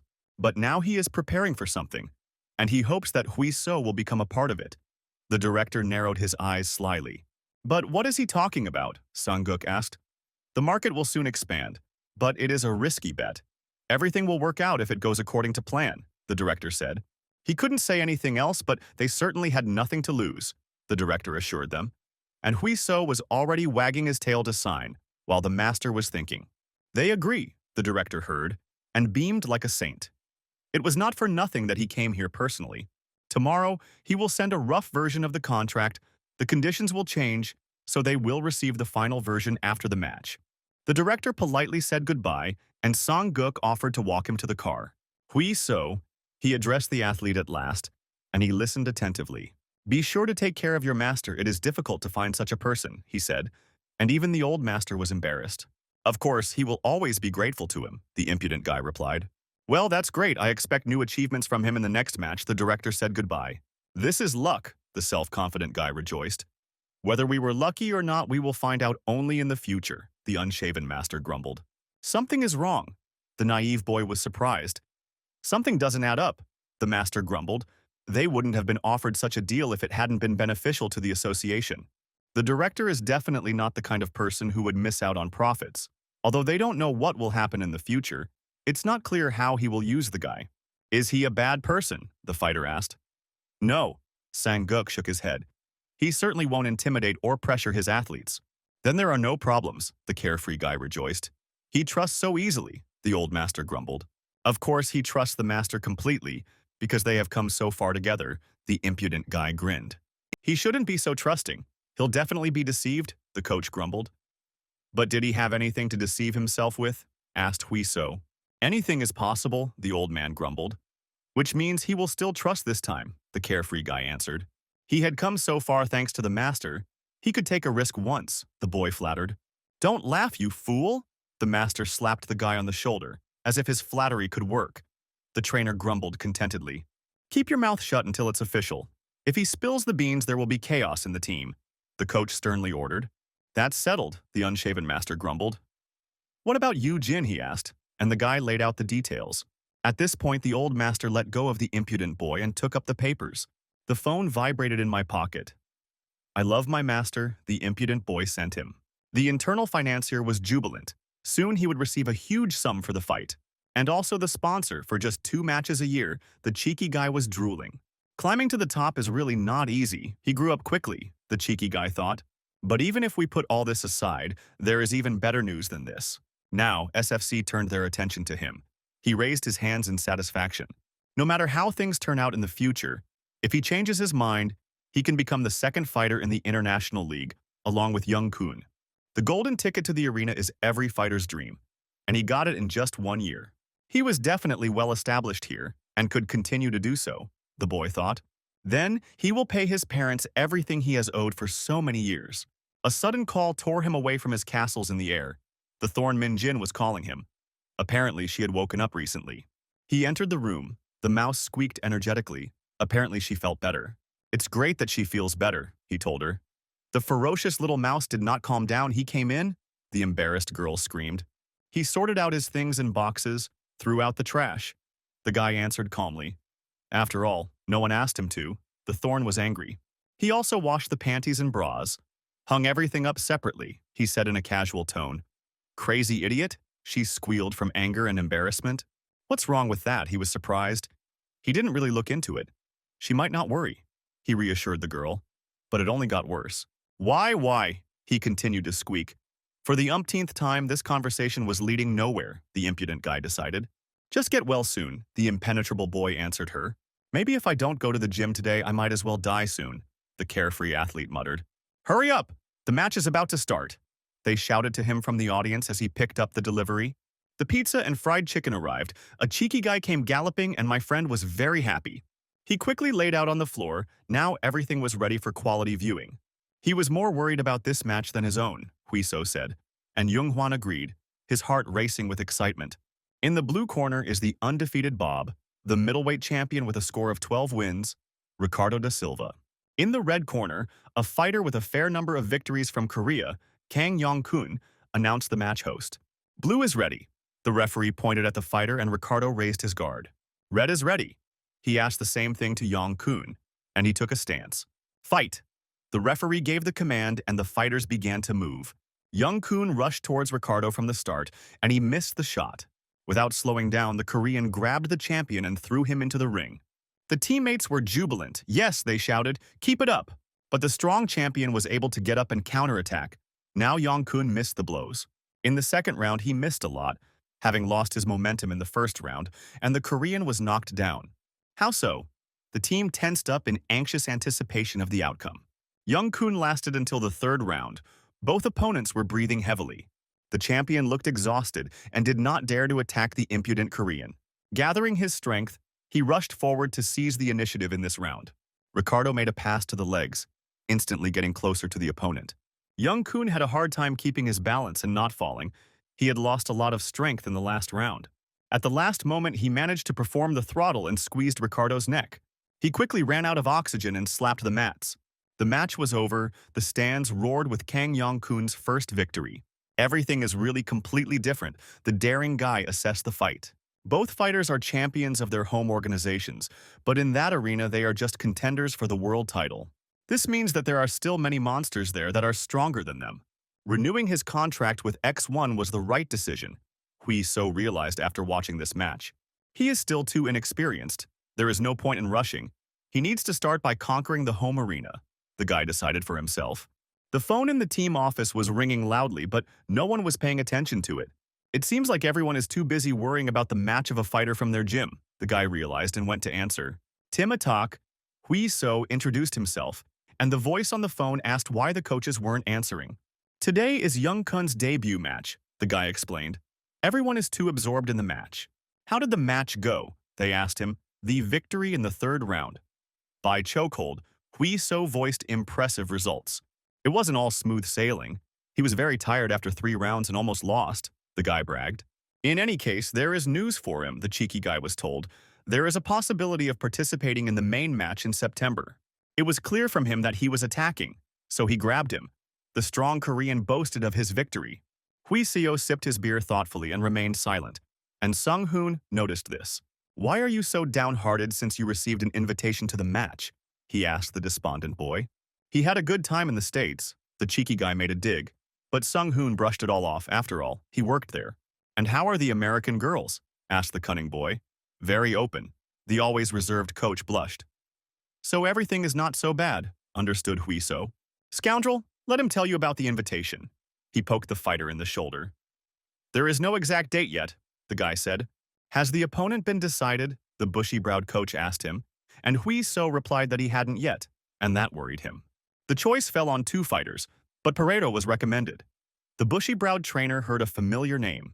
Harsh, yes, said the cheeky guy. He is number 1, and the other is Kim Ji-hyun, number 3. They're both strong guys. Song Hoon frowned, and the boy became worried. Very strong opponents. Let's start with Pareto. He has a disgusting character, the bushy-browed coach said. A sidekick, a barn, a flying elbow strike. All these techniques disable opponents, and many fighters never return to the ring after them. He has a bad reputation among fighters because of doping, steroid injections, diuretics. He was caught with almost everything. Many organizations abandoned it after high-profile scandals. If the fight gets out of control, he risks not returning to the ring, Sung Hoon frowned. Kim Jo-yoon is also not simple. He was nicknamed the keeper of his weight category, the bushy-browed trainer continued. He is well-trained and is a ruthless monster for beginners. Even in the pro environment, he has received many nicknames. Based on what I heard, Kim Ja-hyun will be easier, the guy asked. It's not that simple. It's the main event, Song Hoon clarified. Jakin had won most of his victories by decision, and the guy was now even more confused. The judge's decision means that Jaehin will hold on until the last round and score points. A newcomer who has not fought more than 2 will quickly give up. He needs to win the fight in 2 rounds, but no one has ever done that. He's like an armored train, Hui So thought. In terms of painful moves, Pareto is more suitable, but in any case, both need to be analyzed, the meticulous trainer advised. Watch the videos of their matches first, okay, Hui? So sighed. Now he was even more worried. Even late at night, he could not sleep. His thoughts revolved around the upcoming match.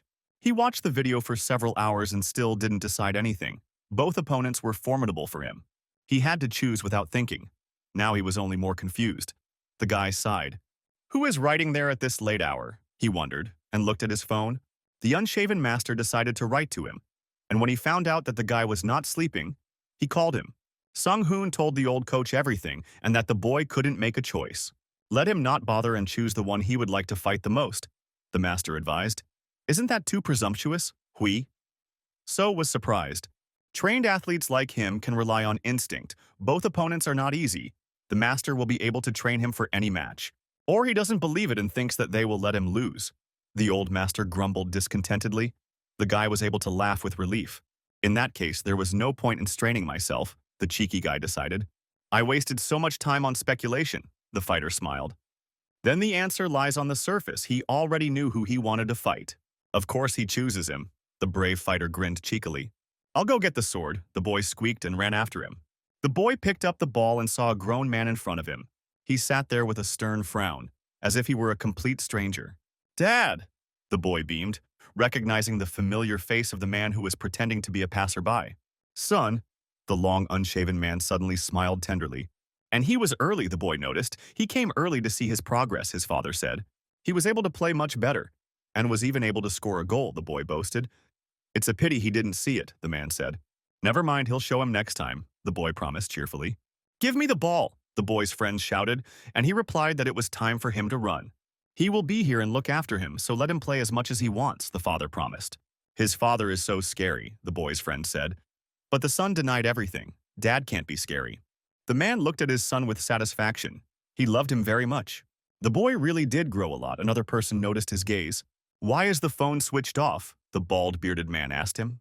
We haven't seen each other for a long time, the fighter said reluctantly. How did he know where he was? The athlete grumbled. He asked his ex-wife. His manager simply answered. Was the old man following her or something? The fighter was indignant. You should have just picked up the phone, the bearded man replied. He sees his son once a month. Couldn't they meet another day? But the bald, bearded man insisted. An invitation from X1 has arrived, the manager said, and the fighter grimaced dismissively. September, Korea, Seoul. The opponent liked him more than the other guy. He could accept the offer first, but the fighter turned up his nose. Another match as a substitute, I refuse, the unshaven athlete grumbled. He has already won 9 fights in this league. They are constantly giving some newcomers. Why put up with this? The fighter was indignant. It's all because he did crazy things before, and other organizations rejected him. He simply did everything for the sake of victory. The stern fighter frowned. How lucky for them that they are broke. He looked thoughtfully at his son. You know how much children demand, the athlete grumbled discontentedly. Let him stop using doping and start respecting his opponents. He will get more offers. There are other details of the proposal, said the bald-bearded man. But the fighter waved it off anyway. He will not fight. Even if he is given a title fight in case of victory, the bald manager asked slyly. Pareto snatched the sheets of paper with the contract as soon as he heard these words. That's great. That's where we should have started, Pareto rejoiced. This proposal interested him. Juan. He called his son to come over for a minute. He really wanted to share this joy. See you at that cafe. After he talks to his son, the fighter threw down the papers. All the papers are now like they've been chewed up? The bald manager was indignant. Soon he will become a champion, the father said to his son. Dad will become the strongest, the boy rejoiced. Yes, and he will become the son of the strongest fighter who lifted the boy into his arms. They both laughed and fooled around for a long time, rejoicing at this news. I give up, Huiso wheezed in pain, and he began training hard again. I just pressed it, and the bastard is already clapping. The blond boy was indignant. He had almost used his technique. Why waste time? The athlete was disingenuous. How he was going to fight with high-ranking fighters, the trainer was indignant. I knocked to learn faster, the fighter waved it off carelessly. And what to do with this lazy, impudent fellow, the blonde trainer wondered. Let's do it this way, he suggested to the impudent guy, and Huiso pricked up his ears. One time, if he beats him once, the coach will buy lunches for a whole month, the blonde challenged. Freebie. The eyes of the daring fighter sparkled at such offers. A month of free lunches in the off-season when you can gain weight. The impudent guy calculated all the benefits. Excellent. The daring fighter jumped to his feet. Now he was fired up for training. The blonde frowned. The changes in the guy were too noticeable. Huiso looked only forward with the gaze of a true killer. Great, now he sees his strength of spirit, said the blonde coach and responded in kind. The blonde master started first and moved forward. He leaned lower, aiming for the cheeky boy's legs. Capture, he understood, but the daring fighter did not have time to react. Damn, he realized when the trainer's hands reached for his neck. A trick. He was aiming for the neck. The trainer's hand fell below the back of the head. In that case, he would repay in kind. Huiso also entered the flame with the blonde. The daring fighter's foot slid and caught the blonde under his supporting leg. With his other hand, the daring guy slid under his opponent's leg, and he easily lifted it into the air and then quickly threw it in one motion. Having firmly slammed the trainer onto the mat, he pressed him down with his body from above. The blonde lay calmly. He gave the initiative to the fighter when he grabbed his hand. He was surprised by how quickly he moved to the ground. Huiso was in a hurry to complete the move and take the opponent into a hold. The naive man was too hasty and did not secure his legs. The trainer grinned and threw his leg over the fighter's back. He made a turn, trapping his arm tightly between his legs and going into an elbow lock. In the blink of an eye, the daring athlete found himself at a grave disadvantage. Damn, he changed the position of his hand in a second. I need to get out, the guy decided. By pinning his arm with his foot, the trainer took control of the fighter's other arm, and he was unable to get up. What a pity, the blonde trainer grinned. He did everything too quickly. He really is good, the cheeky guy admitted. Let him go now and they can talk again. The motivation of the award alone is not enough, the coach said. He must feel the pain of the reception in order to avoid it even more vigorously. We had a great conversation. Let's play like this next time, said the blonde guy as he said goodbye. Good job, the meticulous Sung-hoon praised him as the boy stood up. I saw it myself, it's not very good, the guy muttered. In fact, everything was fine. Song-hoon calmed him down. There was nothing he could do, he said. Almost overpowered Lee Soo with his 4th dan in jiu-jitsu praised Song-hoon. I couldn't even beat him once. I was grieving about the missed opportunity. A cheeky guy, not knowing that most people can't even knock down a coach. He was able to do this even when he was being attacked, the bushy-browed man noted to himself. Lee Soo has the same physique as Hui. So, even if he couldn't defeat the fighter, only a few in this weight class can do it. Maybe it was because of his past training in Korean wrestling, Sung-hoon thought. This sport is quite rare, it is difficult to master and few people study it. You could say that this is part of Hui So's unique skills, a special set. He only lacks experience and understanding of how to properly use everything he already knows. Impressive growth, noted the bushy-browed one. Song-hoon clearly remembered something important and changed the subject. Tomorrow he will be tested for doping. People from the association, Pareto will be tested too, asked the cheeky guy. No idea, it's a random test. The bushy-browed trainer shrugged. It's a pity the guy was upset, he definitely wouldn't have passed it. But something is worrying. The supplements he takes do not contain doping, the impudent fighter asked. Their team has never been caught doping. There is nothing to worry about. He won't fail because of fried chicken. The athlete chuckled. Of course, what nonsense! The meticulous Song-hoon waved it off, and only then realized the scale of the crime. Haha. The cheeky guy scratched the back of his head awkwardly, thinking that it would work. It didn't work. The meticulous eyebrow sticker looked at him intently. He ate chicken, the meticulous coach stated rather than asked. The boy turned away. Repeat the question. The meticulous coach lost his temper, and beads of sweat appeared on Huiso's forehead. Lee Soo, he saw the blonde boy. How about training some more? The torture of lectures from Song-hoon looked worse than suffocation. At least the soy one was tasty, Sun-hoon asked calmly. But he ate it in a spicy marinade. The naive guy easily fell for the trick. Could it really be that the spicy marinade means the suspect is getting confused in his testimony? Noted the meticulous Song-hoon. The match was announced a long time ago, and he still eats such food? Heavy hands fell on the shoulders of the impudent guy. No need to exaggerate, he only ate a small piece. The daring fighter stepped back. If you tried it, it means you've already succumbed to temptations. The chicken is good, and there's also a marinade. It's good to eat it on the sly. How to lose this weight? Song-hoon exploded. 3 pieces of everything. Hui? So ran away. 3? Just now, there were only 1. Now the number is growing. The meticulous trainer drove after him. Now stand still, we'll have to skin him so he'll be lighter, shouted Song-hoon. Everyone who works with this guy is going crazy, Lee Soo noted. And the one who suffers the most is Sung-hoon, Taeyong agreed. Hui Seo was unable to escape retribution. Sung-hoon made him sweat until he was completely exhausted. Keep chasing him like a dog, and make sure he doesn't eat anything. The meticulous trainer frowned. Hui Seo was puffing and panting during his morning run. The last few days before the match had not been easy. Inhale and exhale 3 times. Keep running. Sung-hoon was riding his bike next to him. Shadow boxing, he said sternly. And Hui. So stopped to swing his arms. Great. Now from the beginning, grumbled the strict trainer, who had not yet forgotten about the chicken. Hui Seo caught his breath in the shower, the only place other than the toilet where he could rest. His diet became poor. Fish, rice, sprouted greens, no salt or spices. Again, he looked at the dry and tasteless food under the strict supervision of Song-hoon. Something doesn't please him, the thick-browed man frowned, and Hui so quickly replied, No, sir. Only 2 weeks have passed since the beginning of this week. Now he did not just think about the eyebrows.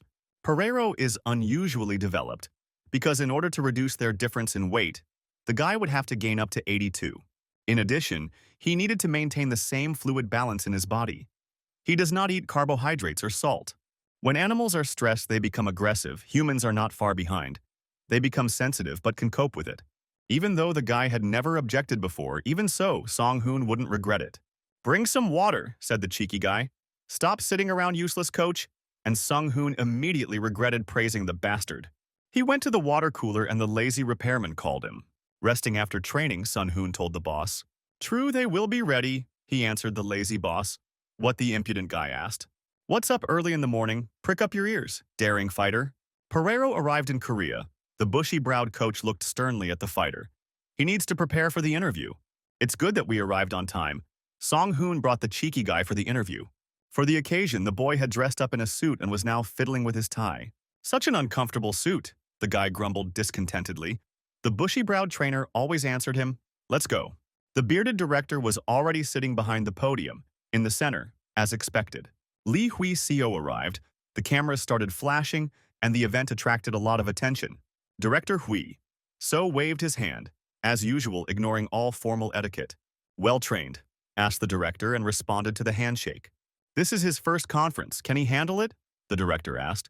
Hui So answered that he will do what he has to, or maybe there are some recommendations for him.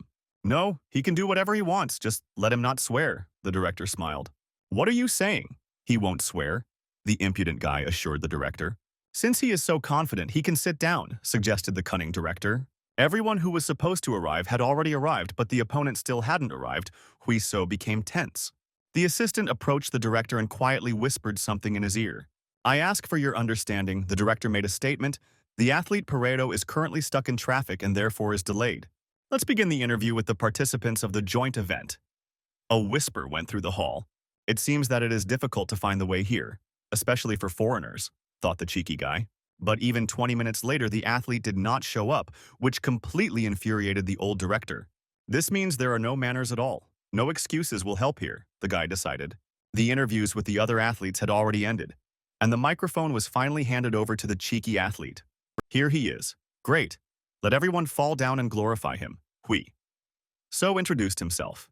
The first question, as if in school, was raised first in a race. His past is not revealed, the journalist asked. And many judge him as a newcomer. What can the athlete answer to this? He started training MMA in July last year. The match against Cho Woo-jung was his debut. Hui So confirmed his status as a rookie. So he debuted without going through the league. The journalist was surprised. At that time, Chung Woo's opponent got injured, and the guy acted as a substitute. This means that he trained for the first 3 weeks without knowing his opponent at all. The journalist was surprised. That's right, the guy replied, and gave the floor to another journalist. From the very first match, he manages to dominate his opponents and win in the first round. How does he train? The journalist asked. He had some tactics from the very beginning and he stuck to them, the cheeky guy replied. So simple. The journalist was surprised. So simple the daring fighter rubbed his cheek, not knowing what else to add. The stream of questions did not subside, and they again pounced on him like piranhas. The guy is holding up well, despite the fact that this is his first conference. He doesn't cross the line and remains confident, the director noted. He certainly knows how to work the crowd and how to attract attention, the cunning director thought. The interview was stopped briefly because the one who had been expected for a long time showed up. Fighter Pereiro arrived at the conference as if he had just flown in, dressed in light clothes, as if he had just come from the beach. Sorry for being late, the manager apologized guiltily on his behalf. This is an outfit, the guy thought, but what could be done like this, he wondered. Hui So, a dark-skinned and bearded fighter, approached him. As if nothing had happened, he was the first to extend his hand to his seated opponent. Nice to meet you, good fight, Paredo's manager translated. The cheeky guy looked askance at this phenomenon, not rushing to react. And yet he decided to extend his hand for a handshake, but his opponent squeezed his hand hard. Looks like a pretty girl, nothing special, Paredo muttered contemptuously. The translator was stunned, wondering how to translate this and get the message. Let's give it our all. He smoothed out the rough edges a bit. Paredo sat down as if he were the main guest here, and only now the real show began. He too was bombarded with a barrage of insignificant and boring questions. The fighter even yawned. He felt so bored that he would have been better off sleeping in a hotel, he thought. Is anyone really concerned about his removal or other ridiculous rumors? He asked reporters. Why he agreed to fight a child or what the association offered him, that's what should really concern them, he said. But on the other hand, there is no secret about it. At first he really didn't want to, because of the big difference in age and experience. But Director Yang offered conditions that couldn't be refused, the director heard, and thought, what a blockhead. For winning this match, he will receive a title shot. The fighter provocatively stated that he was playing his own game. The title fight will be next. What news? The guests were surprised. Please be sure to write about this, but first he will of course smear the brat's cute face. The director made a statement to quickly end the conference and save the situation before the madman said too much. Wait a minute. Huiso didn't agree. Is the fight over already? He asked. He also had something to say. Before discussing the title shot, we first need to discuss this fight. But he intends to win, the guy said. So he is so sure, the journalist asked. Why else would you take part in a fight if you're not sure of its outcome? The athlete answered boldly. The opponent may be thinking about unrealistic dreams. Here is a suitable headline. Pereiro could not get the gold belt. The fighter was insolent. You think there's a chance, brat? Pereiro grabbed the microphone. We'll see when we fight. The old man has plenty of weaknesses, and he knows about them, the fighter said insolently. He's just pushing his price, said the fighter in shorts. Everyone here knows it's a bluff. Oh, we need facts. They are here. The cheeky guy grinned slyly. How long can this wedge-headed guy last before he goes back on steroids? Huiso issued a prepared provocation. The stocky and experienced fighter darkened. The impudent guy crossed the line. It seems no one has taught this brat good manners. We'll have to teach him, the dark-skinned athlete replied. The crook will teach manners, Huiso sarcastically said to those who don't know about his passions. Director Yang asked the guy not to be so cheeky and not to criticize his opponent. Nothing like that? Let him let his hair down, the impudent guy asked. Because seeing the old man's face, he would die laughing. A bottle of water flew past. Water splashed everywhere, and Huiso looked askance at the enraged old man. I'll rip your filthy tongue out right here, the old dog growled. He himself is almost bald, but he barks like a young man. The impudent guy covered his ear. Repeat, you bastard. While he was still walking under the table, he was already turning people into invalids, shouted Pereiro. Huiso made a statement to everyone regarding his opponent. He always fought like a beginner, but no one lasted longer than the first round. The only thing that distinguishes the opponent is his passion for doping. Will the aging fighter be able to protect the remaining hair on his head from a young opponent? The daring guy concluded his speech. At this point, they ended the press conference. The director turned to him, the impudent athlete. He hadn't left yet. The cunning director was surprised. First, he wanted to make sure that he hadn't ruined anything. The impudent guy scratched the back of his head. If he was so worried he shouldn't have started, the cunning director caught him. The doping issue could hit the entire organization, Director Yang warned. I'll be more careful in the future, the guy said. But since Pereiro let it slip about the title shot, this match will be a sensation. He did it so that no one would go back on their promises, the director said. Don't worry, the impudent boy threw up his hands. He still won't let the director do it. That's how surprised he was. Because he will win the match, the impudent guy poked himself in the chest. How self-confident. There was only a little time left before the match. The cunning but satisfied director nudged him in the side. Of course, the cheeky guy nodded goodbye. See you later, the director waved to him. Does the boy understand how hard it is to be number one? Does not think for a second about defeat, looked at the running boy, the director. Events are taking their course. The match looks like it will be very interesting. But the guy is also demonstrating serious willpower. Now that the stone has been thrown, all that remains is to watch until the end. The cunning director grinned. How far this thirst for victory would take him, he wondered. The scale showed 73.2. Great. There's still plenty of time left, Song-hoon said contentedly. Let's continue to follow the diet. This time he had to lose a lot of weight, but the methods were simpler. They used salt baths, not the usual sauna, which deprives you of stamina. Hold on for another day, the bushy-browed trainer supported. Huiso nodded calmly. He had long been accustomed to the loads. There was a sound of a fall in the hall, and the impudent guy turned around at the noise. Tu-young was lifting Young Hwan. He simply slipped. The fighter justified himself, getting up with difficulty. The match is close, be careful, his coach worried and handed him a bottle of water. Young Hwan has a fight in a week in the league, the bushy-browed master clarified. Preparation takes a toll on the nerves, Huiso noted. He's already 26, he's supposed to debut soon. So remembered his friend's hesitation after the last fight. Let's hope he doesn't miss his chance, Song-hoon answered thoughtfully. This guy isn't one to give up easily, his daring friend said confidently. We'll try our best, the daring friend showed his fist to Chung Hwan. He responded in kind, immediately, so that there would be no doubt about his mood. After weighing in, on the day of the match they did a little warm-up.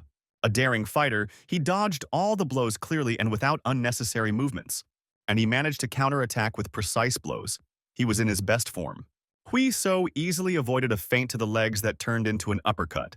He responded to a direct lunge with his hand with lightning speed and a kick to the ribs. And then he immediately added a left straight. every movement cutting like a razor. After the hand, I worked the middle kick again, in a combination of low, high, low. Huiso stopped, raising his guard, indicating that the warm-up was over. How exhausting, he sighed wearily. Let's take a break. Good job, the coach told him. As always, relaxed. Would he ever see him tense again? Sung-hoon wondered. He looked at his phone to see the latest news headlines. Almost all of them were about Huiseo, and almost no one was talking about the title shot. No matter how well they prepared the guy, Pareto was still #1 in his weight class and very dangerous. The bushy-browed trainer worried. This kind of attention proves how much people rely on Huiseo and expect changes in the rankings. Most athletes can't get that much attention for years, Sung-hoon thought. Every move gets so many reactions, even though he doesn't even strive to become a star. But he is destined to shine. He looked at the relaxed fighter. Judging by the way the preparations are going, the main event match will start soon, Lee Soo said, and Sung-hoon thought that it was time for them to get ready. Get ready, he called to Hui. So, who had been listening to the music in a relaxed manner the whole time. What's with that indifferent look? The bushy-browed trainer asked him. When someone is under pressure, shouldn't they say something encouraging? Why was the eyebrow guy surprised they say that every day anyway? It's sad that everyone takes his calmness for granted, the cheeky athlete said. For him, it's a spell for victory. So, Sun-hoon scratched his chin, thinking about the magic words just in case. They prepared a lot of things, from jiu-jitsu to wrestling holds, said the bushy-browed trainer. True. It was not easy to endure that pain, the daring fighter agreed. Now he can forget about all this, Sung-hoon said to the surprised boy. With that, he walked out to the ring, demonstrating shadow boxing, sharp blows cutting through the air to the roar of applause. Just a year after his first match, this fighter got the main fight of the evening, which is a record for MMA, the hosts commented. It seems that someone has become an open fan of this athlete, the presenter's colleague teased. Without comment, he replied. And now it's Pareto's turn to come out. He's walking menacingly with his hands raised up, the presenter said. He's bigger than Hui. So, asked the bespectacled one, right? The second one agreed. According to official data, his weight is 83.8. Will athlete Li Hui.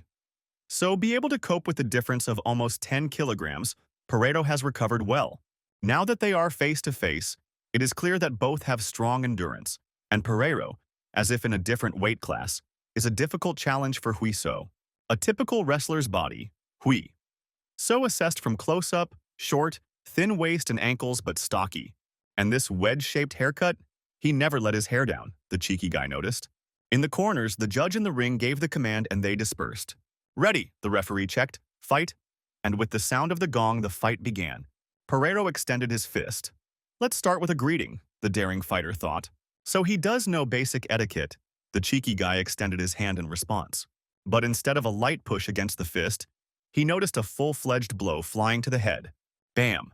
The match started with a sharp punch to the face, sending Huiso flying back. The unexpected blow shook him. His head started buzzing, and he lost coordination for several seconds. What is this? The bespectacled presenter jumped up. Professionals shouldn't use such dirty tricks. After the gong, the fight began, the second one declared.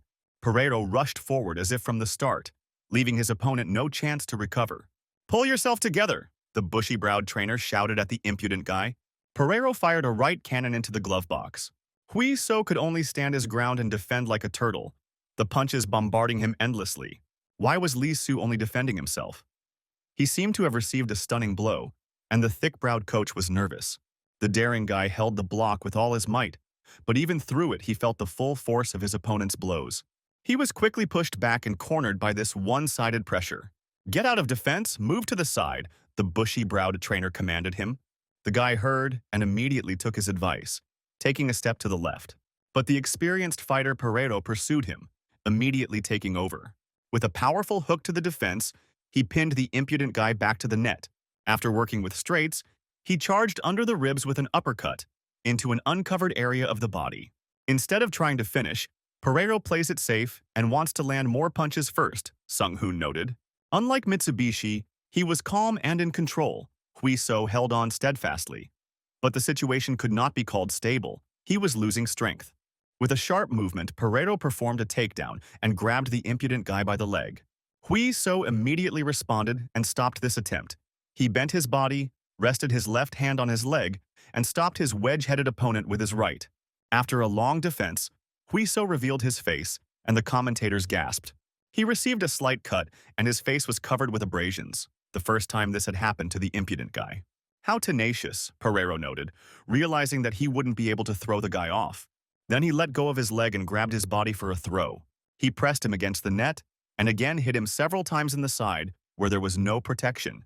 The heavy Pereiro had the advantage in strength. Huiso was able to move away from the net, but the bully continued to press him with punches. That's how the stupid brat liked to pull the tiger's whiskers, Pereiro gloated. After defeating this brat, he takes the belt and becomes the champion. Blood splashes everywhere. He will make a bright comeback, prove to this woman and his son that he is the strongest in the world. The impudent guy felt really bad. He clearly saw all the crushing blows approaching. Pereiro's jab cut through the guards and went straight into the cocky guy's face, his head snapping back. For the first time in his match, the young fighter fell from a blow. Huiso slid down. That's where it all ended. He held on well. Pereiro had already raised his hand for the finishing blow. But Huiso managed to group himself and dive, moving towards his opponent. He deftly slid right under the dark fighter's blow, avoiding it at the last moment. Despite the punches he took, the guy got out and maintained good footwork. Now he was approaching his opponent, who was open after the blow. Huiso clenched his fists tighter. The old brat had made him very angry. What? Pereiro was surprised, belatedly noticing the flying counter-strike. The impudent guy's back relaxed like a steel spring. The uppercut to the head hit its target, connecting tightly with Pereiro's face. This is because of his stupid hairstyle. The impudent fighter threw the brute back. Bastard, Pereiro hissed, bloody juice flowing from his broken nose. The daring boy took off with a knee strike. The wounds he received did not stop him. Defense, Pereiro thought, reacting to the rapid advance. But he did it too late, and the sound of bone hitting bone was heard. Pereiro fell backwards towards the net, unable to stay on his feet. The angry guy stood over him and caught his breath. Since he was beaten so badly, now it's his turn, the boy said furiously. Didn't he say that the old ruin had too many weaknesses? The impudent demon took a step towards his enemy. The daring demon went on the offensive. Raising his defenses, he fearlessly approached the enemy. Huiso swung his left as if preparing a wide hook, and he hit Pereiro with a straight right to the jaw, a clean blow that passed the defense. The old fighter tensed up. He lost the sense of the striking distance. First, he needed to recover, he thought. What an incredible turnaround in the match, the delighted commentators cried. The daring fighter's blows cut through the air. He hit accurately and quickly. Huiso quickly grabbed Pereiro's block, and he removed the defense, throwing his opponent's hand aside. He immediately struck his old opponent in the face with a sharp elbow. Pereiro also suffered a severe cut to his eyebrow and bleeding. With a light and imperceptible movement, Huiso knocked out his supporting leg. As a result, the massive brute lost his balance and fell forward, only to be hit again with heavy blows to the face. Pereiro climbed into the shell, raising the block from his hands closer to his face. Huiso immediately took advantage of this to deliver an uppercut to the exposed stomach. The dark-skinned old man winced from internal pain and suddenly wanted to show everyone his breakfast. 3 punches to the body, Li Hui. So doesn't stop, the commentators roared over the speakers. Pereiro's defenses fell and he could no longer hold up his hands. And immediately he received a straight punch to the face. The top-bottom-top combination worked again. Huiso seized the initiative. The ego attacks are incredible. Each one achieves its goal, the presenters admired. Don't get cocky, brat. The old man still had something to say in response. Pereiro went on the offensive. Huiso deftly dodged the wide hook as if he was just waiting for it. The right middle kick clanged across exposed ribs instead of a counter. The old brute again writhed in pain as he was beaten in his most sensitive places. But, overcoming the pain, he again struck with a right hook to stop the brat's attack. The impudent mongoose saw all the movements as if in the palm of his hand. Super reflexes helped him escape at the last second with a slight movement of the body. Left leg charged into the liver. No one lasts forever. Huiso counterattacked again. Another counter kick made him double over. The cheeky guy raised his open palm over his opponent. And he gave the old man a resounding slap. The brute's head turned from the blow. The commentator screamed in excitement, deafening in the ear. Huiso raised his arms in triumph. Like a gladiator in an ancient arena, he was not at all afraid to show his back to his opponent. The judge immediately issued a warning and demanded that the rules be followed. The old man became furious, his face turned purple with anger. Great, let him get angry and go crazy, the cheeky guy smiled. The kid has picked up the pace. He needs to be broken, thought Pereiro. Now, he rushed forward like a swimmer in a pool. His hands clasped around his leg before he even landed. "Thank you for opening up," the cheeky guy grinned. He was waiting for this move. He turned around deftly and made the old fighter fly past by inertia. He was waiting for the capture, Pereiro realized. He immediately grouped himself. Now the impudent guy was reaching his hands towards his knee. Great, he'll be able to get out quickly. His grappling technique is better than that of the brat, the old fighter thought. He had hoped to take advantage of the pause to rest, but instead he found himself sniffing the impudent guy's feet. The daring guy's high kick almost cut off the old man's jaw. His capture was just a trick. Pereiro was angry that he had fallen for such a trick. He lost his sense of balance, and the impact damaged his vestibular system. Need support, thought the old fighter, and noticed how Huiso was rapidly approaching. The daring boy jumped like a gazelle, and a flying knee strike landed on the old man's head. The ringing in his ears almost made him lose consciousness, and his face looked like a cutlet.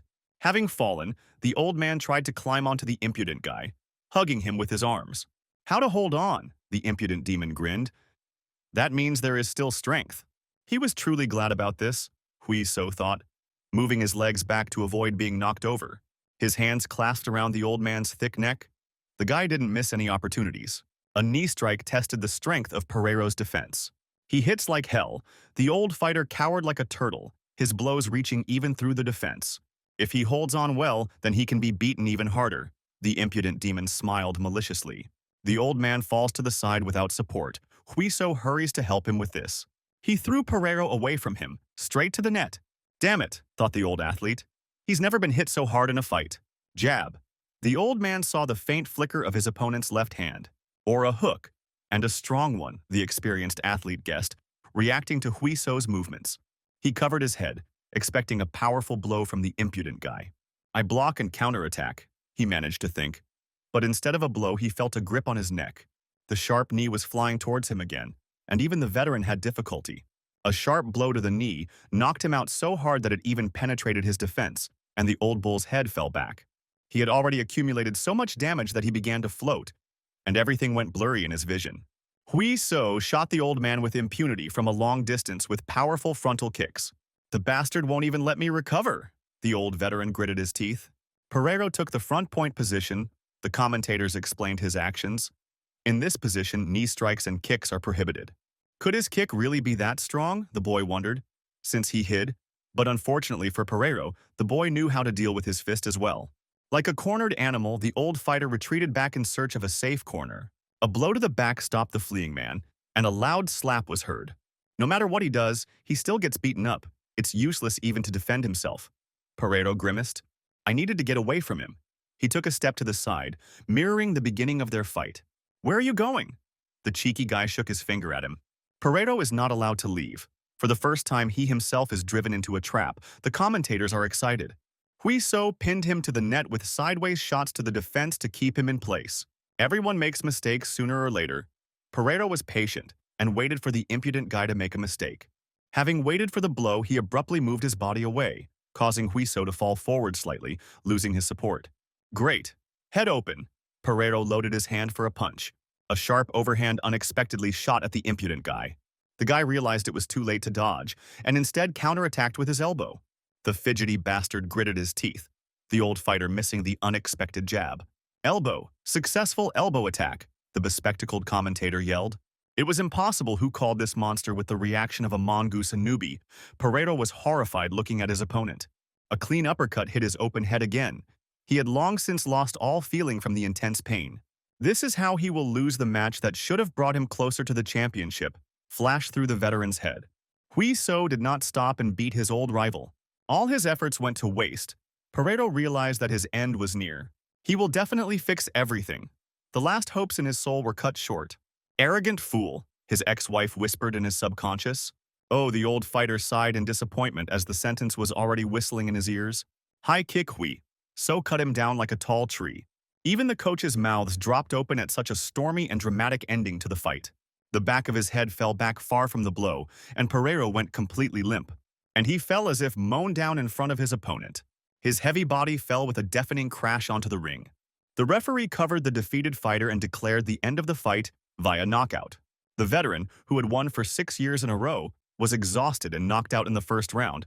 The stands were going crazy, the host shouted. He did it.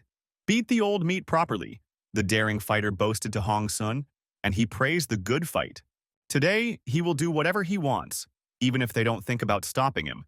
The winner, Song Hoon, was cheeky, nodded, and promised to cover for him if anything happened. You promise exactly, the daring athlete rejoiced, and the bushy-browed coach immediately regretted his decision. He'll have to clean up this whole mess tomorrow, the impudent guy grinned. Journalists immediately approached the winner, a couple of minutes after the fight. Congratulations on the victory. It was a spectacular match, the journalist said. First of all, everyone is interested in the brave counter who changed the course of the fight, how he decided to make such a blow. The situation was not critical, he needed time to recover, and while he was being beaten, he identified his opponent's weak spots.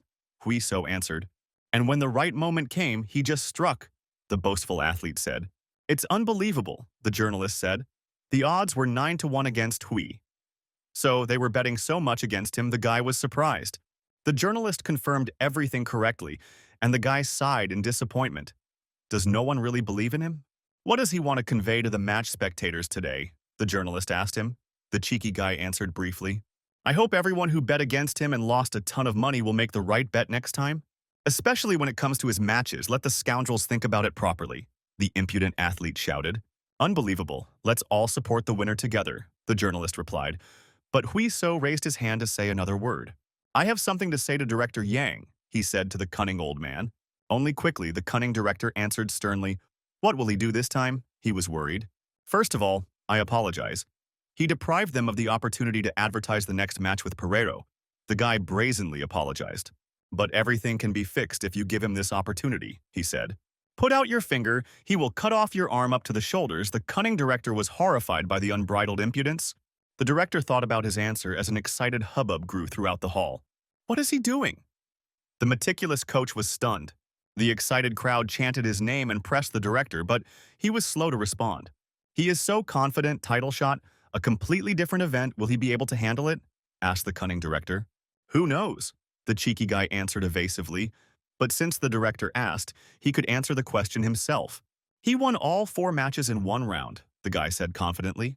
He changed 2 weight categories and passed all the tests with dignity. And today he completely destroyed the one everyone feared. The daring fighter boasted while Pereiro was coming to his senses. Please think again whether he deserves a title shot, the daring athlete boasted in the rays of glory. Just look at him. Even if he is frolicking, this is not a bluff. The cunning director narrowed his eyes. Mr. Director, everyone here is busy. Maybe he can give an answer. The fighter was already being cheeky without stopping. He is too self-confident, the shadow of the eyebrow muttered. Let's see where this leads, thought Director Young. Now he can't give a precise answer, said the cunning director. Even though he is the main one, the opinion of the champions and veterans should also be taken into account. He should first consult with them. Today was his first time fighting someone of high rank. It's not shameful to ask for a title shot right away. The director asked a tricky question. Will he lose his reputation? And what to do if everyone starts asking for the same thing? The cunning director continued. However, fighter Li Huisio has his reasons. He is worthy of this fight, the director said firmly. He can't say anything more, but he promised to promote the title match. The crowd exploded upon hearing such amazing news for Huisio's fans. Huisio was jubilant. He got what he wanted, the proper attention of the public and promotion of the match. The director also smiled slyly, anticipating future earnings. Tian and the bushy-browed coach clapped their hands in joy, because the impudent guy got away with everything. Huisio sat in the half-empty stands and watched the other athletes fight. He was waiting for his best friend's fight today, and was relaxing while watching the ring. Could this really be number 1 in X1? The manager asked in a theatrical tone of surprise, as if he had come here completely by accident. Long time no see?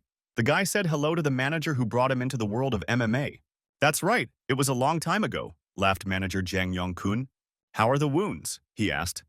Are you waiting for Younghwan's match? The manager clarified. Everything is fine, the cheeky guy answered. An amazing fight. To win against Pereiro like that, the manager congratulated. The smug guy was indignant. Was he really the only one who believed in his victory? Some people chewed more than one cigarette out of envy that they didn't take the guy to their place, said the manager. It was worth persuading him better, declared the impudent athlete. So if they try hard enough, he will switch to them. The manager became interested. First look how much better they are, the guy answered evasively. What a bastard. Now he will always remember how the manager roughed up the athlete. How is Young Hwan? Is he well prepared? The guy answered confidently. Of course, not doubting his friend. It's a pity that he performs so little. He has no luck in the ring, the manager noted, and Hui So was also worried. Jung Hwan had 4 opportunities in a year. He is a promising fighter. It's even a bit of a pity, Hui So thought. Don't worry, he said firmly to the manager next to him. Lee Jong-hwan is one of the few who will do everything to achieve his goal, the daring fighter assured the manager. In the blue corner of the ring, Team Attack fighter Lee Jong-hwan announced the host. In the red corner, Team Mountain fighter Park Chang-sik introduced his opponent. Taeyong watched his protege closely and was very worried about him. He remembered their conversation that took place in the locker room before the fight. Jung-hwan checked to see if the gloves were fastened correctly. The slacker, the hardcore workout enthusiast called him. Come here for a minute, we need to discuss something, Taeyong told him sternly. Does he know why he gets yelled at in almost every match? His coach asked him. Apparently he's not good enough, Jung-hwan looked down. Of course not, you fool, because they are worried about him, said Taeyong. I'm sorry that they brought him into the team and trained him until he was blue in the face, the big guy said with difficulty. He did it because he saw the guy's potential and wanted to see his debut. But in the ring, he seems to become a different person, constantly making mistakes and unable to show himself. Jung-hwan shrank even more from these words. It was offensive to hear such things before the fight. But the words were true. But Taeyeon himself is to blame for this. He grabbed his ward by the shoulders. He shouted, pressed him, and what's worse, he didn't believe in his victory and the result showed itself. Taeyeon admitted his guilt. He guessed that he was ruining the guy's career, but the further he went, the angrier he became, and the harder it was to think about everything.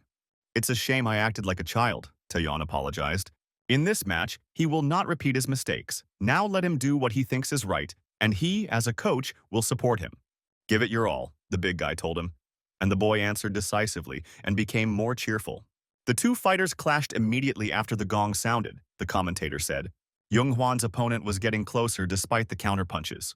Jung-hwan did not back down and accepted the exchange in the center of the ring. Jung-hwan's opponent became overexcited and rushed into battle thoughtlessly. But Taeyong's fighter also lost his rhythm. And this happens every time the big trainer got nervous. Jung-hwan's opponent rushed forward like crazy, sending blow after blow. Even though Jung-hwan knew how to move, his legs seemed to have grown into the ring. He felt like he couldn't keep up with his opponent's rhythm. So he will lose again, Jung-hwan suddenly realized and felt clearly. Taking a step back, he heard Taeyong's advice through the noise of the battle. Jung-hwan took a step and saw someone swinging a wide blow at him. He tried to dodge, but the blow still reached him on its way out. Jung-hwan rolled into the ring, his opponent rushing after him. Damn it, the fighter got angry. I need to get out of here, he thought. As soon as he stood up, his opponent grabbed him for a throw. Jung-hwan blocked the shot and got a breather.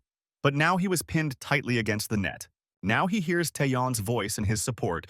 The fighter took a breath. Great, catch your breath, calm down, the big trainer shouted at him.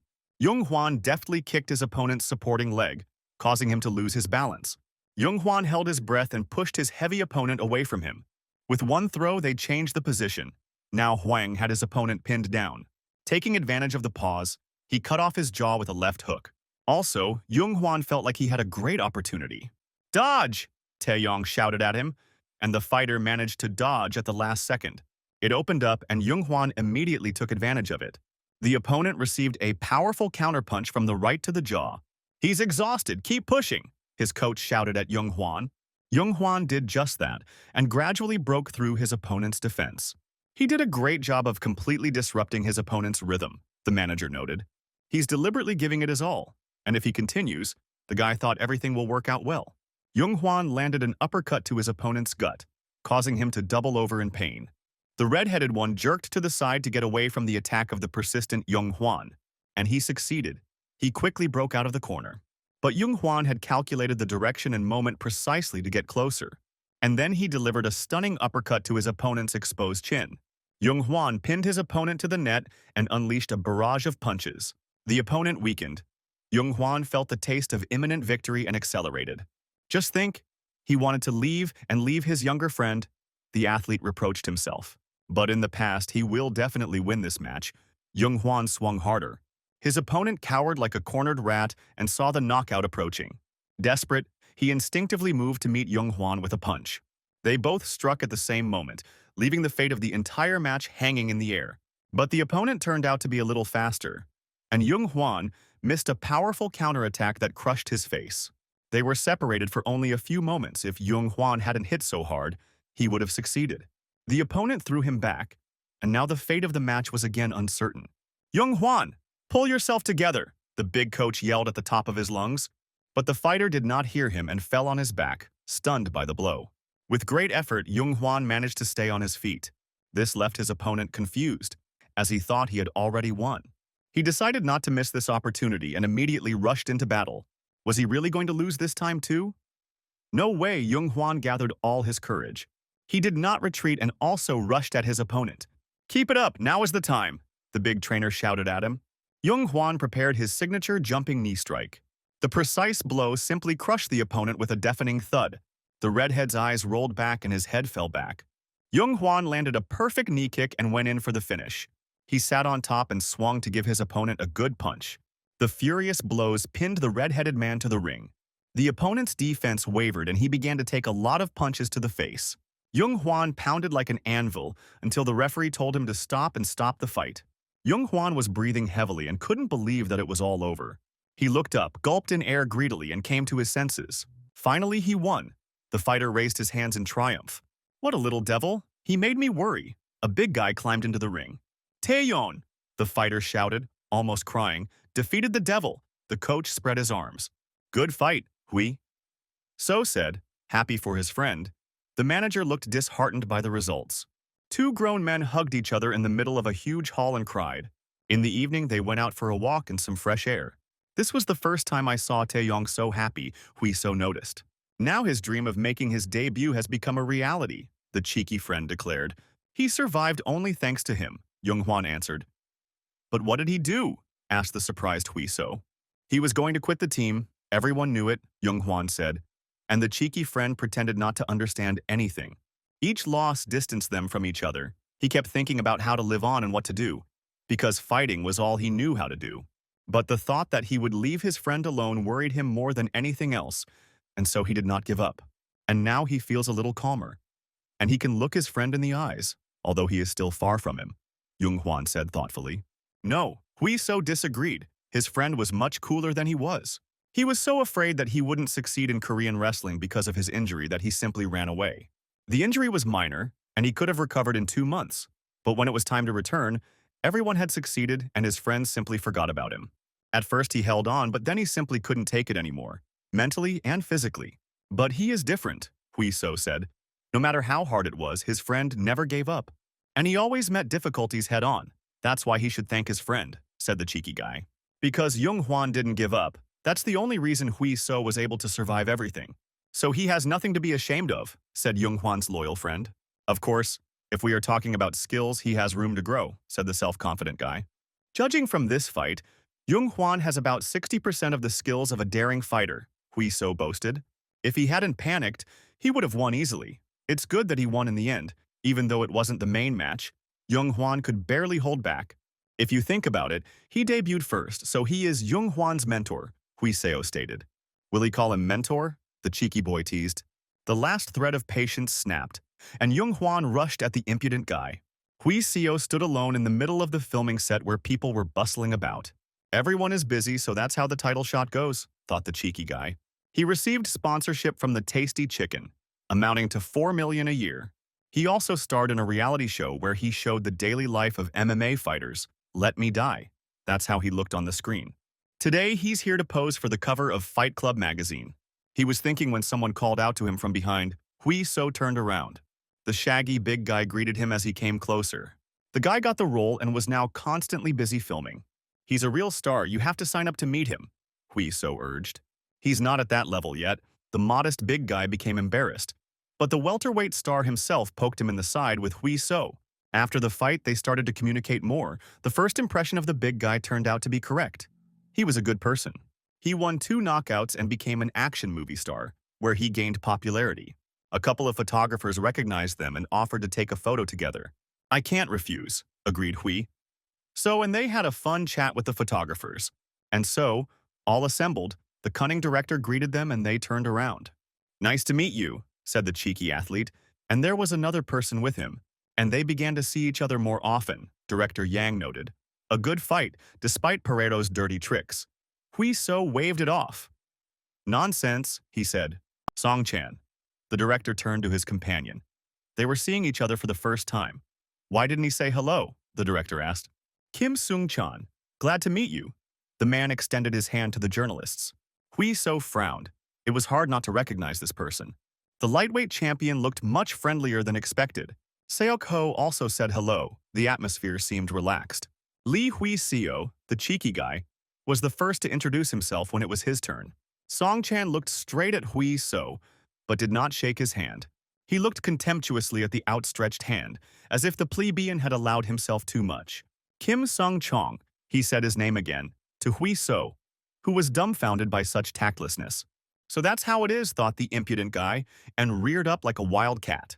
Clearly, he pierced Song-chan with an aggressive gaze, so much so that even he felt threatened. Danger! The photographers suddenly became worried as the two professional fighters glared at each other. The impudent guy didn't even intend to smooth things over and openly challenge the champion. Thank you all for your work. Let them eat meat until they burst. The director gave a toast at the corporate party after filming. Director, the employee asked him. And is steak on this list? Of course, the generous boss assured. Except for Mr. Kim, everyone can order a steak, he told the clerk. Everyone present laughed at such a cruel joke. Hui So took advantage of the opportunity to gobble up the fried meat until he was full. He would have eaten a little more, the cheeky guy egged on Song-chan. But he refused. He had a match in 3 weeks, he said. What a pity, Hui So sarcastically. When will he shut up? The champion answered irritably. Perhaps never. The guy shaved it off boldly. Does he really think that anyone would believe in such a coincidence that they are now eating at the same table? I will, the cheeky guy replied. If he will listen, Hui So declared. As he sits there puffed up like a turkey with his arms crossed, it gives the impression that he is a real bastard, the cheeky guy declared to Song-chan. For what reason is he refusing to match with him? Hui So asked, putting his chopsticks aside. He's simply not worthy of it, and he's a newbie in the fight, the champion said firmly. Worthy or unworthy? I'm tired of how it relates to qualifications, the cheeky guy grumbled. All ranked fighters fear Pereiro, Hui So reminded. Only he was able to go against him and win the match. In his opinion, he should target those who are lower in rank and forget about the title shot. Isn't that strange? The impudent fighter objected.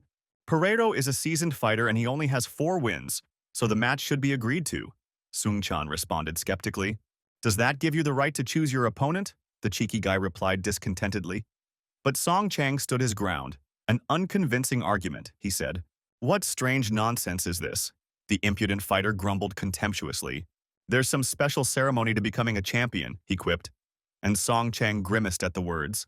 Even if he had a chance, he would have to wait his turn. Is this really true, and do others follow this principle? Hui So didn't let up. These are misplaced priorities from the very beginning, he continued. To be honest, he's just afraid, the brazen athlete declared. The champion jumped up so abruptly that the drinks flew off the table. They could call him anyone but a coward. Silence reigned. Even the guests at the neighboring tables tensed up. He coddled him like a junior, but this is going beyond all bounds, the champion got angry. Big deal, nothing special, the impudent guy continued to provoke. Both of them stared at each other with angry looks. Neither of them wanted to back down. An anxious whisper went through the banquet hall. Everyone now looked at the two fighters. Director Yang watched calmly as if it was part of his plan. Seok Ho intervened in the conversation, wanting to calm the athletes down. After all, it was not worth swearing in front of the director, he said. It seems he was wrong about him, Hui. So he ignored all the big guy's attempts at reconciliation. At first, he didn't offer him his hand. But now he looks at him so arrogantly. It's good that he saw it with his own eyes. The guy was being insolent. Does he really think that he can agree to a match just because of a simple squabble? Song-chan got angry. I don't want to fight anymore, so forget it. The impudent fighter waved it off. Now he's sure that it's Song-chan who's avoiding the fight because he's afraid of him, Hui So said indifferently. Song-chan held back as best he could. He really wanted to punch the impudent, ill-mannered newcomer. Excuse me, director. Song-chan suddenly turned to him, having made a decision. Although he told them to eat until they were full, perhaps he deviated here. Song-chan apologized for leaving before the director. Is everything okay? Asked the cunning director. Song-chan answered in full and glanced sideways at Hui So.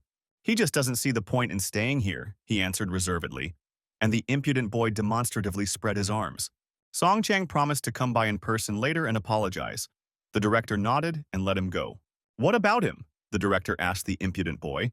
He's not going to leave, not at all. Hui? So replied. He's not playing the bad guy, he said, throwing a jab at Song Chan as he walked away. The champion left in a gloomy mood, and his fellow athletes returned to meet and drink. The cheeky boy gloated after a successful provocation. What a mess he's made, Sun Ho teased. The drunk guy should have looked at himself in the mirror first, the staggering big guy replied. The guys went out for a walk and some fresh air after a glorious drinking session. The cool soda was pleasantly refreshing after the alcoholic libations. What happened between them? Asked the shaggy big guy. Song Chan usually doesn't behave like this with others. He acted selfishly because of a couple of words, the impudent guy answered directly. Since he is the champion, he thinks that now he decides who will be or not be the champion. He stated that he will not fight because of his low rank. Hui So sighed. This would anger anyone, Sun Ho agreed. That's right, the impudent guy punched him. Let him just go out and fight with dignity. It is not an easy head that wears a crown, said the bold fighter. And the big man added that it was about Henry VII from Shakespeare's play. What difference does it make? He had to accept it. The impudent guy lost his temper and shouted, Hui So! His fellow athlete calmly addressed him. Why is he in such a hurry? He asked him honestly. Every time he looks at it, he sees a stallion in front of him who sees the goal and does not see obstacles in front of him. Although they rush quickly, they do not notice what is happening around them. Ordinary life, people rejoice and make mistakes. Don't waste your time. Fighting in the arena is not all that life has to offer, a wise friend noted. When he has no money, he admires nature. When he is sad, he looks at the sky. When he is lonely, he looks at beautiful girls passing by. Song Chan is the same, the big man noted, whether it's a win or a loss. He should understand how hard it is. You should respect those you compete with. No one is trying to belittle the champion's merits. He achieved them with sweat and blood. The impudent guy calmed down, right? He is a good person, said Sun Ho. Even though we are talking about the one who beat him in the ring with a devilish smile on his face. Oh, the fighter sighed. These words cut to the very heart. In any case, he was right. The harshness was unnecessary. Hui So agreed. But now was not the time to stop, he thought about his parent. Everyone has their reasons for doing what they think is right, the big guy noted. Just don't overdo it, he reminded his friend. It's not just about fame and money, said the cheeky athlete. In 10 years of doing sports, he never received any recognition. But here everything is different. So much attention for every fight. It's especially rewarding to be on a team where everyone supports each other, said Hui So. Jung Hwan debuted recently, and they were happy as a team, the cheeky guy laughed. He had gone through 4 matches and was still amazed by the mats as if it were the first time. The big man smiled and thought that people would always like this. Hui So probably didn't realize how happy he looked right now, Sion Ho thought. He remembered the last time he himself looked so happy. Got emotional after drinking, the athlete apologized. The long-haired comrade answered nothing. He likes to listen. Thanks to him, he realized something. Sun Ho smiled. What are you talking about? Asked the cheeky guy. But the big guy stood up and said that it was time for him to go. Since it's time, there's nothing we can do, then we'll see each other later. Hui So replied. Be careful. The impudent guy said goodbye to him and took his leave. So mature. Hui So grinned, looking at the back of his older comrade. Sometimes he is truly irreplaceable. If you think about it, he really was busy preparing for the match, exams to become a coach, helping with training. He needed to get a good rest before the battle for the title. But what if Song Chan still refuses to fight? The impudent guy froze, realizing the consequences of his pranks. A stupid ringtone started playing in his pocket. Who could it be? The guy thought. Director. He picked up the phone. Are you already home? The cunning director asked him. It looks like he has a lot of free time, the cunning director noted. I just want to pass on the good news that the director said. Song Chan wants to meet in the ring as soon as possible. Hui So the coach's ears perked up. If he becomes a champion, what position will he hire them for? He will appoint Tayona as a security guard, said the impudent guy. Li Su will become a driver. And the boxing coach who is good at texting will be a manager, Hui So bragged. What about him? Asked loyal friend Jung Hwan, pointing his finger at himself. Oh, someone should feed the dog at home, the impudent guy said. And Jung Hwan frowned. Let him repeat it, he said. Now the whole area will know about the title match, grumbled the meticulous Sun Hoon. How quickly rumors spread. The impudent guy feigned surprise. He himself blabbed everything. The bushy-browed trainer grabbed him by the beard. And no one shut him up. He looked sternly at the other coaches. They quickly disappeared. The conversation with the director was over. The meticulous coach inquired about what the schedule for preparing for the match looked like. "Why the rush? The match hasn't been announced yet," asked Sung-hoon. "Sung-chan wants to hold the match as soon as possible," explained Hui-so. Sung-chan was originally supposed to fight Lim So-hoon, but he dropped out due to injury, and 14th-ranked fighter Baek-hoon was called in as a replacement. He is young. He started recently after winning an undercard match. He didn't have much time to prepare. On the other hand, Sung-chan is recognized as the best fighter in his weight class. It is unlikely that their match will last long, or Sung-chan will get injured. Now that he has explained everything, Song-hoon said, he knows what to do. He looked sternly at the impudent guy. "We'll start preparing for the title soon," said the meticulous eyebrow maker. No, the cheeky athlete's jaw dropped when he heard the verdict. "The last match was 2 years ago," Hui-so said plaintively.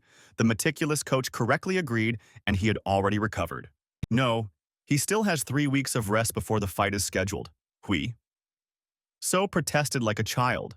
"But he already blabbed about the fight," Sung-hoon noted.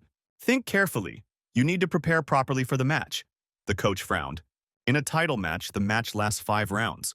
Will he be able to win if he always fought to 1? What if the fate of the fight is decided in the 3rd? The higher the rank, the more cardio loads the athlete has, and the harder the training, the bushy-browed trainer nailed the fighter.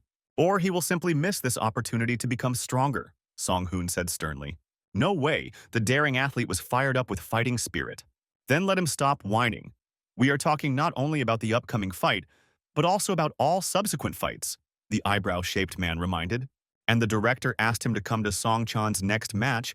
Song-hoon said, the seats in the VIP zone were already booked and he couldn't refuse.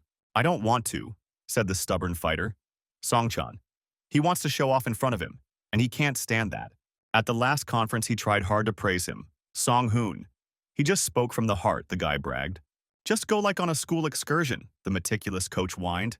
"How I want to hit him," the impudent guy hissed through his teeth. "Why didn't they consult him first?" whined Hui. "So, it's a requirement of the association and it will benefit everyone," said the bushy-browed coach.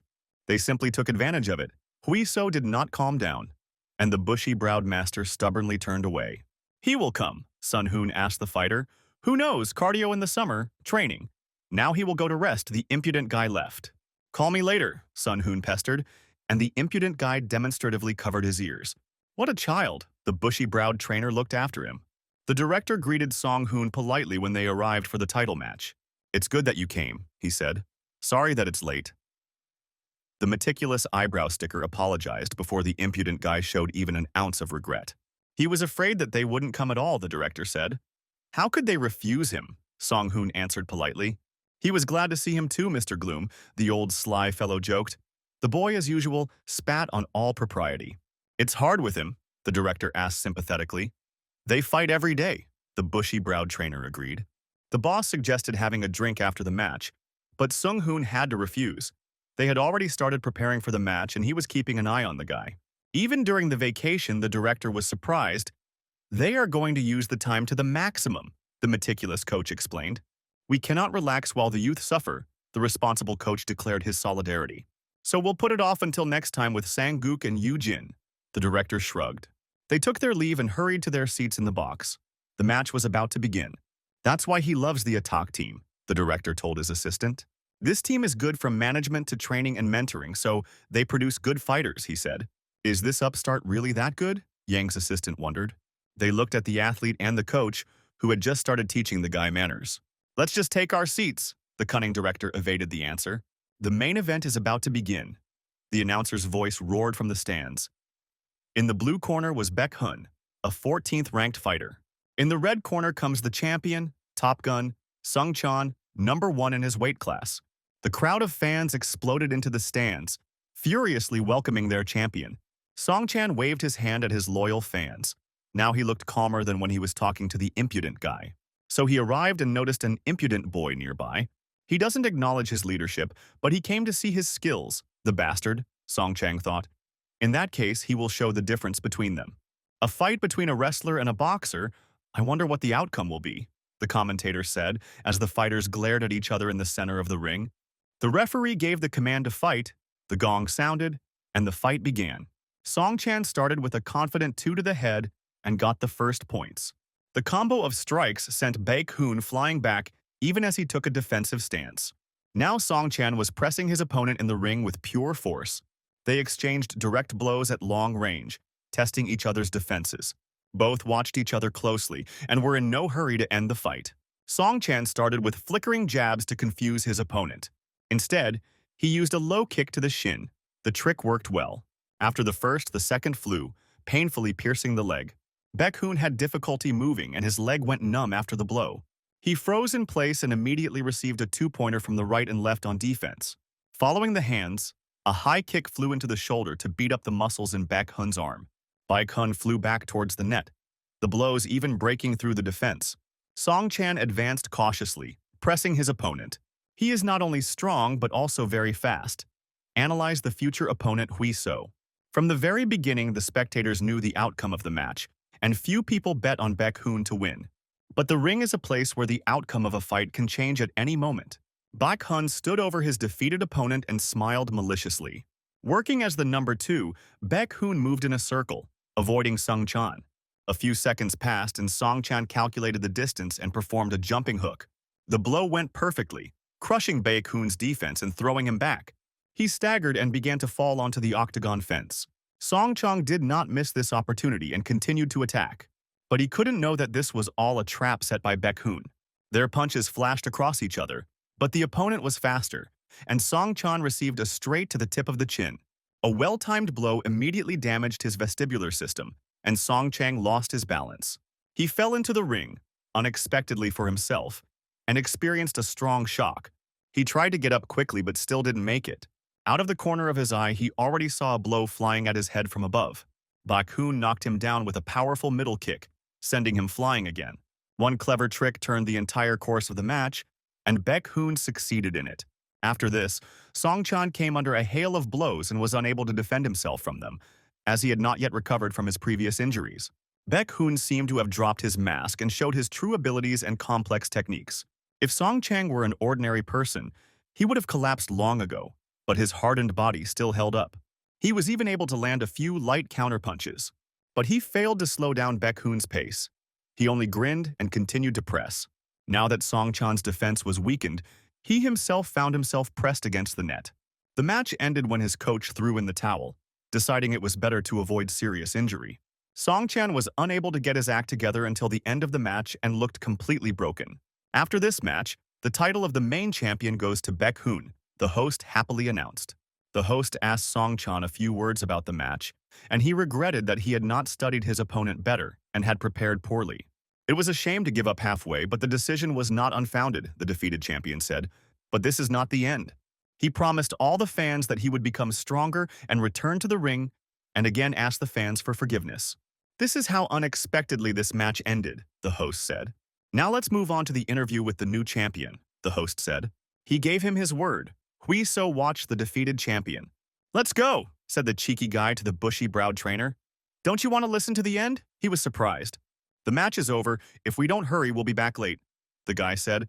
Okay, the coach agreed. Just let's talk to the director. They will go. Sun Hoon said goodbye to the director, but he simply froze, too discouraged by the outcome of the fight. Director, the bushy-browed trainer called him again, and he finally paid attention to him. I'm sorry they had to come all this way to see this loss, the old director said. Let's eat next time, he suggested. He had things to do now, and they bowed goodbye. An unexpected result, Song Hoon noted. That guy didn't expect it either, the cheeky guy replied, referring to the champion. Who would he like to fight in the defense match? The host asked Baek Hoon. It was already decided, he replied.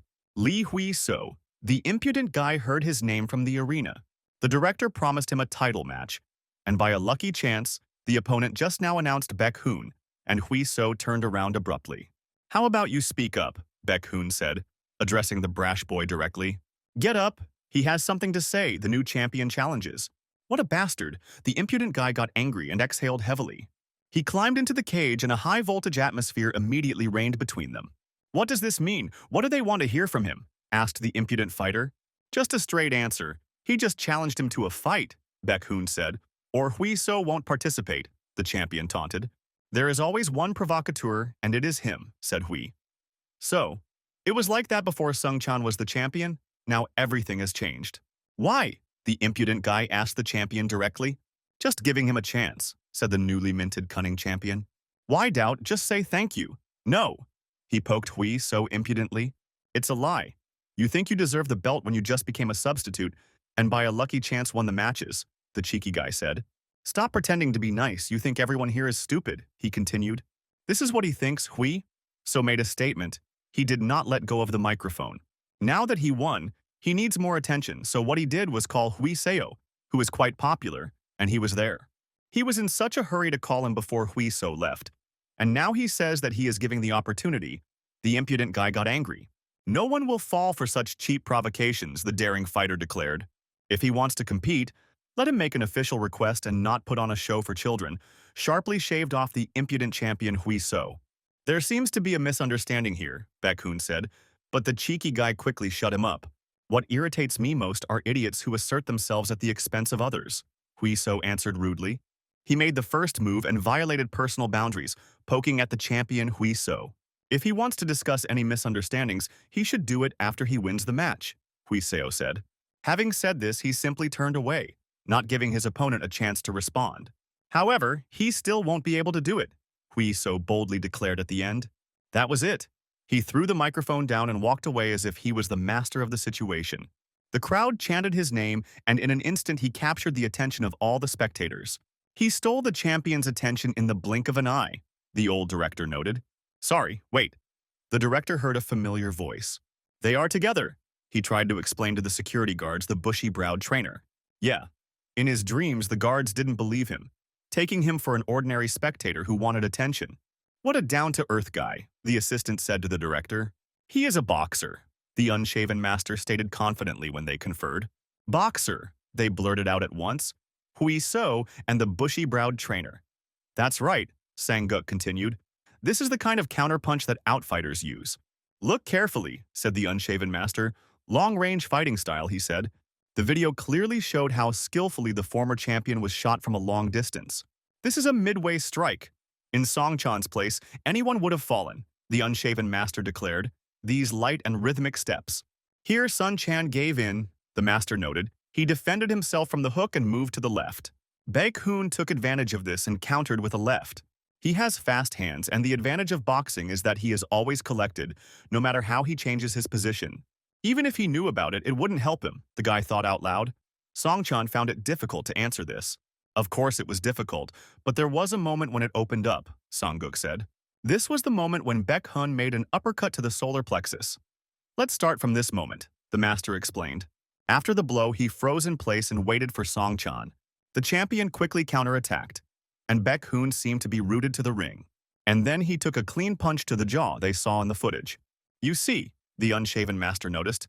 Why do you think Baek-hoon suddenly froze and seemed to lose control? He asked. Song-chan thought that after being hit, his opponent would go back on the defensive. But in boxing, this is the perfect moment for a counterpunch. This guy won't be able to hold out for long, the old master said. So we need to finish quickly. Song-hoon smiled. Since he tasted everything, they would need a new trainer, said the master. Who was it? We? So quickly asked. What do you think after watching the video? Asked the old master, as suddenly a long-haired trainer appeared on stage. That's right, master. It was an outfighters fight. All you need to do is knock down his theme. Hui Seo heard and was indignant. What was he eavesdropping on? You can imitate, asked the unshaven master. Even if it is one of the many styles in boxing, there should be no problem, the trainer answered. Okay, make a training schedule, then arrange sparring twice a week based on the schedule. Let's start little by little, Sang-guk said. Maybe we should test his boxing skills first, the bangs-headed trainer suggested, and the unshaven master gave the go-ahead. As expected, things are going well, Song-hoon noted. I'm always learning something new, he said. Learn faster. You've been working for 20 years, the master grumbled. How much does Tai-chun earn? The master asked. After tax, 220,000, the bushy-browed trainer answered. Add 500,000 while he trains Hui-sun for the hazardous work, the old master grumbled. He's doing well, so it's the least they can do, Sang-guk added. But why did they choose Tai-chun? Wouldn't fighting help in this matter better? Asked Song-hoon. No, Sang-guk shook his head. Wrestling did nothing to help Song-chan retain his title, he said. From the video, it doesn't seem like he even tried to start fighting. Veterans like Song-chan don't behave like that without a reason, the old master grumbled. But what is the reason then? Asked the thick-browed one. This is what they should find out first by studying Baek-hun's style, grumbled the unshaven master. So let's go look for all possible options, he said. They were going to spar. Don't beat him to death, asked Tai-chun. Huiso said the same. They fought according to the rules of boxing. 3 rounds of 3 minutes, use light punches, but don't be stingy, so that there is an effect. Don't hit below the belt, the bushy-browed trainer reminded.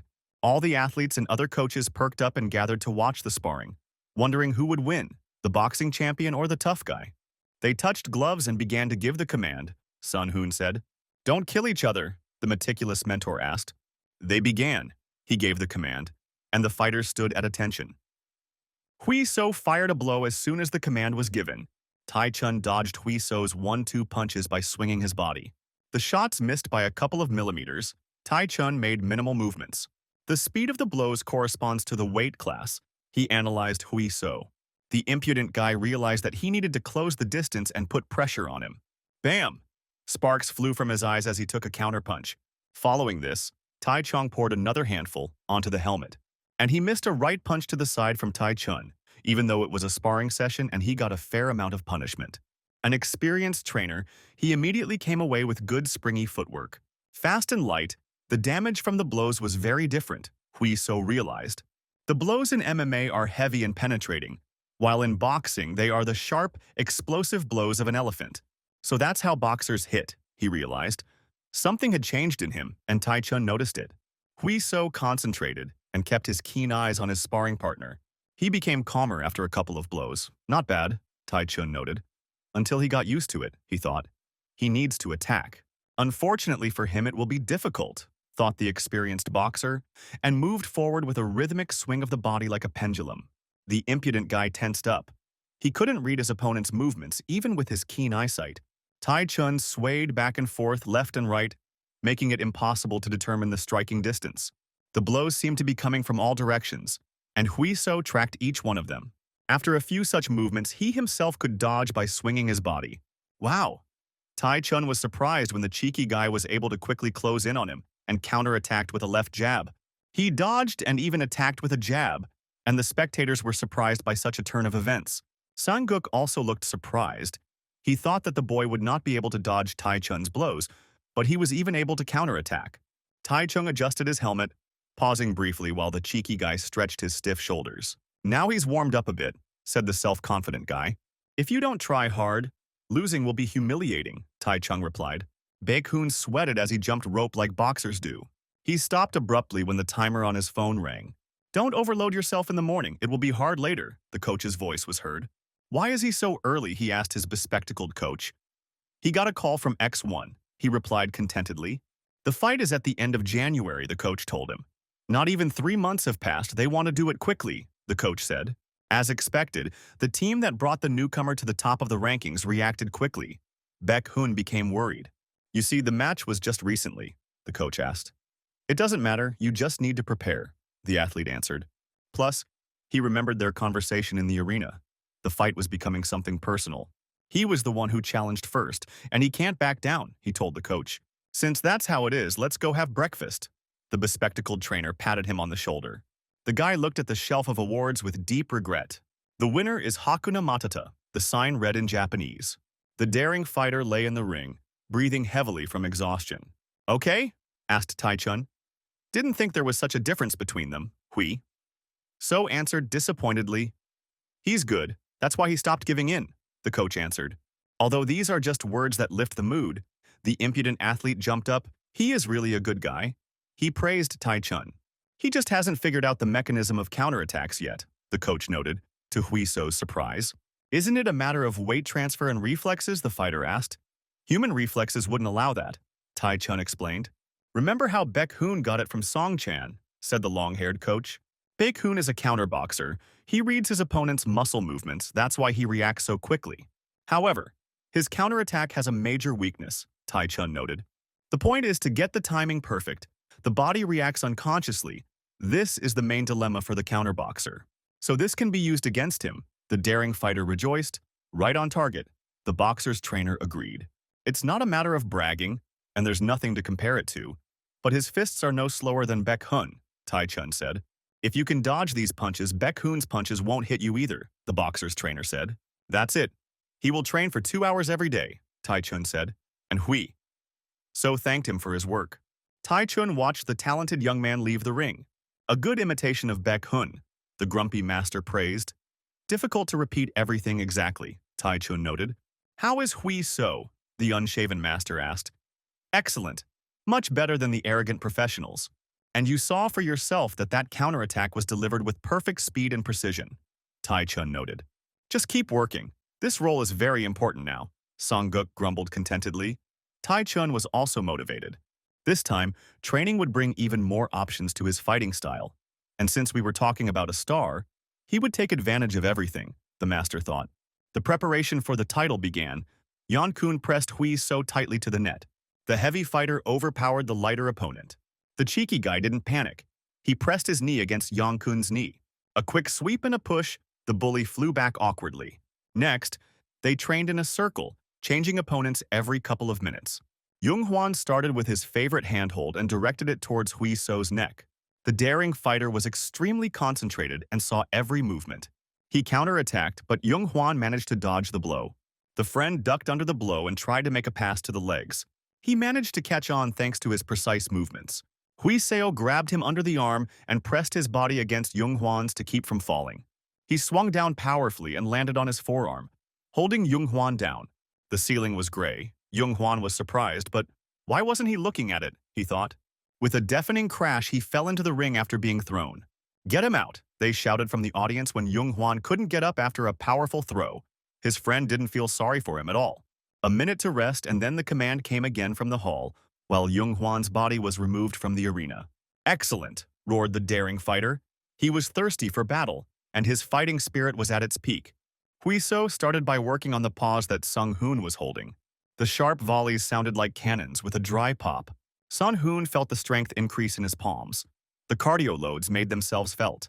Intensive training was put together to increase Hui So's endurance, running 10 kilometers in the morning and other exercises. He used the method of training in circles, sparring against 5 people, and then practicing punches after a break. The punching training was also used against Baek Hun's counterpunches. Hui So gritted his teeth, received a blow to the body, but his breathing did not falter. He instantly responded with a low kick to the leg of the bushy-browed trainer. Then came punches to the paws with explosive combinations. And again, a kick to the body area. The constant alternation of legs and arms required colossal endurance. They used a lot of low kicks to control Baek Hun's fast movements. Well, that's all. After hearing the command, the guy immediately fell down to rest. The training isn't over yet, the meticulous trainer grumbled. I know, the impudent fighter answered discontentedly and sat down for a couple of minutes. Next came the sparring with Tai Chun. Hui So confidently moved forward. His punches have improved due to the guidance of his boxing coach, Sung-hoon noted. But he is still slow to respond to counterpunches, the bushy-browed trainer noted. Right now he is watching Tai Chun's strikes. The bushy-browed trainer turned away for a second. Tai Chun, the cheeky boy called out to him worriedly as the coach sat down to breathe, feeling dizzy.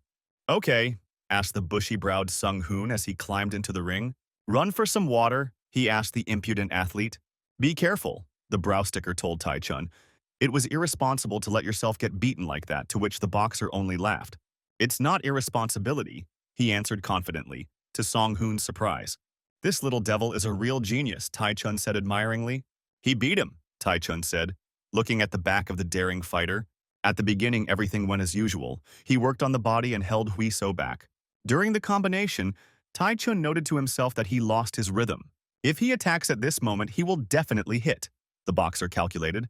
By doing a jab, he will destroy the rhythm, read and destroy the rhythm, Baek Hun style. Too easy for Hui Sung. Tai Chun's hand shot out to counter, but instead it hit the air. Hui So was able to dodge. To miss during a counterattack means to get counterattacked yourself. Tai Chun missed a powerful right. I read his moves and ended up getting a midway strike myself, Tai Chun explained. He really did it. Song-hun was surprised, that's right. Right during the strike, Tai Chun replied. Feint is a very complex technique that even experienced fighters cannot handle. The guy was able to deceive and knock down Tai Chun himself. On the first day, he barely avoided being hit when he first started. The changes were not only due to sparring, but also due to cardio loads. 3 rounds of 2 minutes each turned into 5 rounds of 5. Since Tai Chun said that in the third round, no matter what Baek Hoon did, he wouldn't be able to defeat their fighter, Sung Hun thought. Perhaps even Hui So will find it easier to fight Baek Hun than the former champion, Tai Chun noted. But don't tell him to get cocky, Sung Hun said. What is this? They asked the fussy guy. The one who brought some water answered. The polite one, declared the coach. Tai Chun walked out of the locker room with a towel on his head, catching his breath. Here he is, Hui!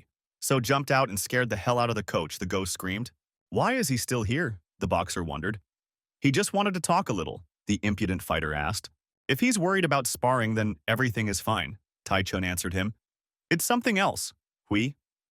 So suggested sitting down. He will soon be 24. Time flies so quickly, Hui So noticed. It seems like his first fight was just recently. And now he is preparing for a title fight, the boxer agreed. What does he do after work, Hui? So asked. Play games, see friends, or stay at home, Tai Chun answered. On weekends he goes on dates with a girl. On holidays he travels. He has a girlfriend, Hui. So was surprised. Prove it, the cheeky boy shouted. This is some kind of joke. Tai Chun took out his phone. Oh my, exclaimed the envious, impudent guy, looking at the photo of the cute couple. How so? She's too beautiful for him. The guy was surprised. Now you are insulting the bastard. Tai Chun grinned. What about him? The boxer asked in return. After the army he lived like a monk, the impudent guy sadly recalled. Then maybe there is someone in mind, asked Tai Chun. It is hard to date if you already have something you are crazy about, the fighter answered with annoyance. Finding girls in this sport is not easy, and it will affect the reputation of the gym, the cheeky guy thought. There's also Yujin, Tai Chun suddenly remembered, and this caught the impudent guy off guard. Why did he remember the thorn? The embarrassed guy was indignant. Isn't she a cutie? The young trainer was surprised. Oh well, it's better with a tree, the naive guy denied. They look good together. Tai Chun slyly responded to this. There should be something more exciting and passionate between a girl and a guy, said the blushing athlete. It's impossible to talk to her. She's impudent, prickly, rude, shut up and get lost. Those are the two main words. The boy was indignant. For a second he hesitated, remembering a couple of sweet moments, and gave himself away completely. Now it's clear what he thinks about her, Tai Chun noted with a smile. He doesn't think anything. The daring athlete denied the obvious. In any case, it's definitely not her. Definitely, he repeated. And Tai Chun agreed. But it's a little surprising, the boxing coach said softly. The cheeky guy was usually polite, but he was always so distant and never spoke to anyone alone. I am such a worthless thing. The guy was distressed by these words. So what did he want to talk about? Tai Chun reassured him. One friend reminded him that it is important to look around and stop rushing headlong, the guy answered thoughtfully. At the time, he thought it was a bad idea to stop because there was a title fight ahead. But after Sung Chan was defeated, the fans' reaction surprised him. No one will tell you when it's time to go into the darkness, even if everything is fine on the outside. But in reality, you are completely empty inside. After such experiences, he realized what he had been missing all this time. Partners who are always ready to help you after many hours of training, and to help each other, although they have no special reason for this. And he is not the only one participating in the battle, they are all participating in it. If you think about it, he is grateful to many people. The daring guy opened up. He never thought that he would receive support every day. At first, he didn't know how to respond to it. After this match, I will try to communicate with the team more openly and this time be the initiator myself, said the cheeky guy. He is counting on his seniors in this match, Hui So said. Just accept defeat. Tai Chong suddenly teased him after such a sad speech. The end of January came quickly and the weigh-in day arrived, with sports journalists already waiting for it. Fighter Lee Hui Seo arrived with his dream team. The flashes from dozens of cameras blinded him for a few seconds. The level of attention is completely different for the title match, Sung Hoon said. That's right, look closely. Korea's most anticipated star, Lee Hui Seo, the cheeky guy, has struck a striking pose. And he knows a thing or two about recklessness, Song Hoon noted.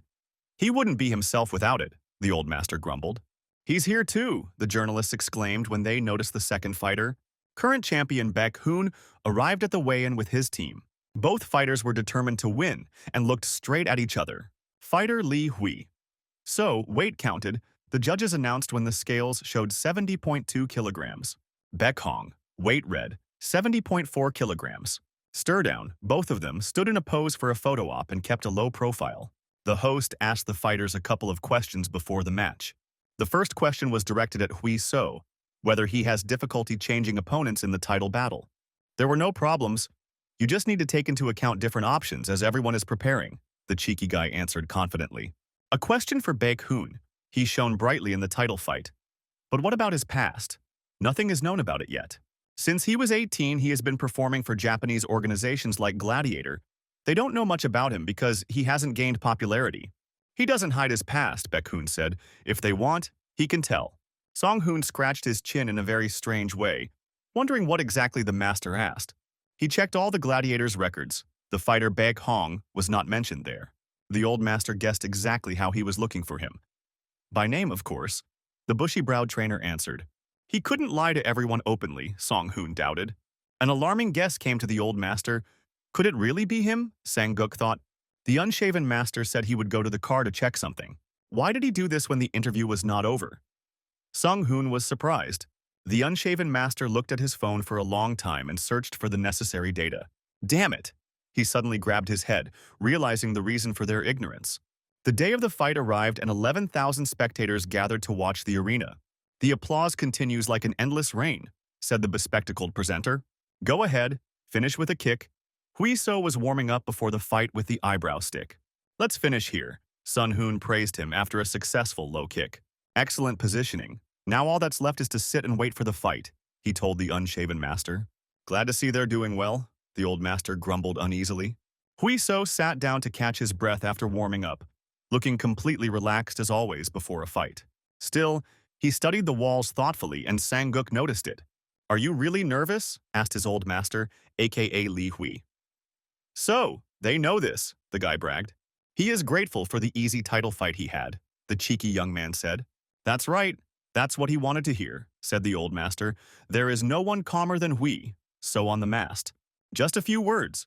The old master placed his hand confidentially on the athlete's shoulder. MMA is a sport for all-round fighters.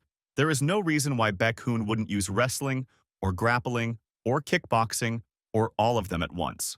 Because once you step into the ring, forget about strategy, and don't be surprised by what your opponent does. Be yourself and fight properly. Stay calm and listen to the coach, the boy instructed in a serious voice. There's no need to worry, the cheeky athlete shouted loudly. Hui So walked out to the arena, proudly raising his hand above himself. The stands roared with delight. The cheeky guy sent everyone his signature smile. He cupped his hand to his ear, indicating that he still couldn't hear the roar of the stands. The champion emerged from the red corner, raising both hands in triumph. Baek-hoon is a third-generation Korean who came from Japan, where he was known as Hakuna Matata, and has 19 match wins. A Korean from overseas. 19 victories, Sun-hoon asked the old master in dismay. Sang-guk made inquiries. Baek-hoon is a variable fighter, knows jiu-jitsu, wrestling, other styles. It was necessary to tell Hui. So about this, the eyebrow sticker got nervous. For 3 months they had been developing him exclusively in one direction. If they had given him something new, they would have only confused the guy, the old master grumbled. Then he wouldn't have been able to use our strategy and would have simply burned out. The unshaven master shook his head. Don't worry, this guy has trained hard and his ability to adapt during a fight is incredible. They can believe in him, the master grumbled confidently. The fighters had never fought each other before, and yet both were confident but cautious, the lead commentator said. The bespectacled coach watched his athlete closely. He too was concerned about the fight. Hui So is a talented fighter. Few can surpass him in this, Baek-hoon told him in the locker room. Is he really going to lose? The bespectacled coach asked. No way. This is a good opportunity to eliminate a strong opponent before he becomes even stronger, Baek-hoon replied. This time he intends to show his worth, the champion said. Show them what he really is. What an incredible fighter he is, the bespectacled coach thought. Blue is ready, asked the referee in the ring. Hui So took a stance. Red is ready. Baek-hoon also stood up and showed his readiness. Fight! The gong rang and both fighters walked out charged into the center of the ring. The match began and everyone was filled with anxious excitement. The fighters were in no hurry to attack each other. Hui So opened the fight first, starting with a left jab. A low kick followed sharply. Baek-hoon froze, not knowing how to react. And the champion missed this blow due to a feint. Hui So opened the scoring. Low kick, nothing, Baek-hoon thought. He was used to such blows. He immediately responded with a kick to the cheeky fighter's thigh. He shifted forward sharply and raised his knee for a high kick. But Huiso, with the reflexes of a mongoose, deftly dodged the sharp blow, and he responded with a quick kick to the thigh of his motionless opponent. Baek Hong suddenly performed a grab and caught his opponent's leg. He pushed Huiseo forward like a bulldozer to knock him down. As expected, he didn't just use boxing. "Bend your body forward," Sun Hoon shouted advice to his fighter. Huiso reacted and managed to shift his body weight forward to avoid falling. Realizing this, Baek Hun launched his leg and moved to throw. He grabbed Huiso by the body. Moving further, he walked behind the back and grabbed the impudent guy tightly. Maintaining the momentum of the rotation, the champion tore Huiso away from the ring. The crowd roared. A little more and the impudent guy would be thrown into the ring. Huiso reacted. He turned his body slightly. The leg passed between the opponent's legs and caught under his knee. Having gained a foothold, he was able to press his elbow into Baek Hoon's chest. Having lost his balance, the champion fell into the ring along with his opponent. A second later, both returned to their original positions so that the other would not gain an advantage. "How unexpected to see Baek Hoon fight," the host commented. "He knew everything," the champion thought. Huiso showed great throw defense skills, the host said, and the cheeky guy thought about how well the champion hid his skills. Huiso attacked first again to take the initiative in the fight, his kick clanging off the champion's thigh. Baek Hoon counterattacked with a high kick to the head, but was too late. Huiso easily dodged. Another low kick to the shin found its target. Baek Hoon's leg began to go numb. He pressed forward and hit the daring guy's defense with a powerful shot. Then came an uppercut to the solar plexus, and the impudent guy doubled over in pain. Another successful combo of blows broke the block of the impudent guy. Huiso tried to break the distance, but Baek Hoon was already pressing with a direct punch. He suddenly changed direction and suddenly counterattacked Baek Hoon. But the experienced boxing veteran was no pushover himself, and he struck earlier, changing the direction of his fist. His straight turned out to be a feint. Huiso winced in pain as he received a clean blow to the face. The champion didn't stop the combination and fired another straight one. But this time he received a counterattack, a right to the head. Huiso swung for a right kick while his opponent froze. The swing turned out to be a feint, and Huiso jumped to close the distance between them. The jump turned into a powerful strike, and the attack passed the champion's defense. Baek Hoon was pushed out of the center, a warning sign for the outfighter. Sensing Lee Huiso's weakness, he attacks. The host's words roared through the speakers. A quick counter jab stopped the brash guy's attack. Having stopped him, the champion made a middle kick to the open body of his impudent opponent. Huiso put up a timely defense, preparing to meet the opponent's leg. Baek Hoon's leg twisted like a snake, and with a twist of his hip, he shifted the blow to the head area. Huiso quickly bent down to the rig, almost folding in half. A sneaky blow with a changing trajectory grazed him on the back of the head. The guy was saved by his super reflexes. "A Brazilian strike from Baek Hoon," the commentator reported. Huiso calmly moved aside. Even from this, the champion dodged, caught his breath. He was hoping for this blow. There was something he couldn't do. The daring fighter's head was spinning from the number of possible options that he should be wary of now. An incredible match. What combinations? As if they were filming a movie. And these reflexes, the presenters went crazy with delight. "He's good at everything," Sang-guk grumbled. "But that doesn't bother Hui." "So," the bushy-browed coach noted, he had responded well to all the blows, but the real problems would begin now, the unshaven master worried. Huiso took quite a bit of damage and was already tired. It would become harder to bend from all the blows. If things continued like this, he would waste all his strength. Huiso had a hard time avoiding the champion's light but very sharp shots. The cheeky guy lost his momentum and missed a clean shot. The ego can be completely shattered and worn out like that, the daring challenger suddenly realized. He responded with a long left, which the champion expertly dodged. Baek Hoon's left hook exploded across the cheekbones of the brash fighter. A combination immediately flew by and Huiso grabbed a straight right. They stood in the center of the ring. No one wanted to retreat. The blows flashed like lightning. At some point, both of them took a powerful blow to the head from each other. Their counters crossed, but for a split second, Huiso took the damage first. As a result, he again had to dodge furious attacks. How unnerving.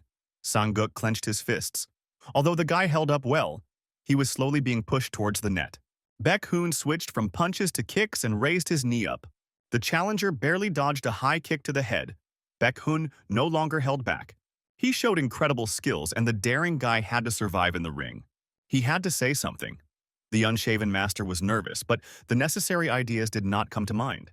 What is the fighter Li Hui so trying to do now? The hosts roared, and the unshaven master looked at the ring. Hui So lowered his arms wide and stood frontally towards his opponent. He completely removed his defense. Baek Hoon stepped back and analyzed Hui Seo's actions. Part of a strategy or extreme desperation, commentators wondered. Maybe it was a secret technique, they thought, while the dumbfounded trainers of the impudent guy simply slid down the wall in horror. Baek Hoon decided to test whether it was a bluff or not with a direct blow. Without raising his hands, the impudent guy dodged with a slight movement of his head. However, this was not a bluff, the hosts noticed. Huiso read all the champion's attacks and dodged them in advance. The match was becoming unpredictable, the commentators said. And at that very moment, the daring guy missed a punch. A hook from a fake jab, Sung Hoon noticed. What a madman this is doing. Why isn't he defending himself? Baek Hoon pressed forward and quickly entered the range of direct strikes. He showed a jam, which he quickly turned into a hook, and punched Huiso's jaw, his neck stretching out as if his head might fall off. Baek Hoon dominated the match but suddenly stopped his progress. His face expressed serious concern. This boy. He pressed his lips together. At the same time, the rather beaten Huiso smiled cheekily. Could this be, the bespectacled coach realized, bad news for the champion? The bastard deliberately let himself be beaten, said the unshaven master. How so? The bushy-browed trainer was surprised. He missed the first blow to calculate the distance, the second to figure out the dodge tactics, and received practically no damage from them. Moreover, the unshaven master realized that the opponent's reading did not end there. Now the cheeky guy was teasing in the center of the ring, inviting Baek Hoon to attack. But Baek Hoon demonstrated the control and endurance of an experienced fighter. Now Hui So moved easily and freely, swaying his body in the manner of Tai Chun. The champion responded in kind, trying to adapt to his opponent's rhythm and impose his own. The excitement in the stands reached its peak. No one could know how it would all end. Baek Hoon was the first to make a move, firing a lightning-fast straight punch to the head. He missed and immediately received a response from Hui So. An excellent, perfect counterattack that could not be avoided, the unshaven master rejoiced. But the champion made an incredible body movement and dodged the blow. Impossible, the old master whispered to himself. Even this didn't work against the champion. So he had been expecting a counterattack from the impudent guy from the very beginning, Sang-guk realized. What an experienced guy. He managed to calculate everything. The unshaven master involuntarily admired their opponent. Baek Hoon went for the top hook. Huiso was not holding his defense and risked getting knocked down. The fist flew towards Huiso's exposed head. With a sharp rotation of his body, he was able to avoid a dangerous counterattack. He ducked to the side from the blow, Baek Hoon's fist cutting his cheek.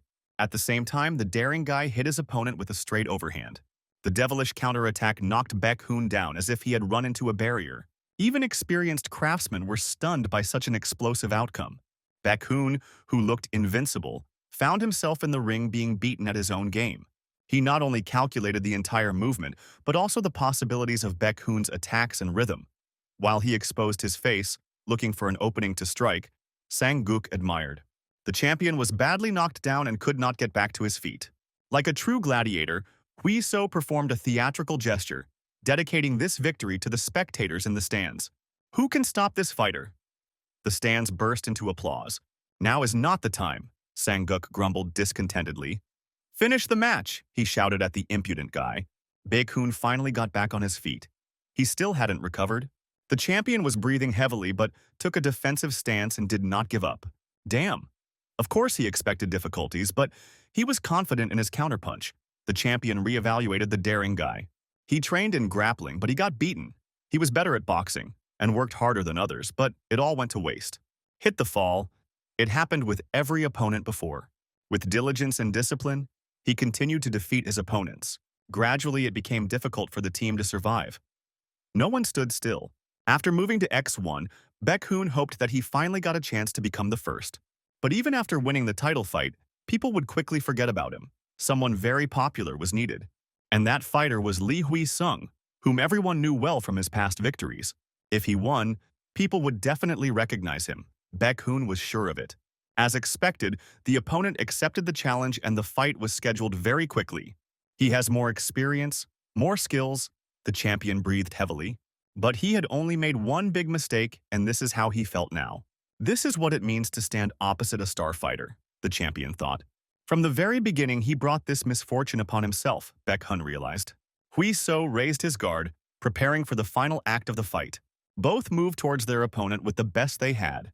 There was a loud crash of impact. The daring guy was faster. His fist pierced his opponent's skull. He instantly lost consciousness, having suffered a worthy defeat in battle. The defeated champion collapsed into the ring, just like his predecessor. The fight is over. The referee stops the match by standing between the athletes.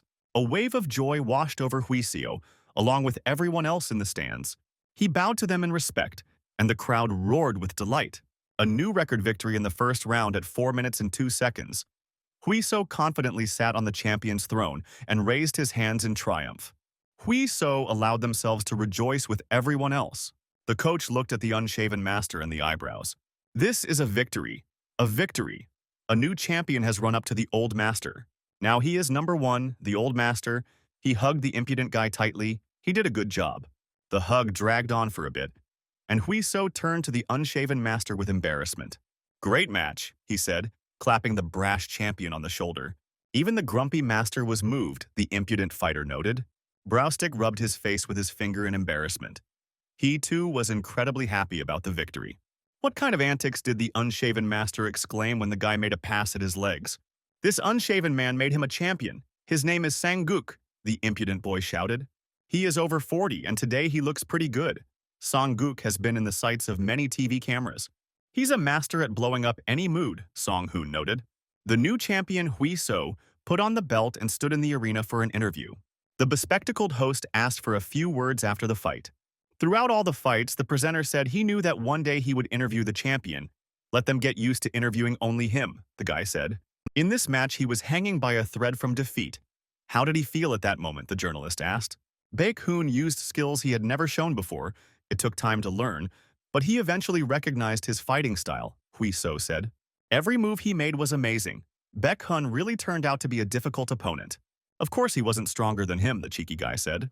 So what will he say now as a champion, the journalist asked him. Just a year ago, he was an ordinary salesman at a convenience store, Huiseo said. He wastes his precious time without even thinking that he will succeed. But then he joined Team Attack, met Master Sang-guk, and other guys who accepted him as an equal. At that time, he paid little attention to them, as he concentrated exclusively on the results.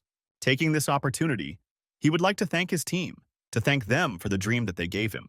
And lastly, he raised his finger to the sky. He will accept the challenge of anyone without prejudice if they want to fight, in a battle for the title. The hall exploded into thunderous applause again for Huiseo, lightweight champion Li Hui. So ended the interview on a good note, the journalist said.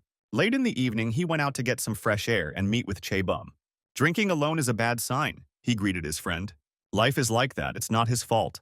The classmate weakly justified himself. He wrote to Huiseo right after the battle, when they had barely reached their area. The usually meticulous Sun Hoon offered the champion a glass. What else? Drink with old people, the cheeky guy said boredly. He has plans for today. He has a poor tolerance. He's already drunk to the gills, said Kavi. So to his friend, 1 can of beer, he said. A catastrophe won't happen. So what's the matter? Asked Hui. So, opening a drink for himself, it was still worth celebrating the match. He quit his job, Chae-bum said sadly. This news surprised the impudent friend. How long has it been? Asked Hui. So, it's been a month already, the unemployed comrade answered. He had only worked there for 7 months. What was going on? The guy was surprised. It was painful to listen to, asked Chae-bum to stop, and he lit a cigarette. He took a deep drag. The words didn't come easily. His throat was sore. Chae-bum exhaled. The cheeky guy waited patiently, as he promised himself. He was watching others more now. Huiseo, a classmate asked, deciding to speak out. In high school, they dreamed of driving a Ferrari, Chae-bum recalled. And Huiseo nodded as well. When you're young, you think you'll live a luxurious life, said your classmates dreamily. After taxes, he earned only 2 million won, the friend said. At first, with such a salary, it seemed that he had settled in comfortably at 23. Girls, clothes. But after 3 months, the scam ended, and he was barely making ends meet. Even if he gave up everything and worked for 10 years, it would hardly be enough for the down payment on the mortgage. But does he really need to think about housing? He grew up in a wealthy family. The impudent friend was surprised. And Chae-bum laughed and denied everything. His family couldn't cope with the crisis and got into debt. They only have 5 years to pay it off, the friend said. His father also lost his job, and now he has two. It's strange to live in a world where even a graduate of Seoul University can't earn money. Hui-so apologized sympathetically. He didn't know that his friend was in such a dire situation. He patted him on the shoulder. He himself had recently realized this. In any case, he thought about what could be done and found it. Wow, the impudent guy was surprised and asked what it was about. Barber, said a classmate meaningfully, naming an unexpected profession. How unexpected, said the cheeky guy, who would talk. He himself recently became a fighter, declared Chae-bum. Everything will be fine. It's not like he doesn't have any other options, the classmate said. Recently, he was wandering aimlessly through the streets of Seoul. Through the window of one of the establishments, he noticed a girl his age who worked as a hairdresser. It was obvious that she was a newbie and was nervous, and so was her client. Watching her, he involuntarily plunged into his own thoughts about how he would do this work, and stood like that for several hours. So, after poking around on the internet a bit, he suddenly became very interested in this profession. Maybe this is his last chance, Chae-bum sighed. Come on, said the cheeky friend. They are only 23, and what to do at 33, thought Hui-so. If he were older, he probably wouldn't even try because, while he's young, he wants to try himself in what his heart desires, a friend shared. Doesn't this make the gray everyday life brighter? Blurted out a classmate, already quite drunk once the entrance philosophy went. Noted Hui-so. You'll have to work hard, he can't help in any way except listening, said the impudent friend. And that's all that's needed, said Chae-bum. And they clinked cans. Both of them downed a fresh, cold beer in one gulp late in the evening. And they exhaled loudly like two old men, the alcohol quickly taking hold of both of them. This story made him wonder how long he himself could remain an MMA fighter, Hui-so thought. Now he is young and full of energy. He will definitely be able to do this until he is 30, but what then? Taking into account a 15-year career, 2 matches a year, he will have 30 matches in total. There weren't as many chances of getting into the octagon as he thought. The season matches flew by like fleeting fragments of life. It's already 11, it's time to go home. Chae-bum got up from the bench, really. The impudent friend was surprised. He didn't need to go anywhere, he asked. But don't relax, the classmate noted, and Hui-so agreed with him. Thank you for the meeting. See you later. Chae-bum waved goodbye. Hey, unemployed alcoholic, the drunk fighter called out to him. Pull yourself together and let's give it our all, his cheeky friend suggested. What an impudent bastard, thought Chae-bum, but said something else out loud. Relaxing properly is the first step to hard work, he shouted across the block. His parents looked at him sternly, and it was clearly not because he had returned from the fight a little drunk the day before. The problem was that the timid son could not withstand their stern gaze. He knelt down and looked down, but still did not understand his guilt. Why? The timid son asked his parents. And he still doesn't understand, his father answered mercilessly. He simply transferred some money to his mother. That's the problem? The woman shouted, showing her savings book. She asked for a little pocket money, and he sent 100 million. Where did he get such a lot of money? The mother asked without a knife. Hui-so tried to justify himself, but his father didn't let him do it and put his hand on his shoulder. He can trust them. They will accept everything as it is even if he committed a crime, his father said. Spit it out, his mother screamed. Let them listen first, said the discouraged son, who understood what was going on. He calmly told them everything until his mother returned the money to the government. He earned 60 million in his last match, more than he earned in his previous 4 matches combined. The association sold a lot of broadcasts, and for this the director gave him a generous bonus. In addition, he received another sponsorship contract from Abibus. Now he has 4 sponsors, plus a contract with the hall. In total, he receives 12 million a month.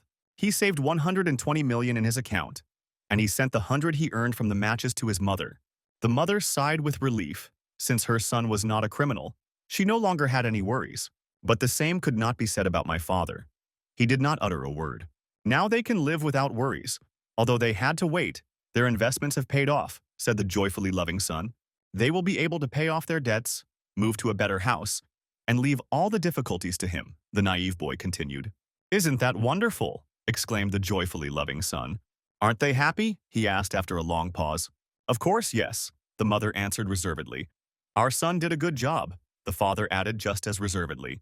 Hui-so still didn't understand their reactions, and simply remained silent with a forced smile from ear to ear, expecting wild joy. It seems clear that they are embarrassed to accept money from him, but he hopes that they will accept it. The loving son lowered his gaze. It is because of him that their family is in debt, and he must help them get out of it, the guy stated decisively. So, the father said. It wasn't his fault, he reminded his son. But the cheeky boy wouldn't agree to be the only one who wasn't responsible for anything. We need to be pragmatic in this matter. If there is money, there is no reason to avoid payments, debts. This will also make him feel calmer, the loving son said. He understands what they want to tell him. It's just that now his father is ashamed, said the responsible father and closed his eyes. Let me think it over first. Father got up to go out and get some air. It became very stuffy. Father took out his down jacket and was about to leave. So wanted to stop him. It's cold outside, the loving son worried. But it won't last long, the father answered excitedly. What's wrong with his father? The simple-minded son exclaimed. He just needs to think. Everything is fine, his mother reassured him. He is not a child anymore, the loving son firmly stated. He also wants to help the family. The mother gently ran her hand, rough from years of work, over So's cheek. They know, said the not young but still beautiful woman, and are proud of him. But the father needs a little time. It won't last long, okay? She patted the boy on the cheek. He fell silent. A lump rose in his throat, and the guy could hardly hold back the tears that welled up from the excess of feelings. The tired father turned his face to the cold wind and chewed a cigarette with his lips. The old man is crazy. It's so cold here. You'll catch a cold, grumbled the faithful wife. If it's cold, why did you go out yourself? Her husband asked. I just want to clear my head, too. She wrapped herself deeper in the blanket. And it was worth starting to smoke. After he quit, he became a bad actor, his wife grumbled. And it's so clear what he's thinking about. After they've exchanged a quarter of a century, she can tell by looking at the back of his head. He was his son, and sooner or later this day would have come anyway, she noted. But the responsible husband was not so quick to become indignant.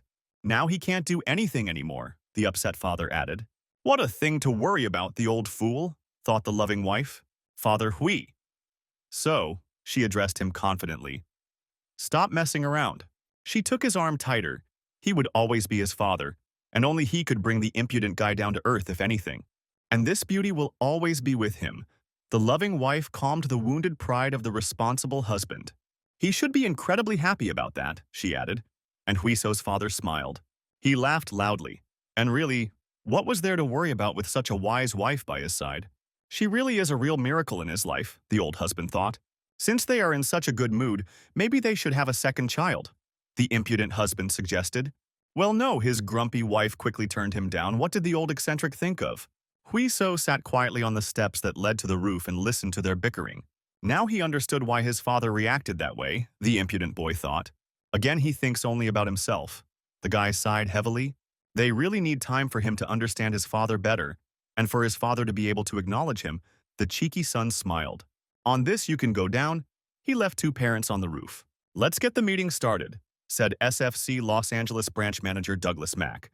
He asked his subordinates how many matches they would prepare in the first half of the year. There are 4 in total. 3 have already been appointed, 1 is in preparation, the employee reported. The team roster, the general manager asked, is missing the main card, another employee noted. Found someone, continued Mac Douglas.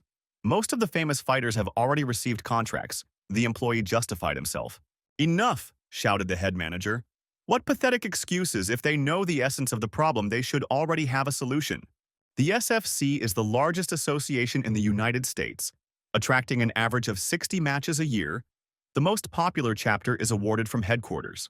The City of Angels branch was given a harsh reprimand after a series of failures. They fell on hard times. One employee had an idea and raised his hand. He made a complete list of everyone they could hire, the blonde guy said. New faces have emerged in small and medium-sized organizations around the world, he reported. Mac Douglas decided to take a closer look and asked for a list. The young assistant laid out his laptop in front of the boss. The first fighter from the Japanese Gladiator, and is associated with Underwood, he included the presentation. But this champion did not arouse much interest from the head of the branch. Ho! He exclaimed.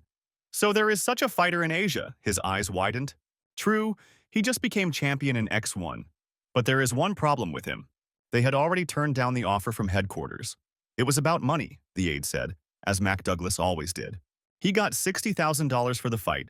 If they want to bring him, the bet must be no less than 50, and that's at the start.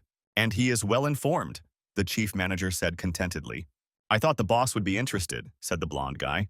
This is how you should always work, Mac Douglas nodded contentedly.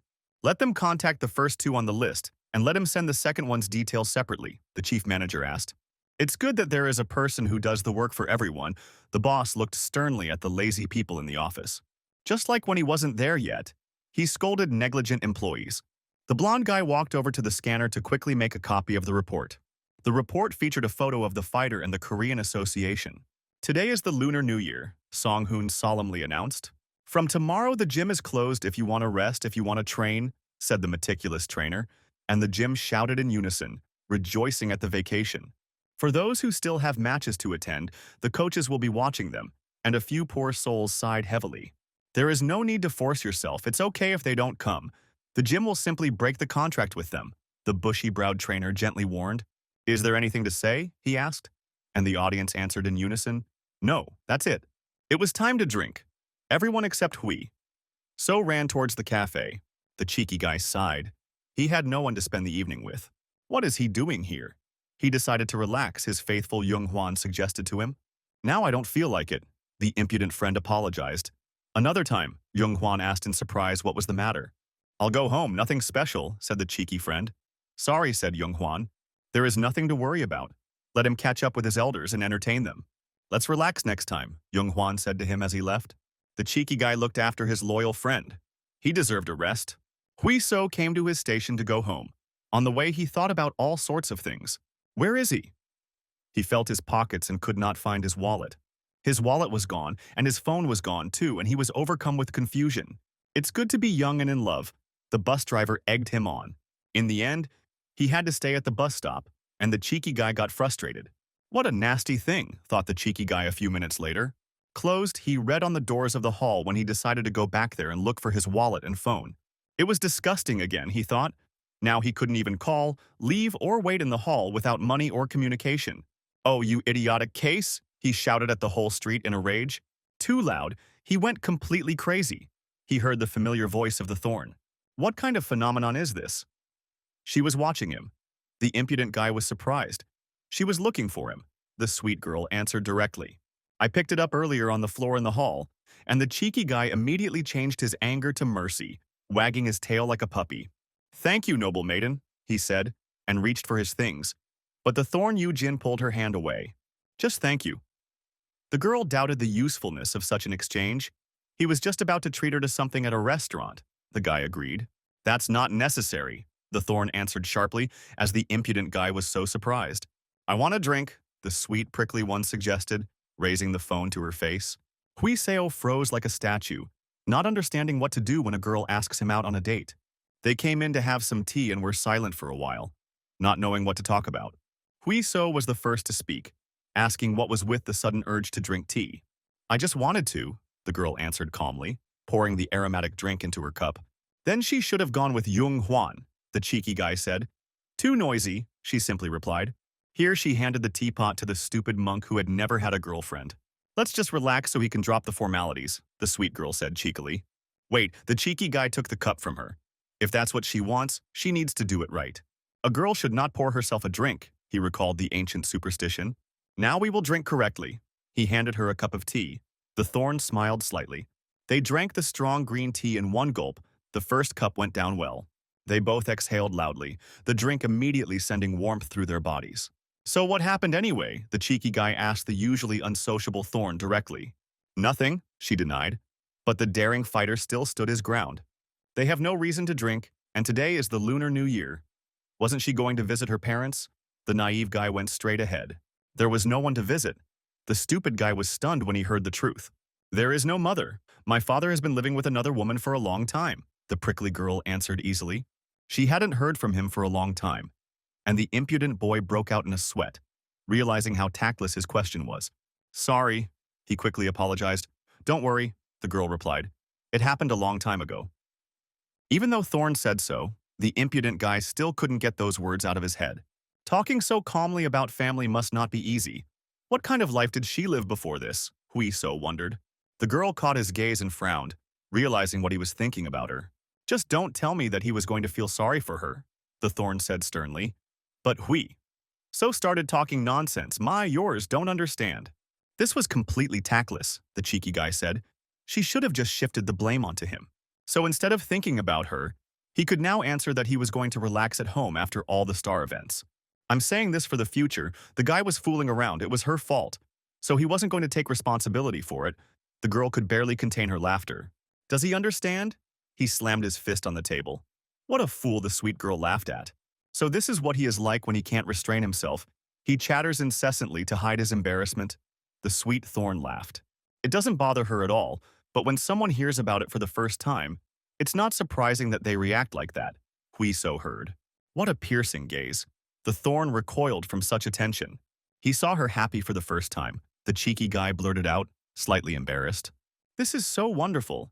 He involuntarily admired the girl, and she flushed from such directness. He said it out loud, and it reached the impudent guy, but it was too late. I just wanted to tell her that she has a beautiful smile. But not in that sense, that is, in that, but not in that. He was completely confused in his testimony. Simply, the guy made another attempt to justify himself, but they were interrupted by the waiter. Meat to order. He put the food on the table between the couple. They fell silent in embarrassment. Even the tea shop worker felt awkward around them, and he quickly left. In the end, they just laughed, realizing how childish they looked. It's hard to believe that she's drinking tea with him now. The beauty leaned back. It was she who invited him on a date, the naive guy protested. Why her? The sweet thorn disagreed. She's been doing well with it so far, the girl let slip. I was coping, the cheeky guy thought. Let's move on. I told Yujin what he would do on the weekend. She changed the subject. Playing games on a console or something like that, the cheeky guy answered. The console, the thorn was surprised, played in the world of sword and magic, she asked. She knows this game, Huiso exclaimed. It's a very difficult game after all. Nevertheless, she passed it. Madness, the guy said. Then they started chatting about different games, and the conversation took a lighter turn. Thorn was constantly smiling, and they talked carefree about all sorts of trinkets. Yujin was so tired from drinking tea that she had to be carried on my back. Whether it was because of the tea or not, the city at night looked especially attractive, thought the daring athlete. Huiso. The thorn called him sleepily in a gentle voice. She smelled of chocolate and cherries. Thank you for today, the beauty said languidly in her gentle voice. What is she doing? The guy waved it off. She fidgeted with her legs. You'll fall! You'll fall! He shouted to her. Huiso. After tea, the cute thorn was drawn to conversation. What was he thinking when he came to her house? The blushing cutie asked him. I just wanted to take care of her because there was no one else, the guy answered. And she asked demandingly, and what else would she want? He was surprised. What about her? She also took care of him. Although they didn't get along very well, the guy remembered the nuts and chocolate. I just wanted to, the sweet thorn replied and laughed. Time flew by as they walked home and continued chatting about various little things.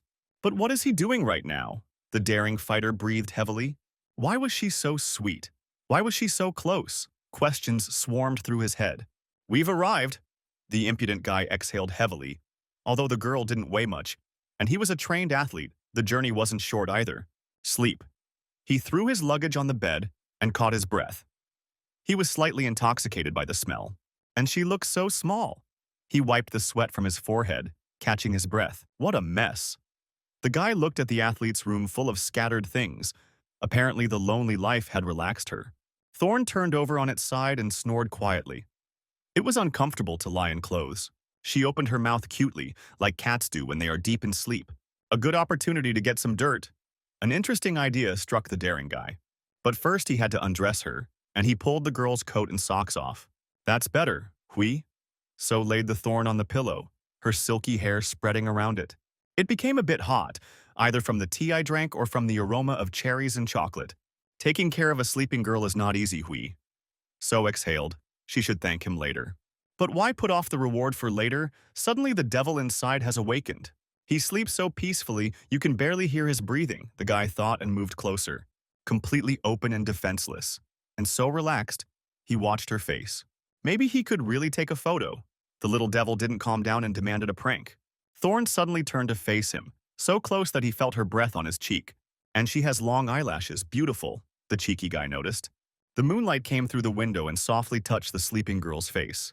For some reason, his trained heart lost its rhythm when he looked at her. Silky, soft hair tickled his hands. The guy's mind went blank. Why was she so beautiful now, he thought. He was inexorably drawn forward to solve this mystery. The girl beneath him stirred in her sleep and let out a quiet moan. What an obsession! The impudent guy recoiled as if scalded. Everything was swimming before his eyes from excitement. He was thrown into hot and cold. Just a little more, and there would be no turning back. The guy broke out in a sweat. It doesn't matter how much tea he drank, he's not crazy enough to do that to a sleeping person. It was time to give him a spanking. He made a firm decision to flee the scene of the possible crime. If he stays here for another minute, who knows what other thoughts will come to mind. She jumped up as soon as the lock on the front door clicked shut. The girl got out of bed. Her head was still spinning, but now for a completely different reason. His face was so close that his hot, intermittent breath burned my skin. Ah! The embarrassed thorn screamed and buried itself in the pillow. What a fool, thought the cutie, calming down a little.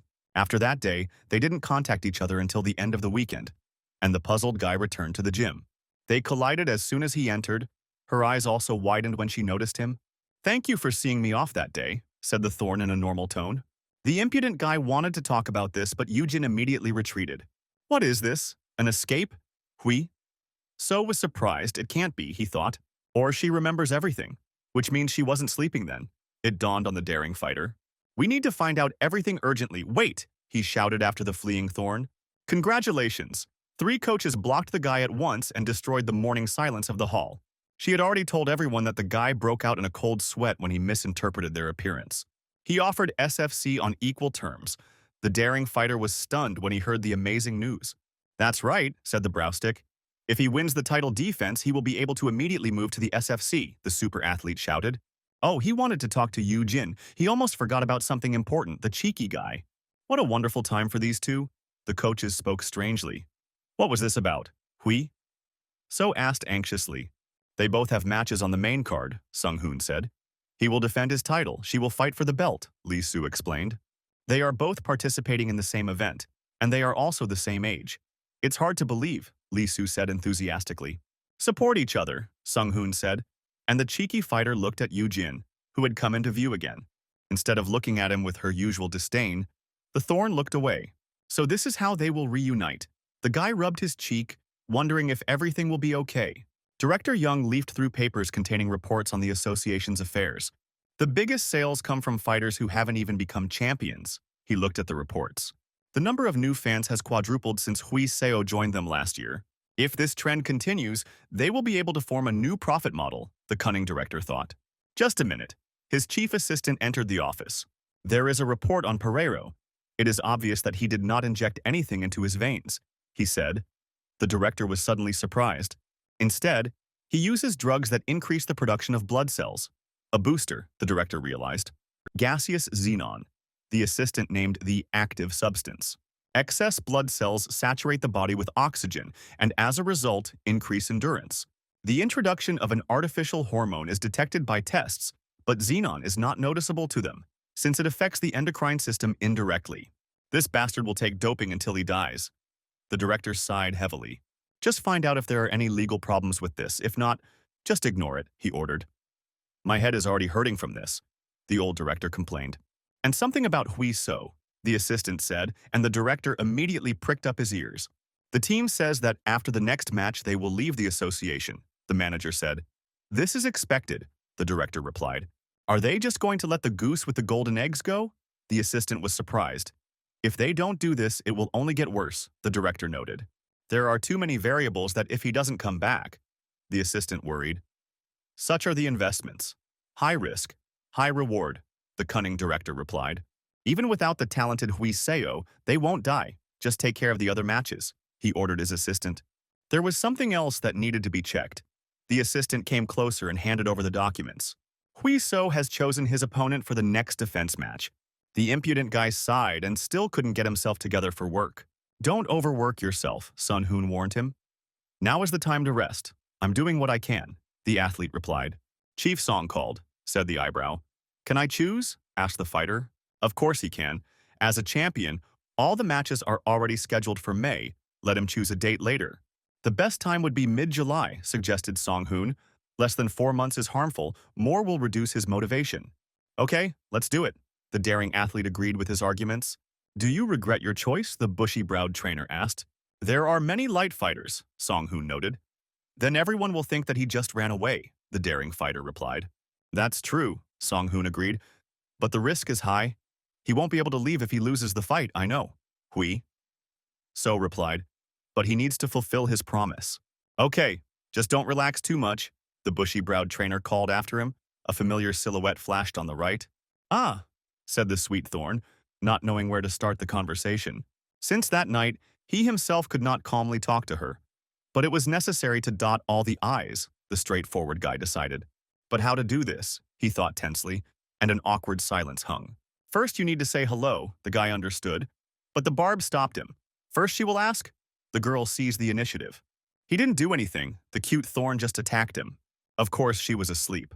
How could he take advantage of that? The impudent guy assured her, although he pretended not to remember anything. She doesn't remember anything, the naive guy asked her. She wouldn't ask, the girl answered. So he wanted to say, she changed the subject, that their matches are at the same time, it suits her. The naive guy came up with the question. 4 months? She has free time, the girl thought. That's all he wanted to say, she asked, and she caught him off guard with this question. Hui. So hesitated for a second. Then we'll see each other, the thorn said to him in farewell in a normal tone. It's good that she doesn't remember anything after such a tea party. And only he knows about that mistake, the impudent guy thought. Thank heavens, he sighed with relief. Thank heavens that he was so naive. The sweet girl relaxed. Song Chan swung the bat properly and they agreed to meet on the court. And he missed. The ball brazenly bounced off the net behind him. He's a slob. Even baseball doesn't suit him, the cheeky champion taunted. Or maybe he's not good for one sport, Hui. So grinned. Then show me what you can do, you blockhead, the former champion responded sharply. Let's see, said the daring fighter. 10 out of 10, he said when he hit all the balls. Why is he so good? Asked Song Chan, discouraged. He's just a genius, a brash guy. And he was still in elementary school. Are you going to SFC? Song Chang asked, changing the subject. Only if I win the defensive match, nothing can be said for sure, the champion replied. But why did he choose him for the match? Song Chan asked in surprise. Because the eldest is the one most likely to be beaten. Baek-hun has already been there, we'll skip him. The third rank is sick, we'll skip him. The fourth lost to Baek-hun. Especially since Pereira has been suspended, he listed all the contenders. You can go even lower, suggested Song Chan. Then everyone will think he's a coward. The impudent champion laughed. But if it's the elder, they have a legitimate reason to fight, the cheeky guy grinned. It looks like it, the adult athlete modestly agreed. How their circumstances have changed, the former champion wondered. He doesn't expect any special thanks, the proud Song Chan asked warily. Just an opportunity for someone who deserves it, the impudent guy reassured him. It was worth avoiding him, Song Chang said seriously, or he was dreaming of being beaten. That's how the guy froze, having received a direct challenge. For a second, the mood between them became hostile. He's not running away from anyone, the cheeky guy replied, accepting the challenge. Then don't complain. There is no shame in choosing someone else, noted the serious Song Chang. I doubt it. The fighter simply replied that he had become arrogant, asked Song Chan. Also no, Hui. So shook his head. If he did that, would the warrior inside Song Chang put up with it? The bold fighter said. Indeed, it hurts one's pride, the former champion quickly agreed. But what about leaving? SFC is a completely different arena. Everyone who plays there was a champion at home. So what? Asked the cheeky guy. It would just be better to postpone leaving for a while, worried the adult athlete. Now he is the most promising fighter. Sooner or later he will move on anyway. But if he leaves now and loses there, he will lose everything he has earned with great difficulty. Risk is a noble cause, and the pay is excellent, the cheeky guy noted. And these are the words of a champion, Song Chan said doubtfully. If only he knew how many buns they poured out for him, he said to Song Chan. 50,000 Baku for the fight, plus the same for a win, plus 5 extra for the next fight, 5 days of hotel accommodation, including the ticket, he transferred. So get ready to be beaten, the cheeky guy grinned. We'll see who goes to the sanatorium, Song Chan responded in kind. Don't blame him later for the fact that his career will end with this fight, added the former champion. It's time for him to retire, the cheeky guy returned the taunt. Both of them could barely contain their childish laughter and looked askance at each other. And in the end, they couldn't stand it any longer, bursting into laughter. That's a good start, isn't it? Asked the cheeky guy through tears. True, the match will be great, the former champion agreed. Don't expect leniency, the cheeky guy urged, getting carried away. Their match in July, prepare well, senior. So as not to lose quickly, the boy was cheeky, these are his words, the former champion said. It's time to take my leave. I need to train to win, the daring fighter boasted. Just learn to take punches properly, the former champion advised. Thanks for the coffee, the cheeky athlete grinned. With this cheerful mood, they each went to their own hall. The team watched Sung Chan's fights. Despite his past failure, he is still a formidable fighter. He has a main strategy, the old master said. Heavy, reckless blows, wrestling, and beating on the ground. He is developing very quickly. This is evident in the last 2 or 3 matches, the master continued. Given the style of a daring fighter, Song Chang will definitely get involved in wrestling and close combat. How to deal with this? Asked the unshaven master. Fight or flight, suggested the daring fighter. It won't work, the master immediately dismissed. If he runs out of steam, he will be finished. Then, the counterattack, the frivolous athlete declared, is also not possible. If he misses, he will get under the roller. And it is difficult to read Song Chan's movements. The daring athlete thought, learn all this and watch the video again. The old master gave the task. Hui So turned on the replay and focused on the recording of the fight. Song Chan's only loss, although it seemed accidental, held a clue. Baek Hun was able to catch the powerful champion and knock him out with a precise blow. Here it is, the impudent athlete noticed. The main thing is, he is left-handed, the fighter shouted. Well said, the old master. Song Chan had a hard time because of the difference in arm length when stanced on the left. If the champion were to become wider, Baek Hun would work as a lefty. If he were to go forward, he would switch to a right stance. He can use the left stance too, the old master said to the surprised boy. When he strikes, he himself unconsciously adopts this stance to maintain balance, even though the damage is small. I always knew that there was a genius slumbering inside him. The arrogant guy became arrogant. They use it, but Sung Chan is not an idiot. Both fighters use wrestling, so the guy will need to build a body that can withstand all the stress. Now he understood what kind of thinking he needed to keep in his head, the unshaven master told him. There is no effort without pain, the daring athlete repeated the ancient motto. Who squats like that, without falling forward, without sticking out your butt? Taeyeon grumbled. Now that's good. He praised the daring guy for whom hard times had come. Great, he said when the guy finished squatting with a 70-kilogram barbell. They started the very next day, following Taeyeon's special, strict program. Deadlifts, back extensions, weighted pull-ups, in a circuit for 3 sets to strengthen the lower back, lats, and hamstrings. Next are exercises for the abdominal wall and press using a special technique. Leg lifts, exercises with rings, pulling the barbell towards and away from you. But that's not the end of it. After practicing throws with a heavy bag Taeyeon, the daring fighter puffed. Wow, does anyone want an extra lap? Asked an exercise fan. 10th, he shouted to the guy, and he collapsed from exhaustion. No, the big man picked him up gently. There's still a lot of work to do, he said. Maybe it really will kill him, thought Hui So. He swung a weighted stick while standing on an inflatable hemisphere, an exercise for balance and dynamic muscle strengthening. Great, the last set was clapped by a healthy monster. Why is he such a weakling? He's always been a weakling, right? Every phrase Taeyong said caused physical pain. In the end, the impudent guy collapsed where he stood, exhausted. Taeyong is doing a great job, said the old master, looking at the squeezed lemon. And how tolerable? Asked Sang-guk. Enough to not die, the daring athlete said. Even if it's difficult, just accept it. In any case, it's for his own good, the old mentor encouraged. I'll get used to it soon. The guy waved it off. What are you talking about? If he gets used to it, Taeyong will simply increase the load, the master quickly interrupted him. It was worth keeping silent in a rag. Hui So felt sorry for him. Rest for 10 minutes, then get ready for sparring, said the unshaven master, which surprised the impudent fighter. With him, this old man can still show a couple of movements. The master warmed up. The lazy master's back made a dry cracking sound. It sounded painful. The unshaven master grabbed his back, grabbed his sciatica, and Sun Hoon immediately ran to help. They climbed into the ring, the old master warming up slowly. The old man will be 50 the day after tomorrow. Be more polite, Song Hoon said to the impudent guy. Don't overexert yourself, master, asked the eyebrow stick, and the old man grumbled, enough noise, let's get started. 2 rounds of 3 minutes, Hui So can only use straights and jabs, Sung Hoon said at the beginning. Both took a stance. Hui So was in no hurry, not knowing what to do. That's why the old master started the fight with a left straight.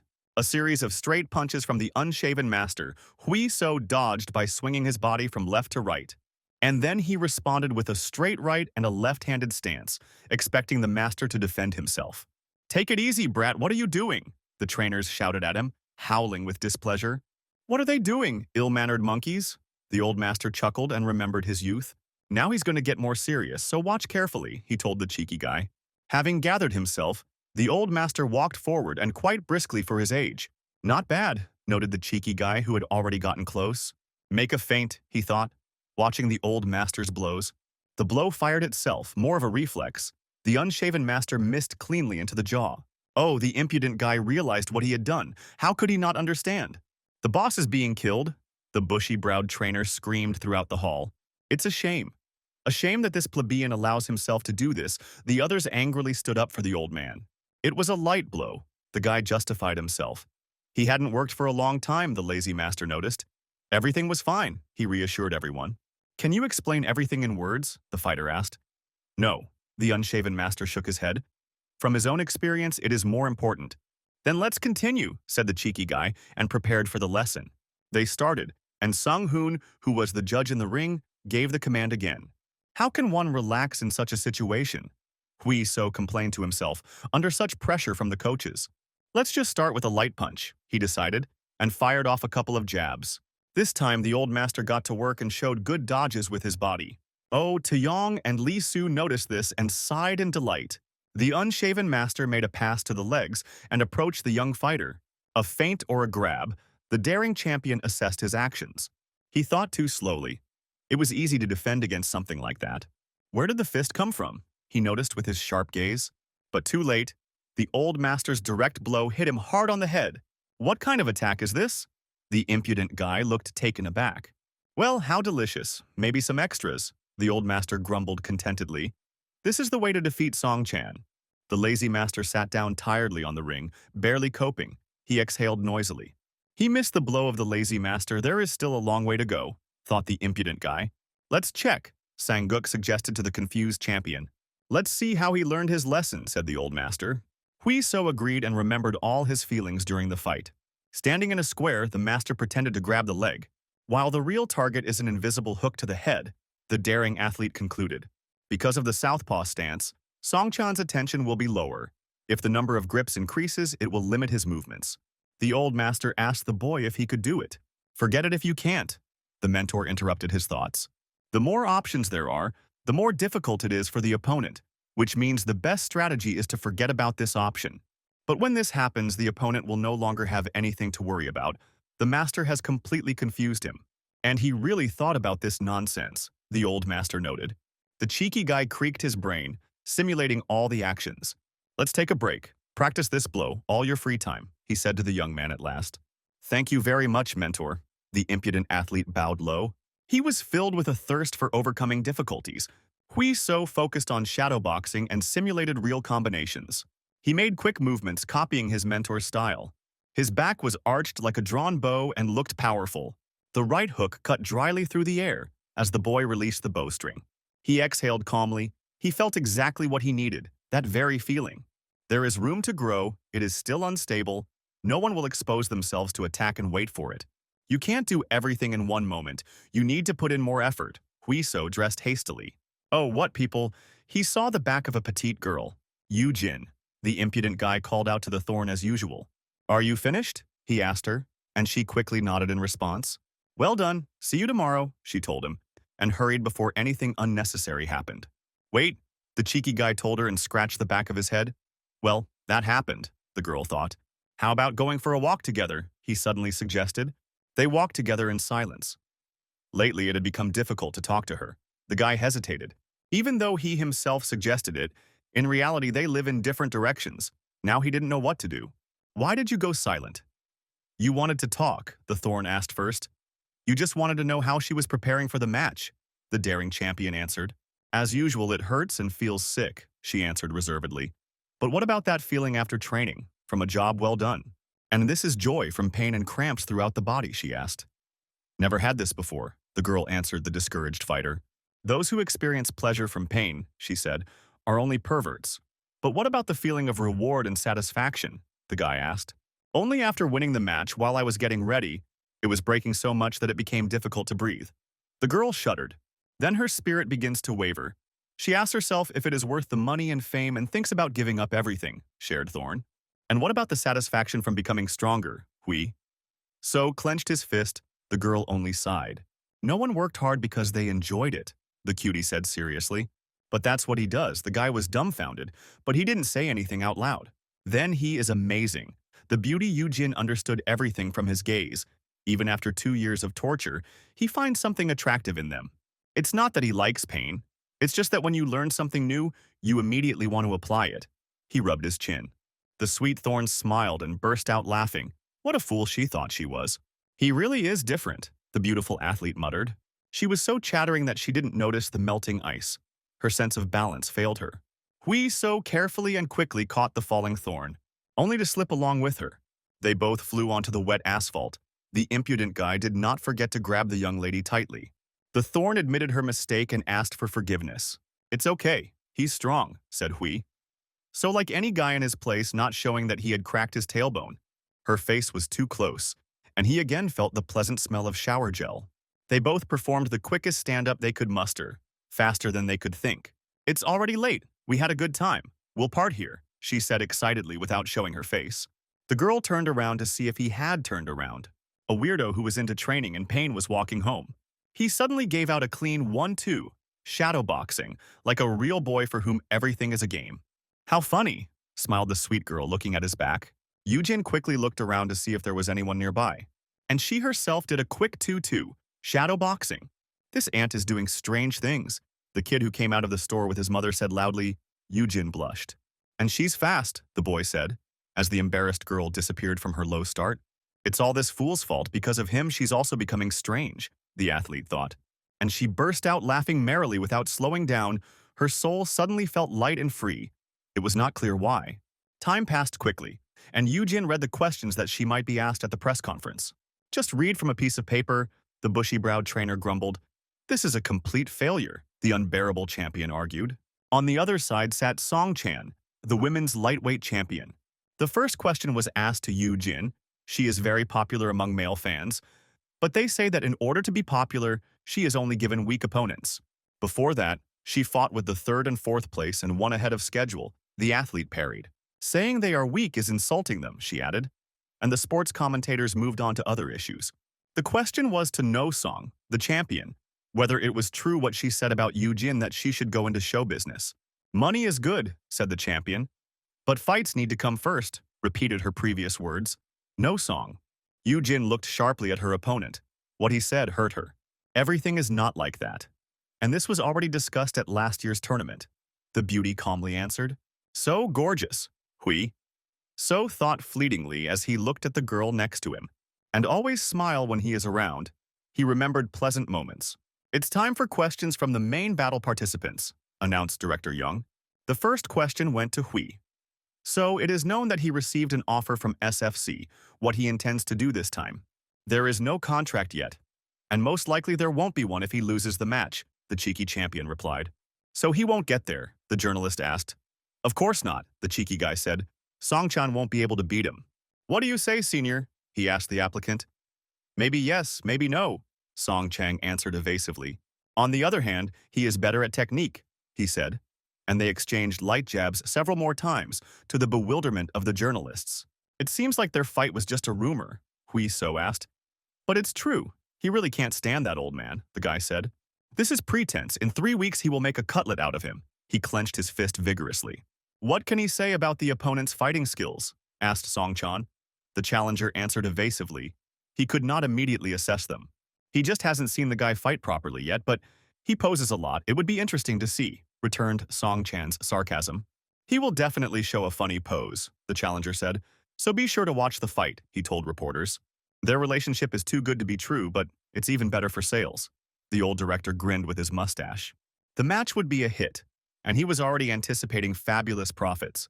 He wanted to end the conference, but the last hand was raised. The unsightly journalist stood up from his seat, and the director gave him the floor.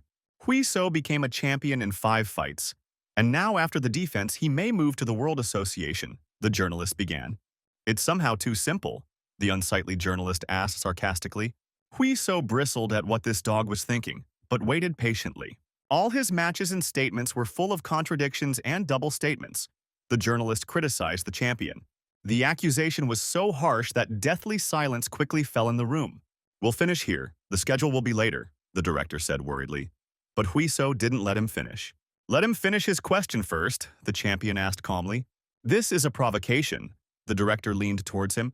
"If you don't answer now, the fans will definitely get to the bottom of it later," Huiso explained. "Let him try," suggested the cheeky guy who never ran away from a challenge. What does this madman want to do this time? The director is no longer in the hall, which is worse. But in the end, he resigned himself. The guy still can't be shut up. "Go ahead," he allowed the unsightly journalist. After Baek-hoon became champion, Huiso took advantage of the opportunity to claim the title, the journalist said. "Isn't there too much favoritism since others can't do that?" the unsightly journalist sarcastically asked. He also said that the champion cannot choose who he will fight if the fans want it, the journalist read. These were his words, or they were added to the article by the editors. Yoo-jin looked at the corrupt journalist with disdain. These are his words, and so he chose his own opponent for the title fight. "What is his answer to this?" the unsightly media employee quipped. "Thank you for your in-depth investigation, Hui." So thanked sarcastically. First, Pereira was nominated for the title fight, and he defeated him. And only on this basis did Schott demand the title. "Of course, he took advantage of public opinion to get the fight," the guy replied. "But didn't that deprive him of other opportunities?" the journalist countered. "But he won this match," the fighter shaved the journalist off. "There is only one champion, which means everyone should be given a chance, even him," asked the daring fighter. "The world consists of competition and struggle. Of course, you have to be worthy of the title. Would Director Yang arrange a fight if he wasn't sure?" the guy continued. "Then why did he act so aggressively towards Baek-hoon, who also wanted his chance?" the reporter asked timidly. "It was Baek-hoon who challenged him. He wanted to use him," the daring champion replied. "And therefore he too had to use Baek-hoon. By the way, who does he work